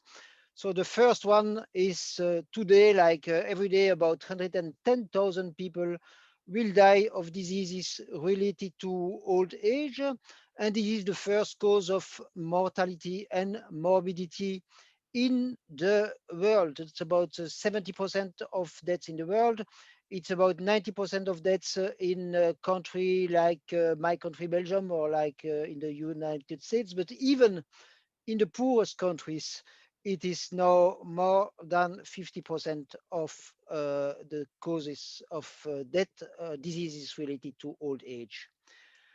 We know that people are dying from cardiovascular diseases, from cancer, from neurodegenerative diseases, but we forget that is the elephant in the room, that even when dying of infectious diseases, even if when dying of falls, in most cases, the frailty due to age is related to this. And of course, concerning COVID-19, it is also this situation. We also know, so more the people here than other people, that the process of aging is something incredibly complicated. So John further is making this beautiful schema each year to explain all things related to aging and how we can understand all processes and what's happening, but also there are many things that we still don't understand. And there is one important aspect for me that it's, I would say, too often forgotten by longevists. It's the fact that at the moment we still don't have any way to go up the maximal lifespan. We really don't progress a lot. So we had a gain of 20 years in the last 2000 years because people were already living until 100 years 2000 years ago. The oldest person ever, John Calmar, was probably 120 years, and the oldest person in the world at the moment is only 117, and the oldest man at the moment only 111. I think, and I think that many of you think, that it's very probably possible to find a treatment against aging within 15 to 30 years, but it will be complicated, expensive, and also we need for this, we need clinical, among other things, good clinical trials. So what do we need for clinical trials for longevity? I think one of the major aspects is simplification. So we have more scientists than ever in the history of humanity, but we have also more bureaucracy than ever in the history of humanity. One of the consequences is that, for example, it's costing about 1 billion to test for a new drug in Europe or in the United States. I even read not so long ago that it was now about 2 billions. It is primarily due to very heavy, very complicated regulation, and going very slow is not at all a guarantee to have things going better. So we need less bureaucratic and faster system of authorization at the European level, at the American level, or even maybe we can dream about a world level ever.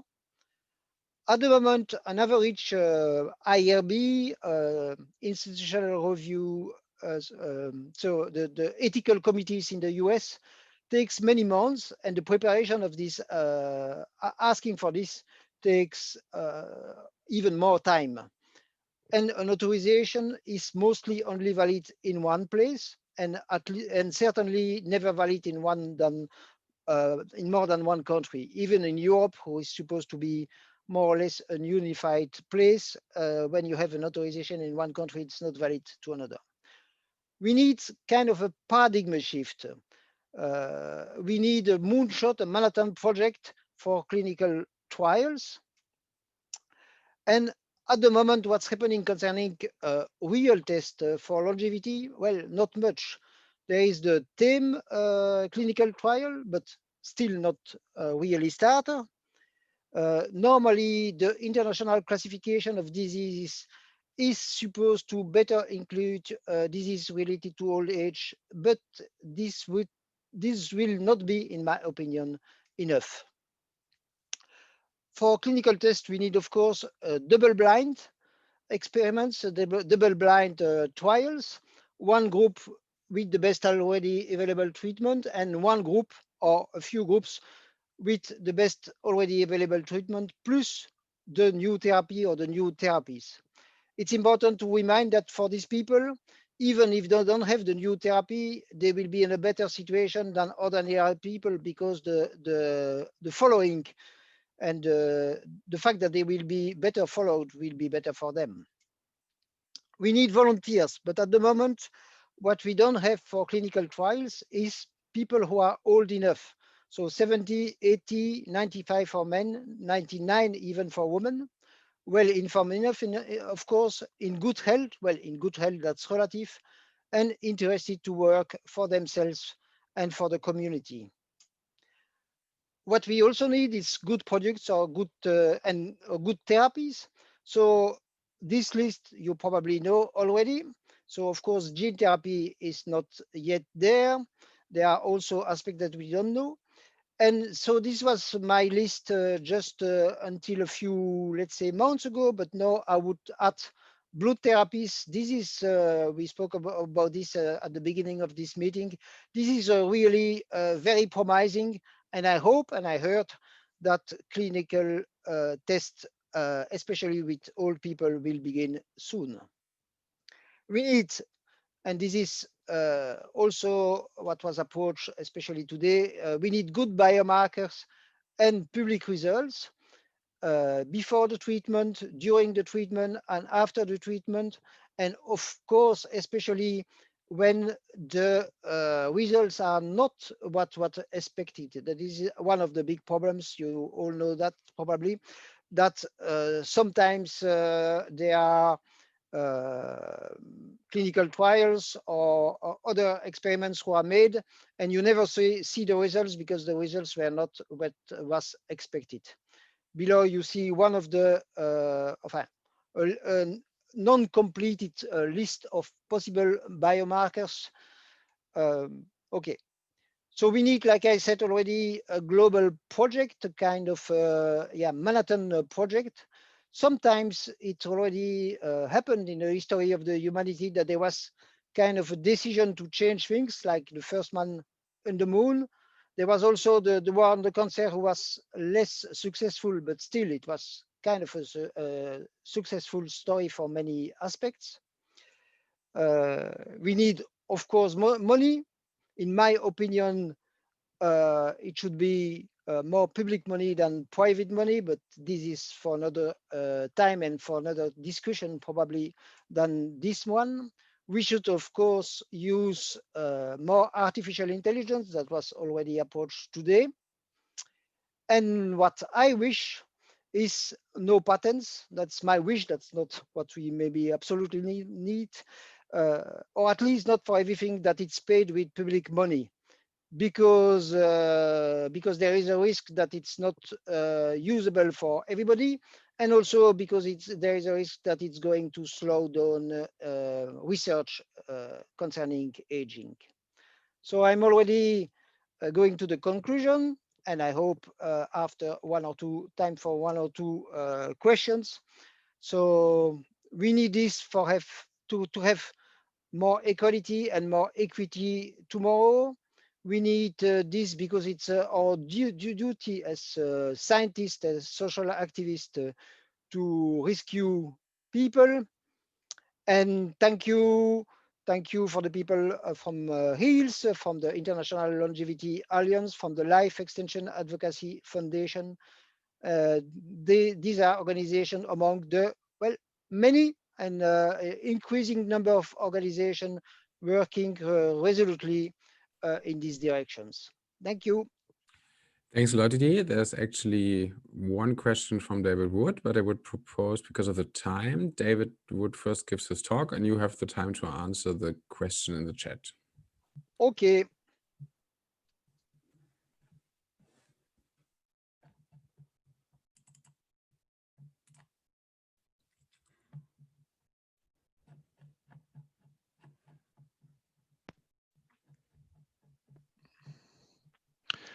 Alexander, shall I start?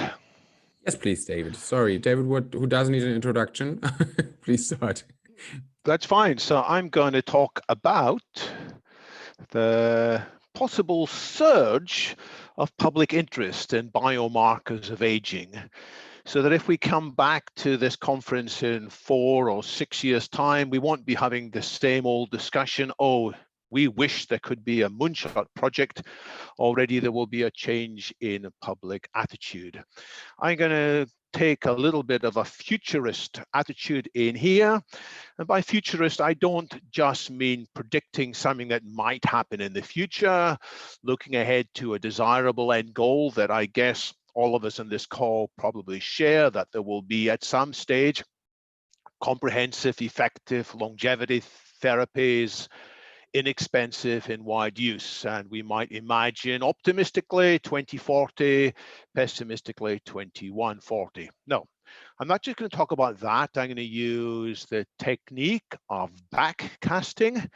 That's a rather grand name for a simple idea, which is that we must look in the intermediate timescale. What kinds of things do we need to consider for the short term that will increase the likelihood of that desirable end future happening sooner rather than later?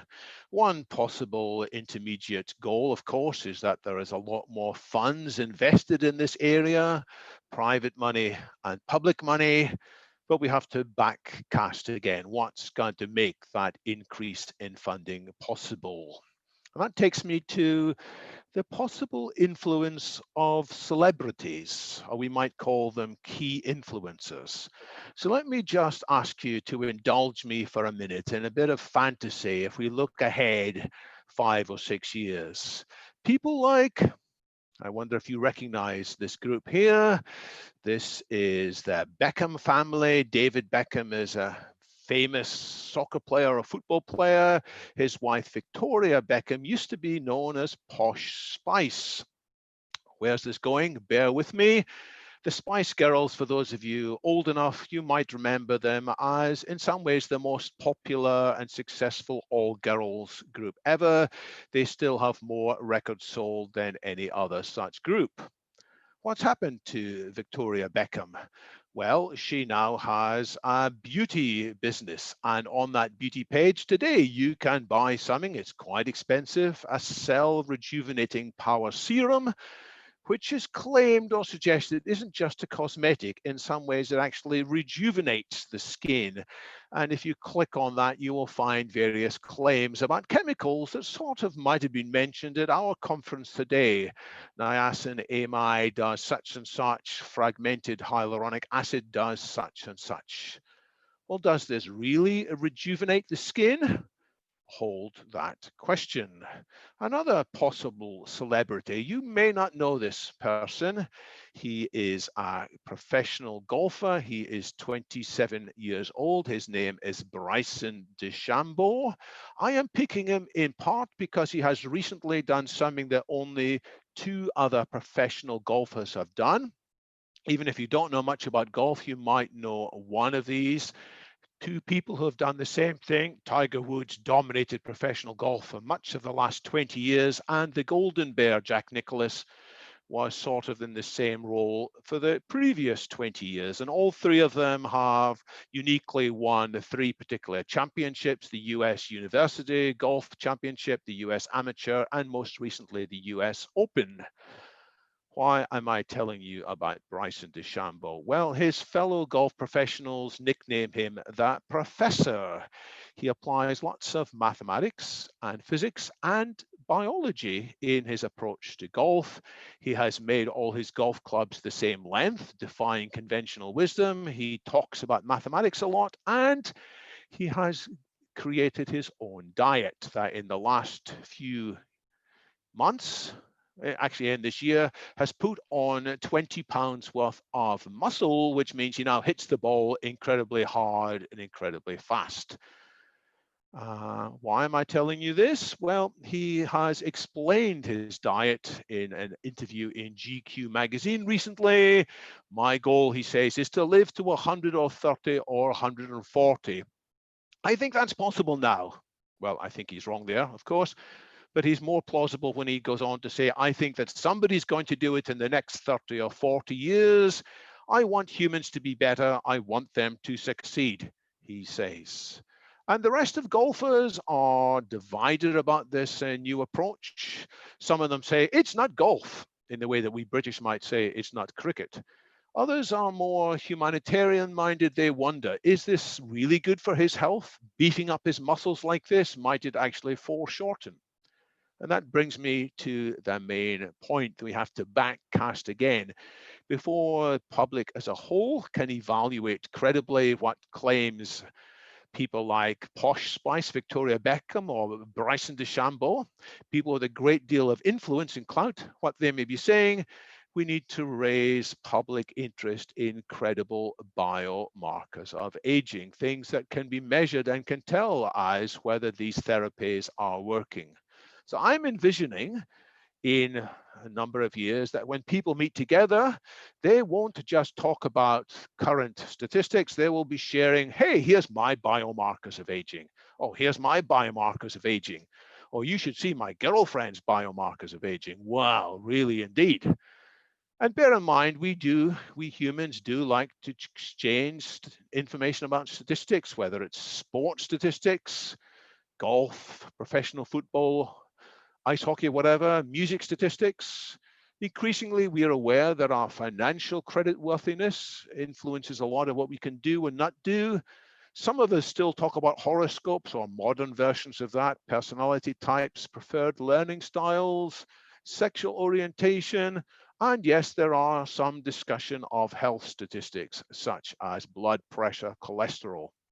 But I'm here to raise the possibilities that we will be talking in a few years' time. And when I say we, I mean the general public, or more parts of the general public, about their effective biological age. And I agree, by the way, with Walter Crompton, who raised the possibility in chat that we might need more than one such metric. So what would the implications be if that were to happen? As Alexander Zavaronkov already suggested, it could have implications in insurance premiums. More and more people might hear, if you want to lower insurance, well, today you can get a lower insurance in some cases as a car driver if you agree to put some new technology in your car that monitors your driving. In the future, you might get a lower insurance premium if you can prove that your effective biological age is younger than the norm. We might use it to evaluate potential long-term romantic partners. Companies might use it to evaluate employees ahead of giving them a significant new responsibility. And critically, we may start changing our own behavior or influencing those who we love to change their behavior because we know what our effective biological age is, and we can already see what changes we can take part with in order to reduce it. Is this all upsides? Well, as a futurist, I want to counsel everybody to think about the downsides as well. What could go wrong if there is, for a while at least, some widespread interest in effective biological age? We might anticipate some opposition to it. We might say people saying, don't discriminate against us, please, just because our effective biological age is older. I'm not so worried about that. I think we could win that argument. It's different from ageism. Ageism is when people are discriminated against just because of their chronological age. There might be more sense in discriminating against people who have large, inflated, effective biological ages. Then there might be disillusionment, a hostile backlash, first of all against therapies, which don't deliver the changes in effective biological age that they promised. I'm not too worried about that either. It's actually good if we can catch out therapies for not doing what they promise. It's good if we know that quickly. The bigger backlash and the more dangerous one might be if the biomarkers turn out to be bad predictors of mortality, not just in a few individual cases, but statistically as well. So we do need to do what Sven has already been arguing. We need to evaluate the various biomarkers from a number of criteria. And in addition to the criteria he listed, I would want to list these socially normative criteria too. And very briefly, to look at how innovations spread throughout society. Here I'm drawing on quite old work by Geoffrey Moore, but I think this this is still very relevant.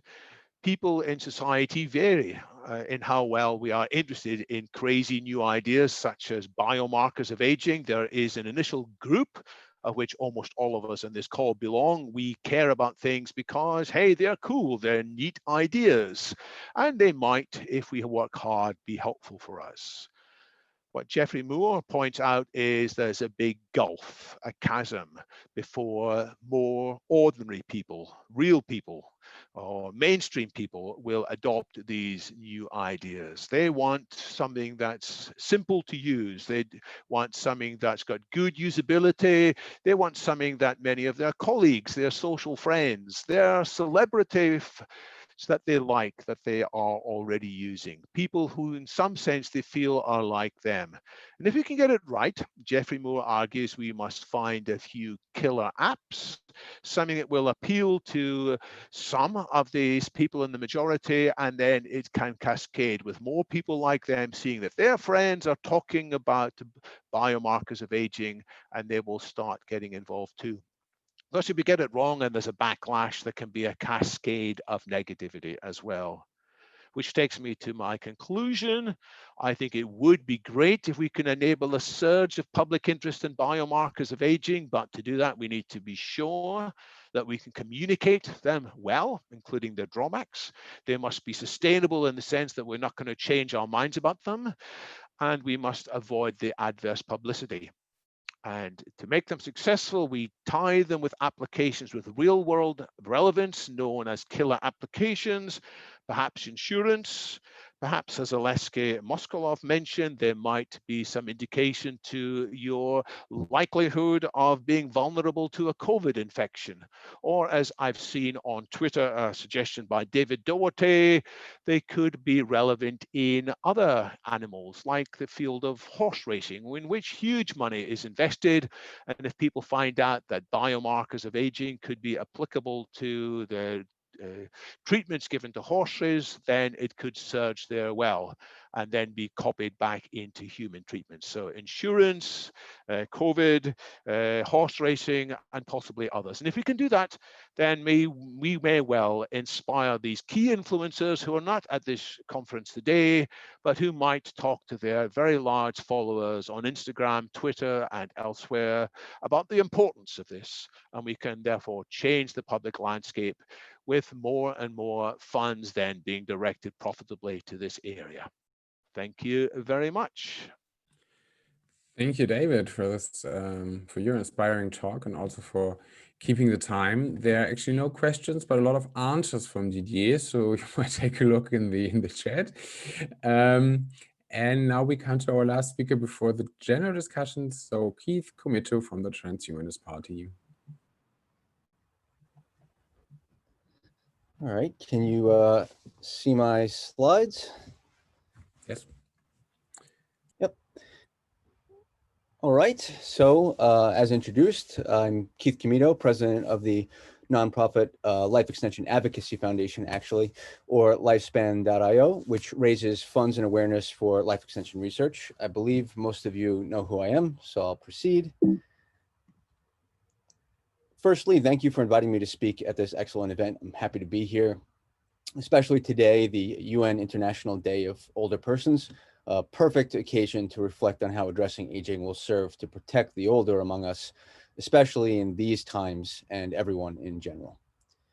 In this presentation, I'm going to talk about some issues inhibiting biomarkers of aging achieving large-scale utility and adoption, how we might take some lessons from other fields to overcome them and potentially create a path to selling the public, investors, and policymakers on the value of aging research more generally and hasten the development of the field. So in that case, the latter parts of my talk, David actually teed up wonderfully. So when we get there, you'll see. But firstly, to begin, as we all know, technology has been rapidly developing that is allowing us to generate and collect various forms of biomarker data, even passively as we go about our daily lives through devices like mobile phones, sleep and activity trackers, etc. And this data is already being used in various clinical trials, and along with other types of medical data, is starting to be integrated into emerging healthcare data commons platforms, such as the NIH's All of Us initiative and the UK Biobank. And this naturally begs the question of whether a reliable system of aging biomarkers can be applied to data sets like this and become part of basically every trial to always have that secondary indication of how an intervention is affecting the aging process. And over the past few years, there has been a large number of age-focused healthcare products and online data systems emerging, aiming to use various biomarkers to illustrate their efficacy.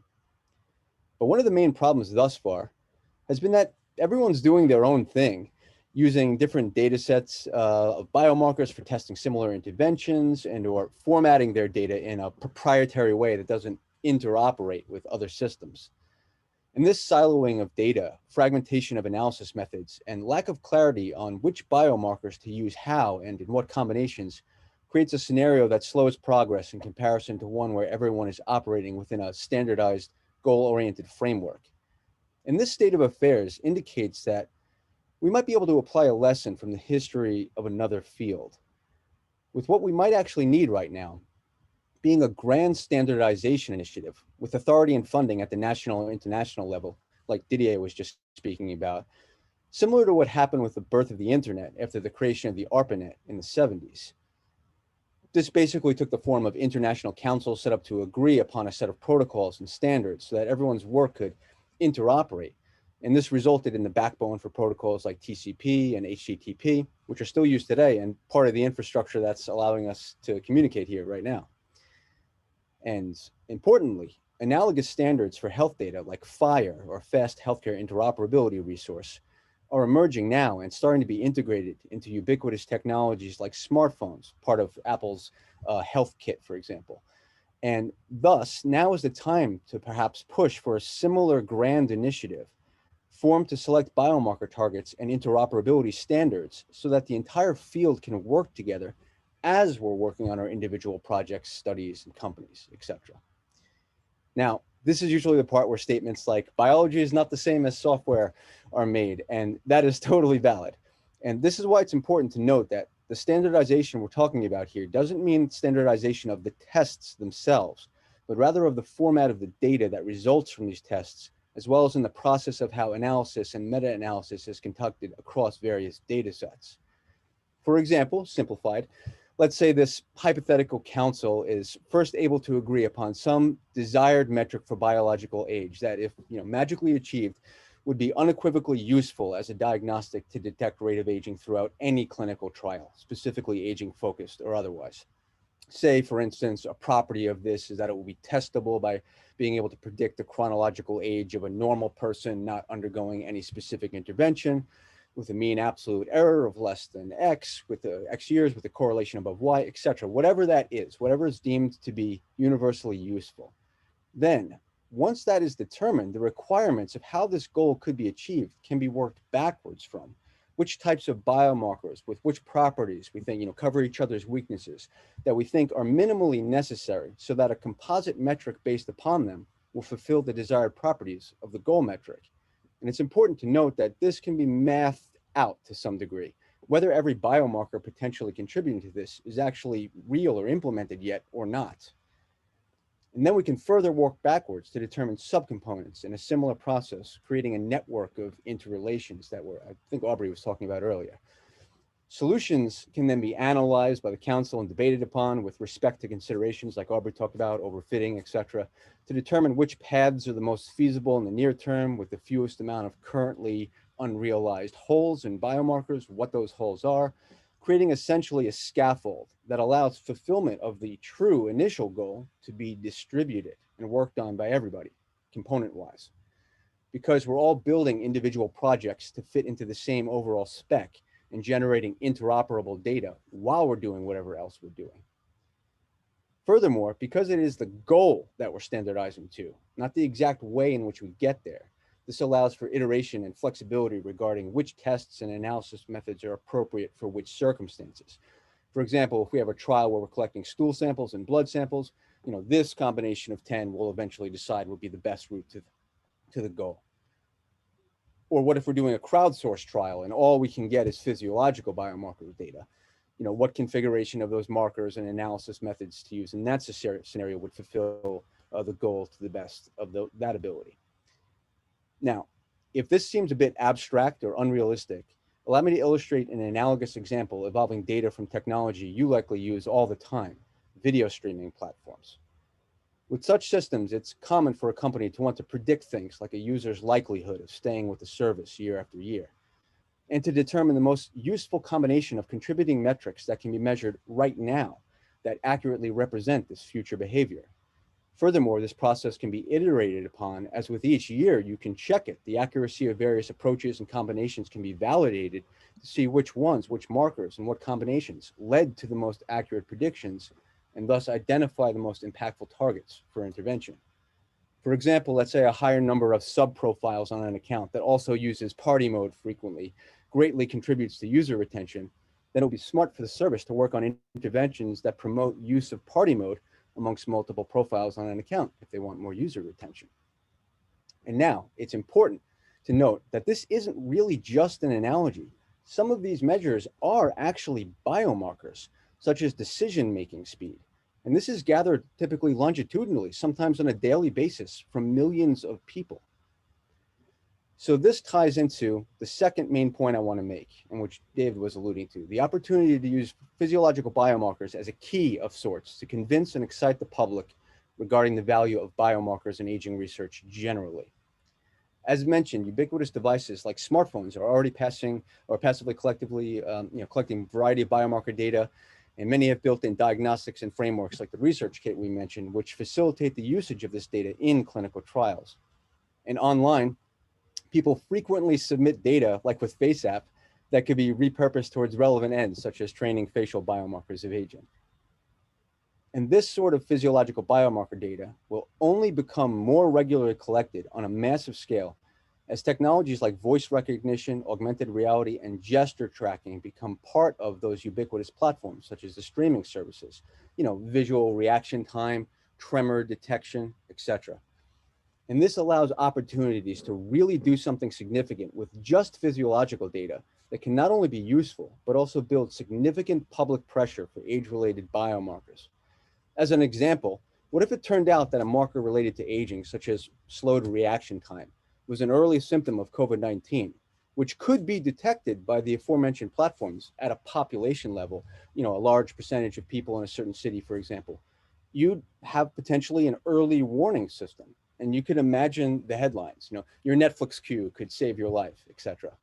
And how this could naturally build demand for data to be used this way and facilitate crowdsourced clinical trials, creating natural collaboration paths between the public, government, and large recognizable companies that can serve as powerful social signals. Now, of course, as mentioned, to do this right, there are related issues regarding data security and privacy that would need to be sufficiently addressed to make everyone feel comfortable. And they can be, and certain countries are already implementing interesting ways to do this with technologies such as blockchain, et cetera, but that's a separate topic. And to return to that hypothetical example, it also illustrates another knock-on benefit of creating the scaffold that we discussed earlier. It allows non-obvious stakeholders to see how they can be involved once such an initiative is created. For example, certain companies in the entertainment industry already have capabilities to gather specific types of physiological biomarker that surpass those of any current biotech company. And this would allow them to say, hey, that component, we can do that, and receive a related grant or inducement prize from the Grand Initiatives funding pool allocated to this, and or the PR benefit of helping to save lives. And this power to engage a variety of stakeholders is why I strongly feel having a grand government-led initiative to do something like this is a key plank of fulfilling the promise of the longevity dividend, which we spoke about earlier, and a topic which I spoke about more fully at the Ending Age-Related Diseases conference a few months ago, and you can find that video on our YouTube if you're interested. But in conclusion, a potential strategy to drive the development of aging biomarkers quickly may be to apply a similar data standardization approach that helped birth the internet ourselves as a community with physiological biomarkers, and think of ways to partner with high-profile entities, like David was talking about, to positively shock the public on the value of biomarkers generally, which can allow us to build momentum towards a large, grand initiative, which can in turn help us do this for all aging biomarkers, driving forward our field and enabling the potential for new types of crowdsourced clinical trials, which can not only allow more stakeholders to explore therapies lacking traditional profit motives, but also create pressure on the existing system to evolve. In this way, employing a model of standardization and interoperability for physiological biomarkers, similar to those that are already being employed on analogous data sets, can serve as a key to unlocking the longevity dividend and help propel us forward to a world free from the diseases of aging. Thank you for your time and attention. And I believe everyone here is familiar with what we do at lifespan.io, but if you'd like more information or to help us, here's that information, and you can contact me as well. Thank you. Thanks, Keith, also being so very punctual. So there are two questions. Have you considered, one's from Anton Kulaga, have you considered about standardization of benchmarks for measuring accuracy and other metrics of biomarkers, as well as distributed data set for cross-validation biomarkers predicting models? Yes, absolutely. The case that I'm walking through here is kind of a simplified case. In that slide that kind of had the network of everything talking to each other, you would want to have systems like that to basically cross-reference all the biomarkers with each other in interrelationships. And basically, the key there is that guideline or standardization system isn't really just one monolithic thing. That's not what the council would decide upon. It's really a hypothesized system of mathematical equations that sort of relate them in relationships that then can be tested. So that's why I mentioned the point of, at the end, this isn't really what we want as per the earlier conversation, but it should be a property of a marker suite like this, that it should be able to accurately predict the chronological age of a non-intervened person, right? So that's not really what you're going for the interventions, but it should be a validator. And then you can see and iterate on the system. Okay, this configuration with these biomarkers seem to be more accurate than those. This configuration of biomarkers, the same configuration with different data sets, this data set seemed to work better than those. Is that because there's something wrong in our system, or because there was something lacking in that data set, et cetera? So it's a very complicated mathematical mesh, but my point is, we should set up a scaffold so that we have a place to start and iterate. And that's a process that I can't speak, without getting in trouble, but it's a process that I participate in to some degree in my other life. And I know that it's possible for very analogous data sets. Okay, thanks a lot. And one short last question from Attila. Which existing organization do you think is closest to implement your approach? To be honest, I haven't really done like a full audit of everyone who's working in the space, because as mentioned, there are a lot, especially in the last couple of years, which is a good sign. But I will say, to call out some of the earlier talks, Alex Zabranka, for example, was illustrating sort of a case of this, of relating different biomarkers to each other, testing them, putting them in the suite, developing, an aggregate clock. So certainly that type of work is moving in this direction. And then we come to our general discussion with some help from Isabel, George, Jose, and Rajan. Please unmute yourself. And whoever feels free to go first, please just start. I defer to Isabel. I should start? Okay. Hi. You're listed here first. I'm listed first. Okay. Yeah, I don't really know what to say, but I read in the email that we should somehow conclude what we learned today and what was our favorite. So my name is Isabel. I have a PhD in genetics of aging, and I'm the scientific spokesperson of the Forever Healthy Foundation. And I really enjoyed today's meeting. I think also the structure was really cool, how we really went from the clinical testing to defining biomarkers to also now defining what we need to have it more accepted in the public, and also more the ethics behind it. I think what we learn is that there will never be this one biomarker we heard about. We can have transcriptomics, epigenetics, or proteins, even proteomics. They need to be sensitive and robust, and they need to have clinical relevance. And I think what we learned today, what I also learned today, is that AI this. So for myself, I have to say I learned a lot. Omics is something that is coming, and I think in combination with AI, yeah, this will be really helpful in developing new biomarkers, but also we already have a lot, like the frailty index. I think it's always a combination, yeah, it's definitely crucial for the aging field. I used to work with C. elegans. They just died after 30 days, so it was quite easy. For humans, we need to have biomarkers. But I was really positive today because I feel the field is really moving forward. And with that, I would like to give to George. Okay, thank you, Very Isabel. positive remarks, George. Okay, so I study more disease of degeneration than basic aging itself, and I learned a lot from this meeting. One of the things is just highlighting that in most of the developed world, what people are dying of is degenerative diseases of aging. In fact, the estimate is that 90% of the people dying in the United States are dying of degenerative diseases. It's not a surprise to me, and even infectious diseases impinge on it. But modern medicine has very little effectiveness in any of these diseases. We're only hitting them at the periphery and barely there. And I think this is because there's a lack of concepts. Medicine has been so long in dealing with diseases that are from the outside, predominantly infectious disease, or diseases of obvious defect.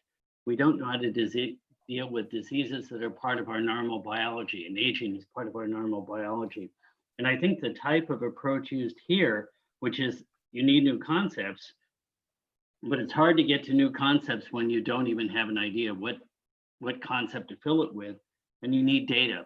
And the biomarker approach is definitely one of those ways to get at that. Especially when it's used in an a critical, unbiased manner, either using AI, biomarkers, all of those can yield substantiation for things that have been studied before, but never were studied so eloquently. I was very impressed with the work of showing glycoaging, because I know years ago we found major glyco changes during Alzheimer's disease, which play a role in polymer formation of tangles and plaques. I was also impressed of the therapeutics that were presented with alpha-ketoglutarate. Alpha-ketoglutarate is a therapeutic because in several neurodegenerative diseases, alpha-ketoglutarate dehydrogenase is one of the enzymes that's known to be altered during the disease very early, quite substantially reduced. There's an active site on that enzyme, which is very susceptible to oxidative stress. And I was also impressed by the frank discussion about the need to balance less bureaucracy. If you just end up with more scientists and more money, and I see that in my field in Alzheimer's disease, if you don't have new concepts in an open field, you end up actually entrenching things so that it costs more money to develop drugs or actually impede progress rather than open it up. So I think scientists that have an open mind need to be involved in what processes need to go forward, balancing the ethics there. And then I know the discussion about lower insurance premiums for those that are lower risk. I would worry about the other contrary thing. With genomics and even further refinement, will people find that they are uninsured and should be dead? In other words, they have bad genes, bad health, etc., and we abandon them. So I think that the ethics part needs to be really discussed, and how governments and processes can balance those things. And the last thing, which I didn't discuss, and I may have missed it, is when it's discussed that aging is this process that we're trying to modify. The fact that it occurs in essentially every organism, is this an evolutionary thing of a need to turn over us? Is it an organismal apoptosis? and the process. That doesn't mean you can't modify it, but is it a process that if you interrupt it, you would not have, you would have less fitness to the environment because you change the turnover. And those are some of the comments I have. Thanks a lot, George. Jose? Okay. Jose. Well, greetings to everybody from Madrid, from Spain, in the middle of this crisis. And this is my weapon against COVID. We have to be prepared with our weapons. But first of all, I want to congratulate Didier and Sven for keeping this alive. The Hills Conference, the symposium, very important. I have participated in the 3 previous ones, and I enjoy them. And I think this is the biggest, at least in terms of virtual participation. So congratulations. And I also want to congratulate Ilya Stambler, because he is the one who pushed for the creation of the Longevity Day and then the Longevity Month. So this is very important, and I think that people need to be recognized. So Ilya, congratulations, and Didier and Sven for all your efforts. Basically, I have 4 comments, 4 different areas that I want to talk about quickly in order to push our goals for anti-aging and rejuvenation, and with metrics, because we need to measure things. I am an engineer from MIT, and I love to measure everything.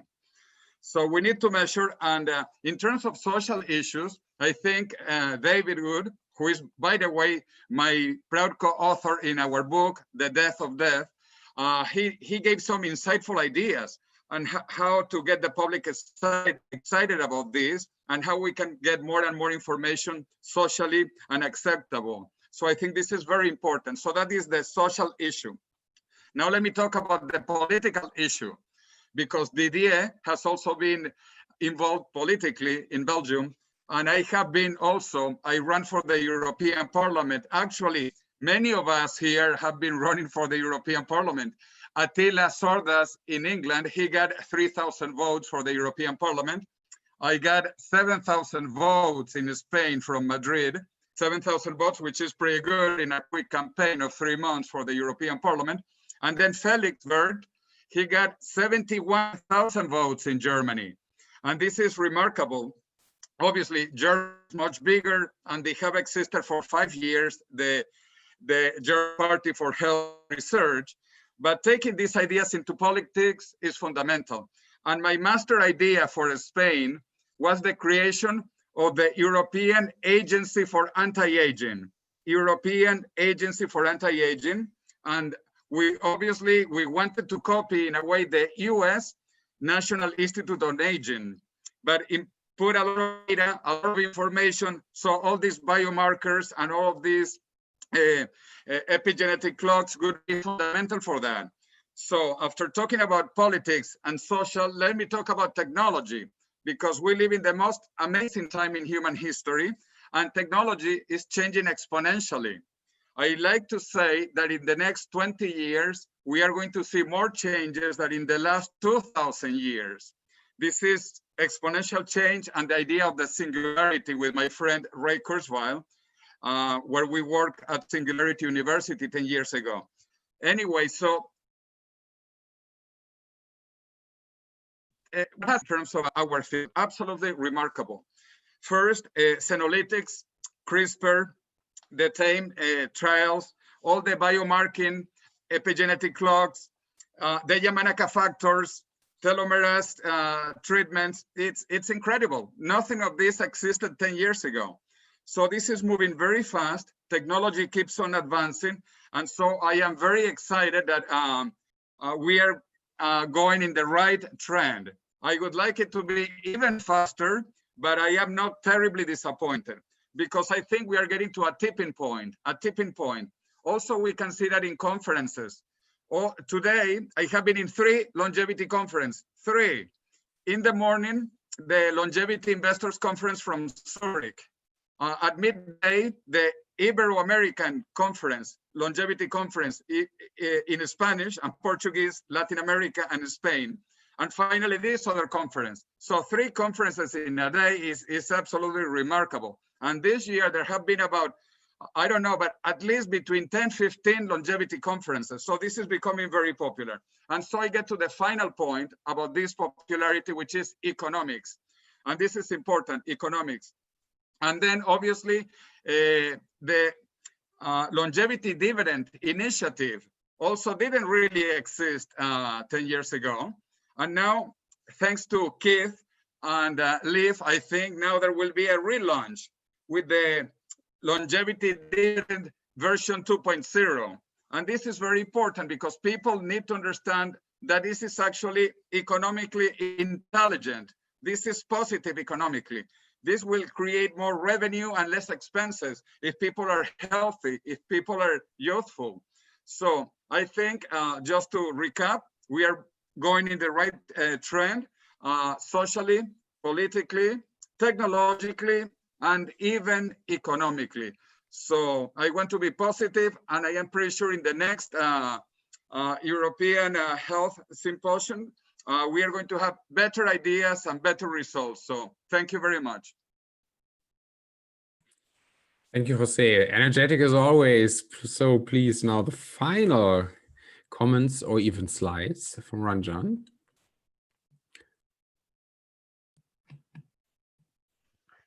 Yes, hello. Good afternoon and night, everyone. Thank you so much for having me here. Very pleased. I'm probably new to every single person here, and I'm very thrilled to be part of this community today. Thank you to the organizers as well. It's amazing to see that so many people are touching on many of the same numerous themes today. It really shows sort of a critical mass building here towards a highly coordinated effort. Just a quick introduction, since I'm relatively unknown to everybody. I initially was involved with a nonprofit and with the Personal Genome Project at Harvard Medical School. That's where I cut my teeth, mostly in community building, in open source science, participant-focused science in the world of genomics. An unrelated project, which I'm currently involved with right now, is called RADVAC, a Rapid Deployment Vaccine Collaborative. That project was motivated by the obvious harm occurring right now in the COVID-19 pandemic, and in the recognition that current structures in place for vaccine development and pandemic response have significant shortcomings, as all highly well-defined systems do. And it's based primarily on self-experimentation. So this open source IP-free platform was primarily developed by Preston Estep, genomicist from Harvard, who released this formula for a vaccine platform to accelerate vaccine development around the world. And it is entirely self-experimentation based. So a number of us. Sorry, Ranjan, to interrupt. Are you actually showing slides? Because we can't. I am not. I apologize. I should have clarified. Perfect. Then that's great. Just to make sure. Sorry for interrupting. Yeah. Okay. And I apologize. In fact, my name, I am logged in twice, so I see that my image is not coming up. Why don't I just? I'll just go ahead and switch my audio here. Just continue. We highlighted your video. We spotlighted your video. All right. So this project is based on self-experimentation. So a number of us have actually experimented on ourselves with this new vaccine formulation, and are currently testing samples and validating data and developing new testing methods. So one of the things that Didier asked me to address was this theme of self-experimentation, of open source science, of individual level science, citizen science, in the context of what is being discussed today.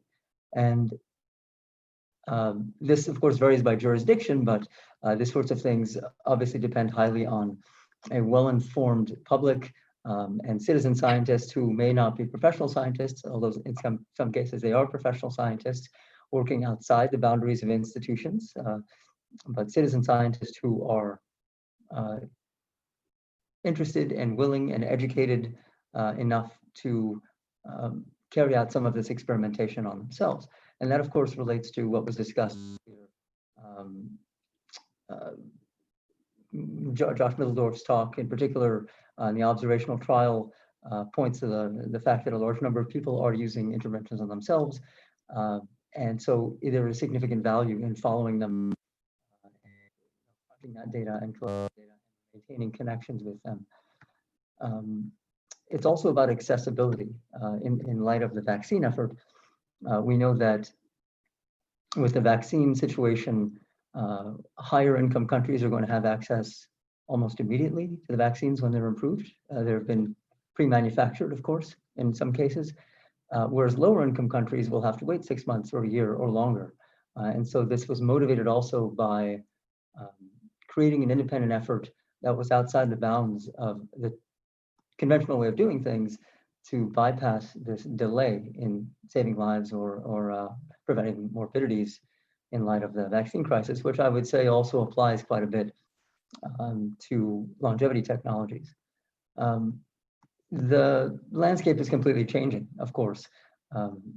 There's a new world, one in which technologies are more accessible, both through the lower cost, as well as miniaturized equipment, accessible supply chains, and customizable manufacturing capabilities, desktop manufacturing, things like that, and the wide availability of information. So the average person, average citizen scientist can access almost many things and more as paywalls come down, and educate themselves and take matters into their own hands. So that's a very real landscape that we're going to be dealing with, and tying this into the legal framework and regulatory framework, those things are going to have to keep up because this new reality is a reality.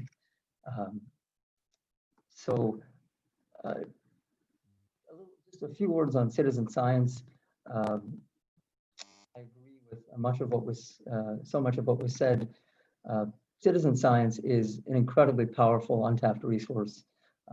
Crowdsourcing was a word that was used today, which is very much related.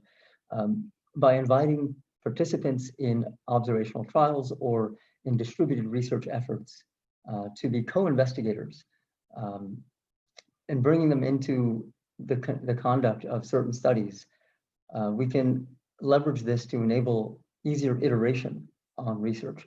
So by maintaining, for example, contact with study participants who may not be in a traditional clinical trial network or structure, it's sort of a hybrid situation where people are feeding into, with their data into a distributed research effort and can be recontacted for additional testing and questionnaires. Oftentimes, the newer research sheds light on what older research has shown. And wouldn't it be nice not to have to execute an entirely new clinical trial to test a revised hypothesis, but simply to get in touch with participants of a past study and collect, incrementally more information or additional samples to update the hypothesis instead of outlaying tremendous amounts of time and money for a completely new investigation. So there's too much to discuss here in such a short time, but I'll leave it at that. Thank you, Ranjan.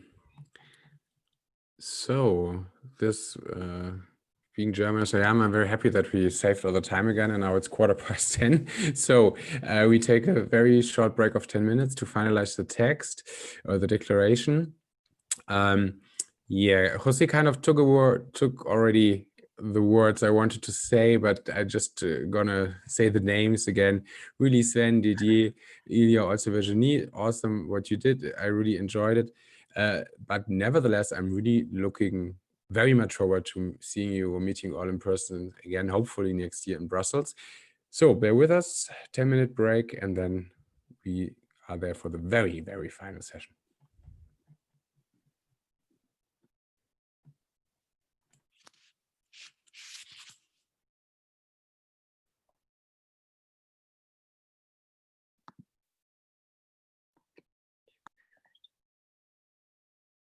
expensive such that only the rich can afford them, it won't be because the real costs of the development of the therapies remain high.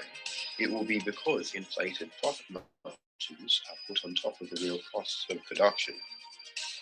Failing to achieve affordable rejuvenation therapies sooner rather than later won't be because it's impossible. It will be because we fail to coordinate and act sooner rather than later. And this goes for the development of the therapies, as well as working out the social implications of having the therapies around. True anti-aging is on the horizon of possibility. There are colossal implications for achieving this. Yes, indeed, it's going to change everything. But technology always has. Life in the 21st century has always been one of constant change. We don't need to be paralyzed by fear. We need sober minds to address the issues such as overpopulation and therapy access, as well as the technical challenges involved in achieving anti-aging therapies. To ultimately solve the problem of aging, we need clarity in thinking about aging itself and practical approaches to mitigating the suffering it causes. If we don't rid ourselves of the diseases of old age, it will be our own fault, not an inescapable destiny. Biological aging isn't an unsolvable problem. We now have access to countless drugs and therapies to heal and cure ailments that once thought inevitable death sentences. We have solved difficult problems before, and now, more than ever, armed with modern biology theory and advanced tools to aid in science, this is the right time to focus our efforts on the right problems, which are often underfunded and under-resourced. To mitigate the risk of becoming complacent, we shouldn't confuse motivation with action. Let's ask ourselves, what are we going to do about it now?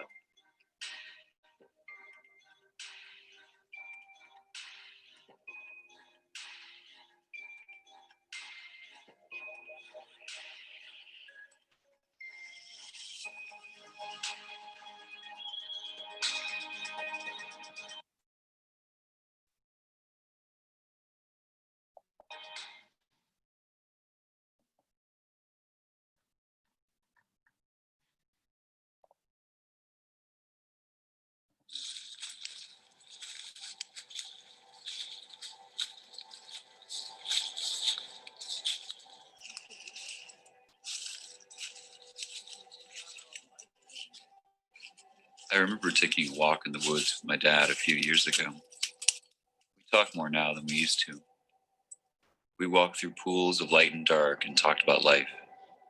He told me how he thought it was neat that his father had lived long enough to be around horses and buggies, and then all the way to putting a man on the moon. We wondered where it was all going. As we walked and talked about times changing, I couldn't help to think that my dad was only still there with me in that moment due to technology. He had a heart attack in 2010.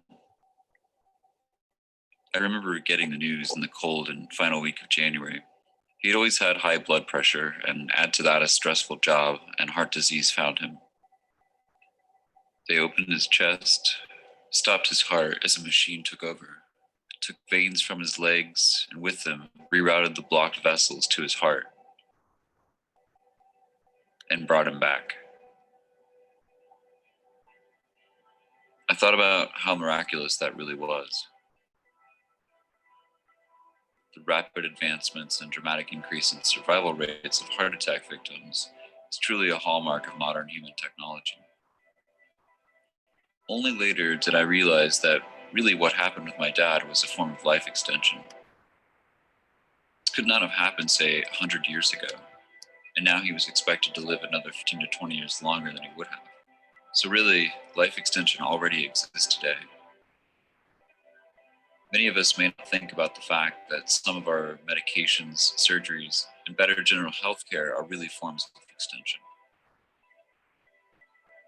With this kind of progress, it's only logical that we will be able to continue to extend human life even further, and perhaps indefinitely, perhaps even bringing back some youth.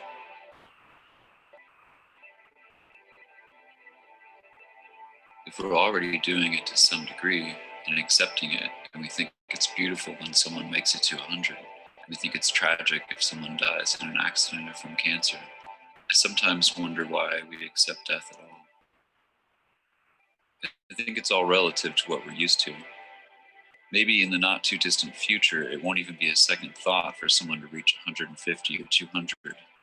And we'll look back on this age thinking it was weird to die so soon. Of course, there will always be accidents, nature, and ourselves. But does that mean we shouldn't try? We are conscious and intelligent beings, and yet we have to watch as our own bodies decay and our loved ones fade. Here it is 8 years later, and he's still doing well. It's weird to think if it weren't for this technology, the footage you're seeing now wouldn't even exist.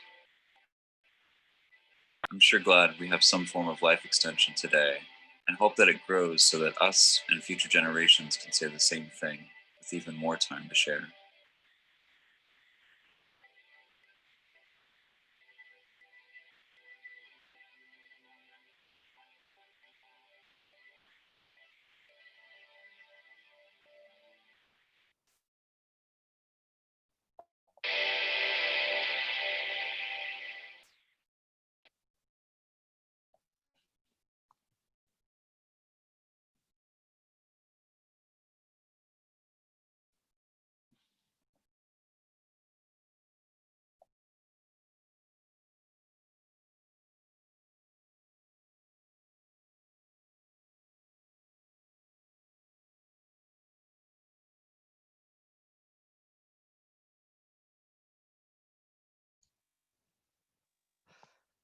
Okay, I hope this time I didn't forget to activate the sound. I hope you see me. And so this is the last part of this long conference. So this is the general discussion about the text that we were submitting to you at the beginning of the meeting, and we were recalling this quite a few times. The good news is there were a few changes who were proposed, and there was nothing, I would say, very sensitive. So I already agreed with everything. And so I give the link once again. And I propose to give the floor first to all speakers and people who were chairing the meetings, if they want to say something about this text, or even if they want to say something in general, but then short. And after that,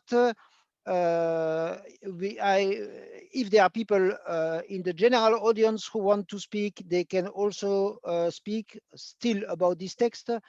And please shortly. Yeah. And okay, I want also to say, so this text is about how to significantly extend healthy lifespan with biomarkers and clinical tests. I really think concerning, well, we really think concerning clinical tests than one, but it's of course not the only one, but one very important aspect is how to accelerate them. And how to accelerate them is not going faster, is not going less prudently, sometimes in the contrary. And another part is how to have more open, more public and better biomarkers of aging. We have already quite a few websites where you have information, but there should be more coordinated action for this. So the floor is to the speakers and people who were sharing to want to have it. Please don't ask me, speak directly. Yeah, you turn. I'll start. First of all, I want to say thank you very much, Didier. Thank you very much, Virginia, Sven.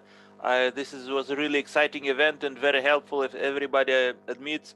And hopefully it will be a basis that we can continue this discussion, continue to expand this consultation that will eventually have impact on decision makers. And about the text, looks okay to me. My only question is, I wonder where we should actually send it. Okay, publish on the website, fine, but we should also probably think whom we can address it, so it will have some additional impact, you know, as an advocacy document. Okay.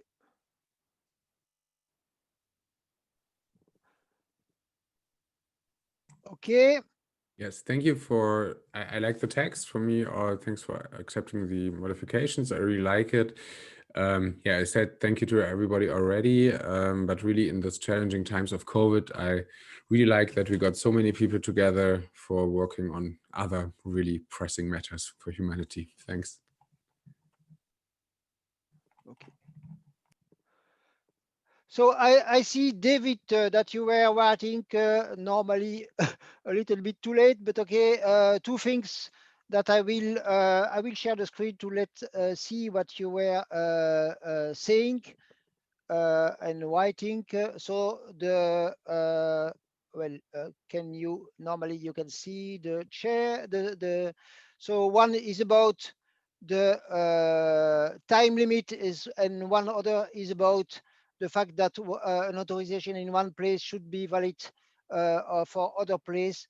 For the first aspects, at least at the European level for me, or at the US level,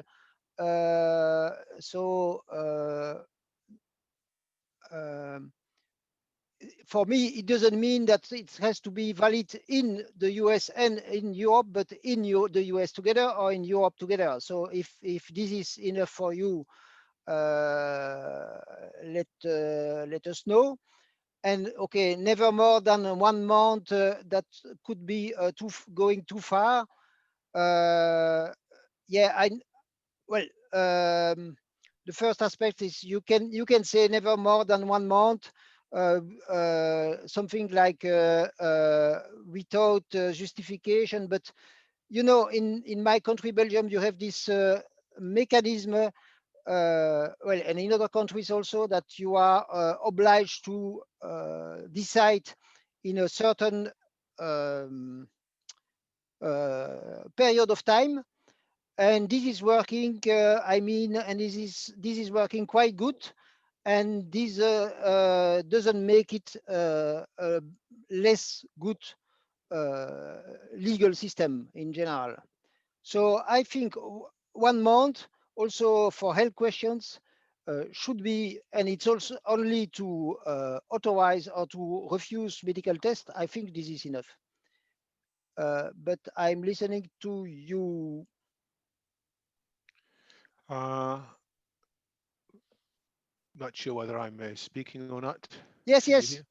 Yes, so on the point of variation, I think some diversity is important. That some of these questions as to what regulation should apply, of course, they shouldn't be unnecessarily different, but some of the questions as to what should be allowed and what shouldn't be allowed really are hard.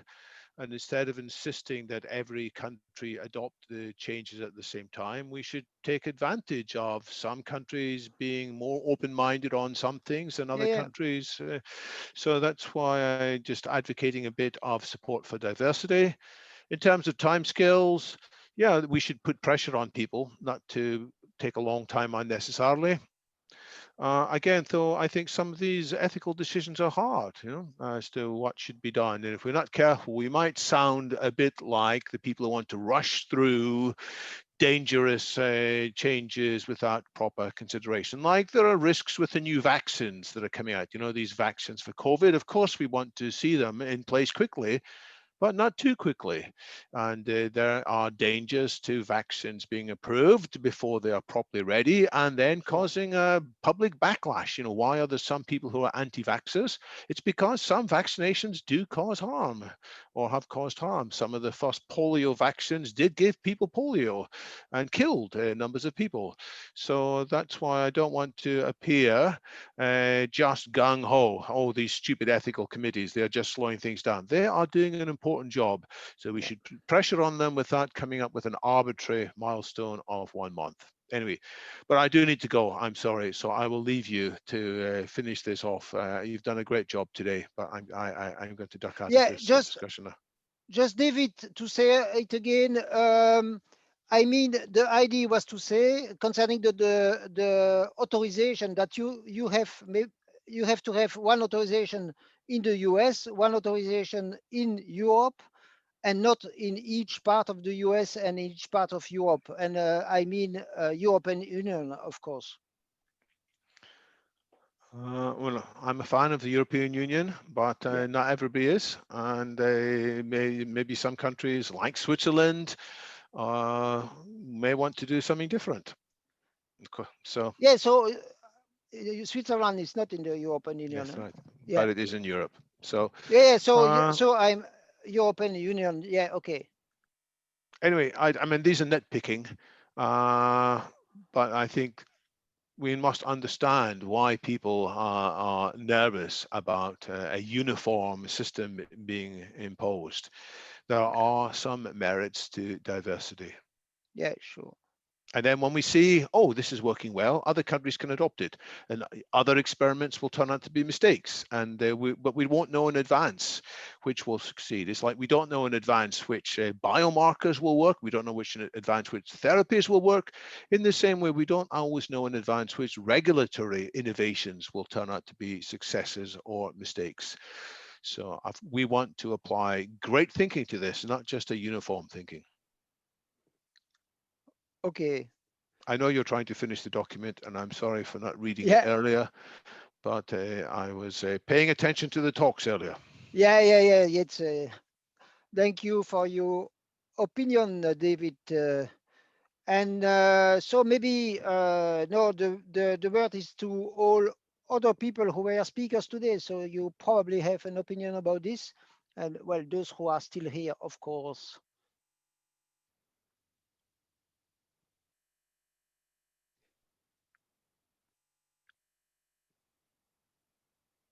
Nobody wants to say something?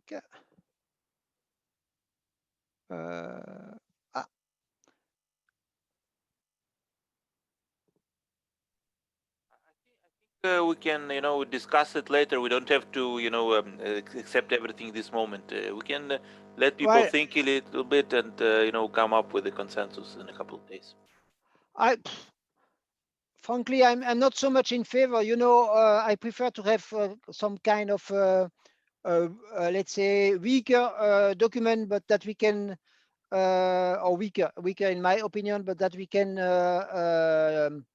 let's say, finish today than to wait for it. So I would say, for example, I can put normally not more than 1 month. But still, okay, let's say I understand the point of view of David concerning the diversity of research, but for me, it's very clear that at least once again, at the US level or at the European level, there should be only one mechanism of authorization and for ethical committees. And well, in many aspects of the US laws and also in many aspects of the European laws, when you have an authorization in one country, you have authorization in one part of the European Union, of the United States, you have the authorization everywhere. So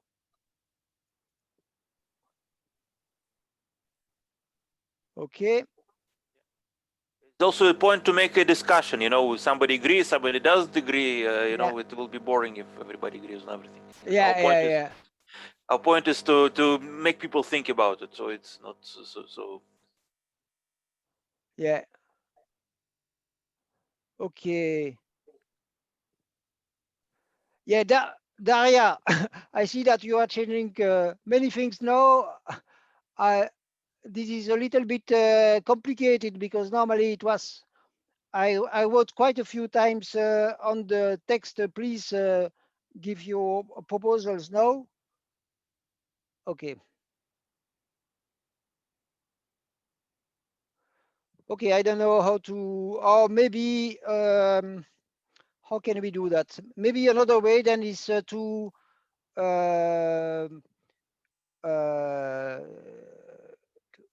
finalize in a few hours. I don't know. I don't know. I don't have any idea. But If I may Well, we propose something, I would say maybe people can add for 1 more hour, and then Didier, Ilya, and Sven in the morning, you decide on the changes, and then you publish the official document. let's talk tomorrow, you know, on the fresh head, as you say. okay, yeah, okay. So Alexander, say it again. I think we can. I would put a deadline now for the, let's say for 1 more hour, people can comment, and then in the morning, you as organizers decide on the final acceptance of yes, suggestions, and then you publish it. Yes, but okay, and maybe this we will send an email, or we can decide at which time we will meet, and other people are welcome to come also, so that it's let's say a collective finalization for those who want. But or let's say so that it's the same time tomorrow 5 p.m. we have the last discussion, and then we approve. Yes, okay. But Daria, if you can hear us, can you say a few words?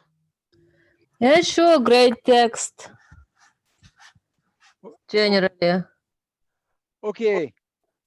But that's because you are proposing many small change, and to be honest, it's complicated if I have to see everything. But okay. Oh, you're just titles discussed because you did great job. So I'm just kind of trying to make it in accordance to the law, and this is all I could. It's only a few corrections. Tomorrow morning you will. Okay. Find okay. it So you know, this is George Perry. Yes. I have just a simple question. Where is this text located? On Google Drive, I was. Yeah. Did you send access to it? Yes, yes. I put the link in the chat quite a few times. Okay. I didn't read things. So yeah. Okay. So it was there at the beginning of the meeting, and Virginie put the link 2 or 3 times. No, and I just don't read all the chats. Okay, yeah, it's complicated sometimes, and all people have access, but cannot approve changes, but they can propose change. Okay.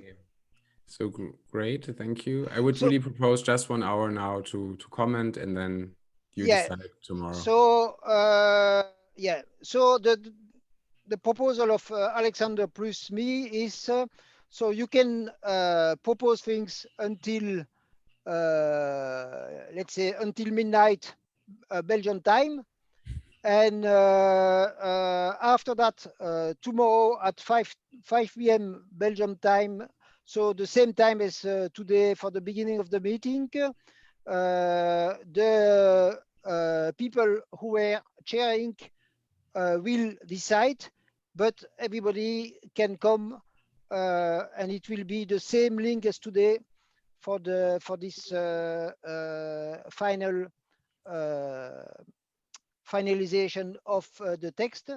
But now maybe last thing is if there are people who were not speakers who want to speak now, especially about this text, is your last chance.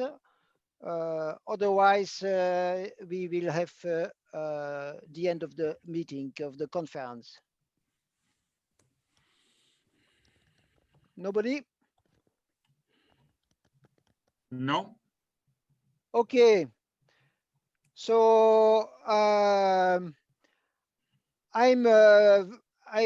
very happy that globally things worked well for this conference.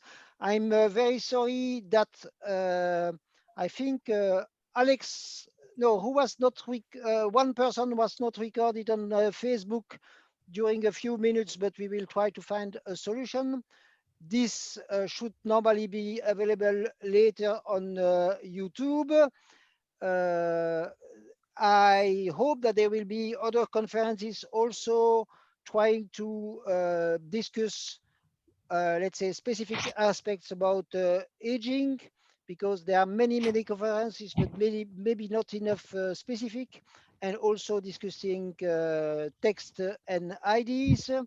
I thank you once again for being here, so many people until so late or so early or after so many hours. And I now stop the recording. Yes.